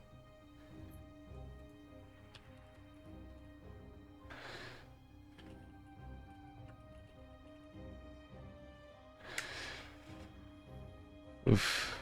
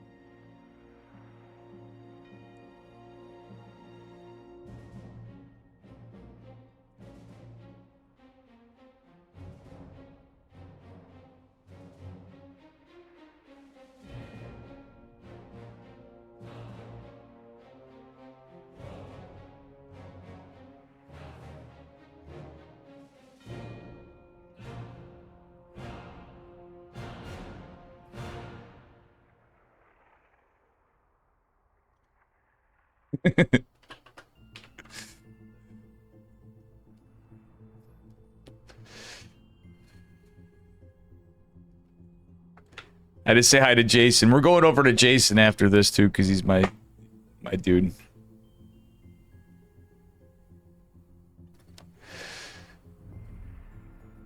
Protoss OP. Honestly, I mean, we're talking Cyril. Like, Cyril in Classic has been... It's not been like a... It wasn't like a 5-0 stomp, right? But it is looking rough for...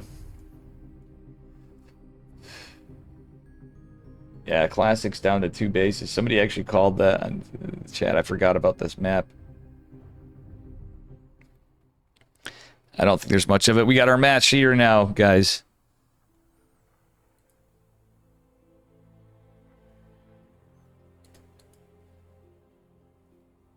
Like, I love Cyril, don't get me wrong. Like, he's fucking legit top, you know, he's top notch. He's the GOAT.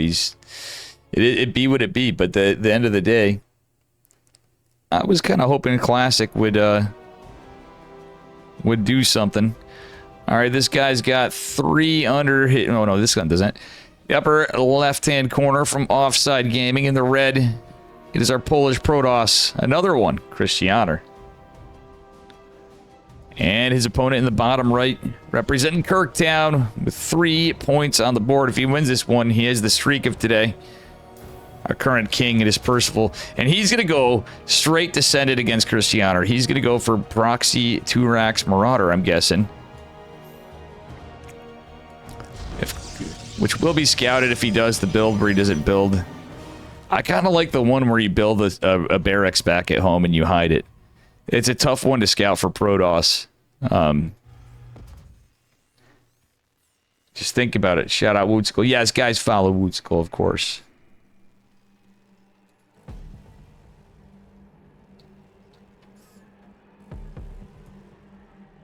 Oh, Cyril just won it. Okay.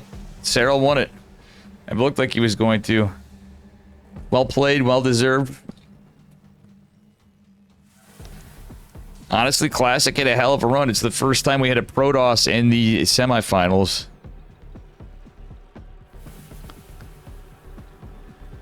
Or in the finals, not semifinals, in a decade? No, I don't know what that in a world championship. I don't know the finals. It's been pretty close. But if he'd won, it would certainly be the first world championship win in about a decade for Protoss. Still, second place. We're talking $100,000 won. Cyril with 200 grand on that one.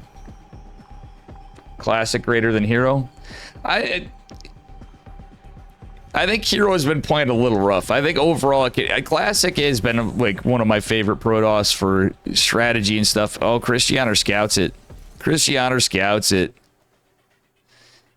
I mean, he did scout before. The Zealot opener is actually pretty good. Having a Zealot against Proxy Marauders, pretty nice. Second supply depot's not finished. It's going to stall us a little bit. The Zealot's here. The SCV is part of the fight. You do kind of need it. He's going to try to get a bunker up. Yeah, you're going to want to try to fight. He's trying to kill the pylon.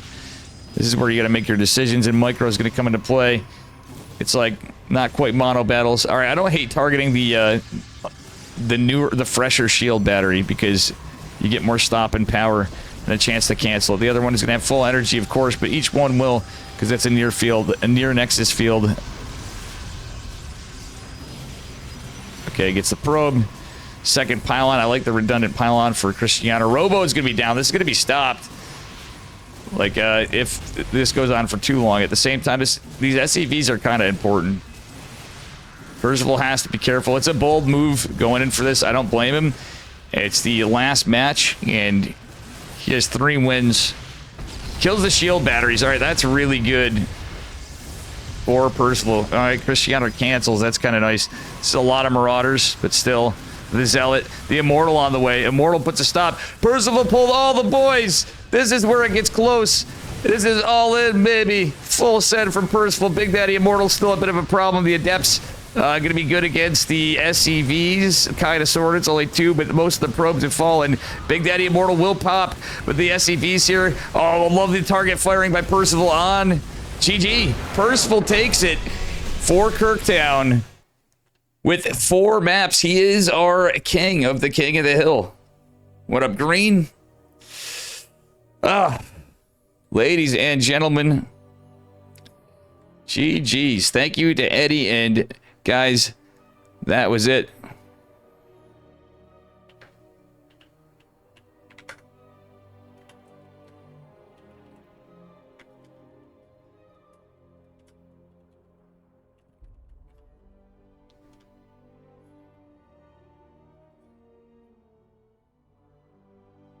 All right. And guys, again, this is OSC. Make sure you check them out. The OSC King of the Hill, number 219. 4 maps. Although I love max packs too. Yeah.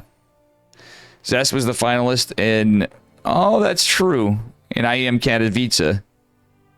2021. Zest was? 2021. I'm remembering back. I don't doubt facts be facts. Why am I forgetting? Why am I forgetting? Well, King's out of their home.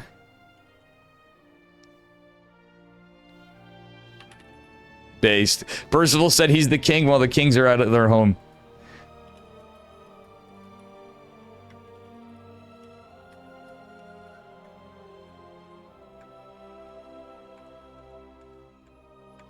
Well played by everybody today.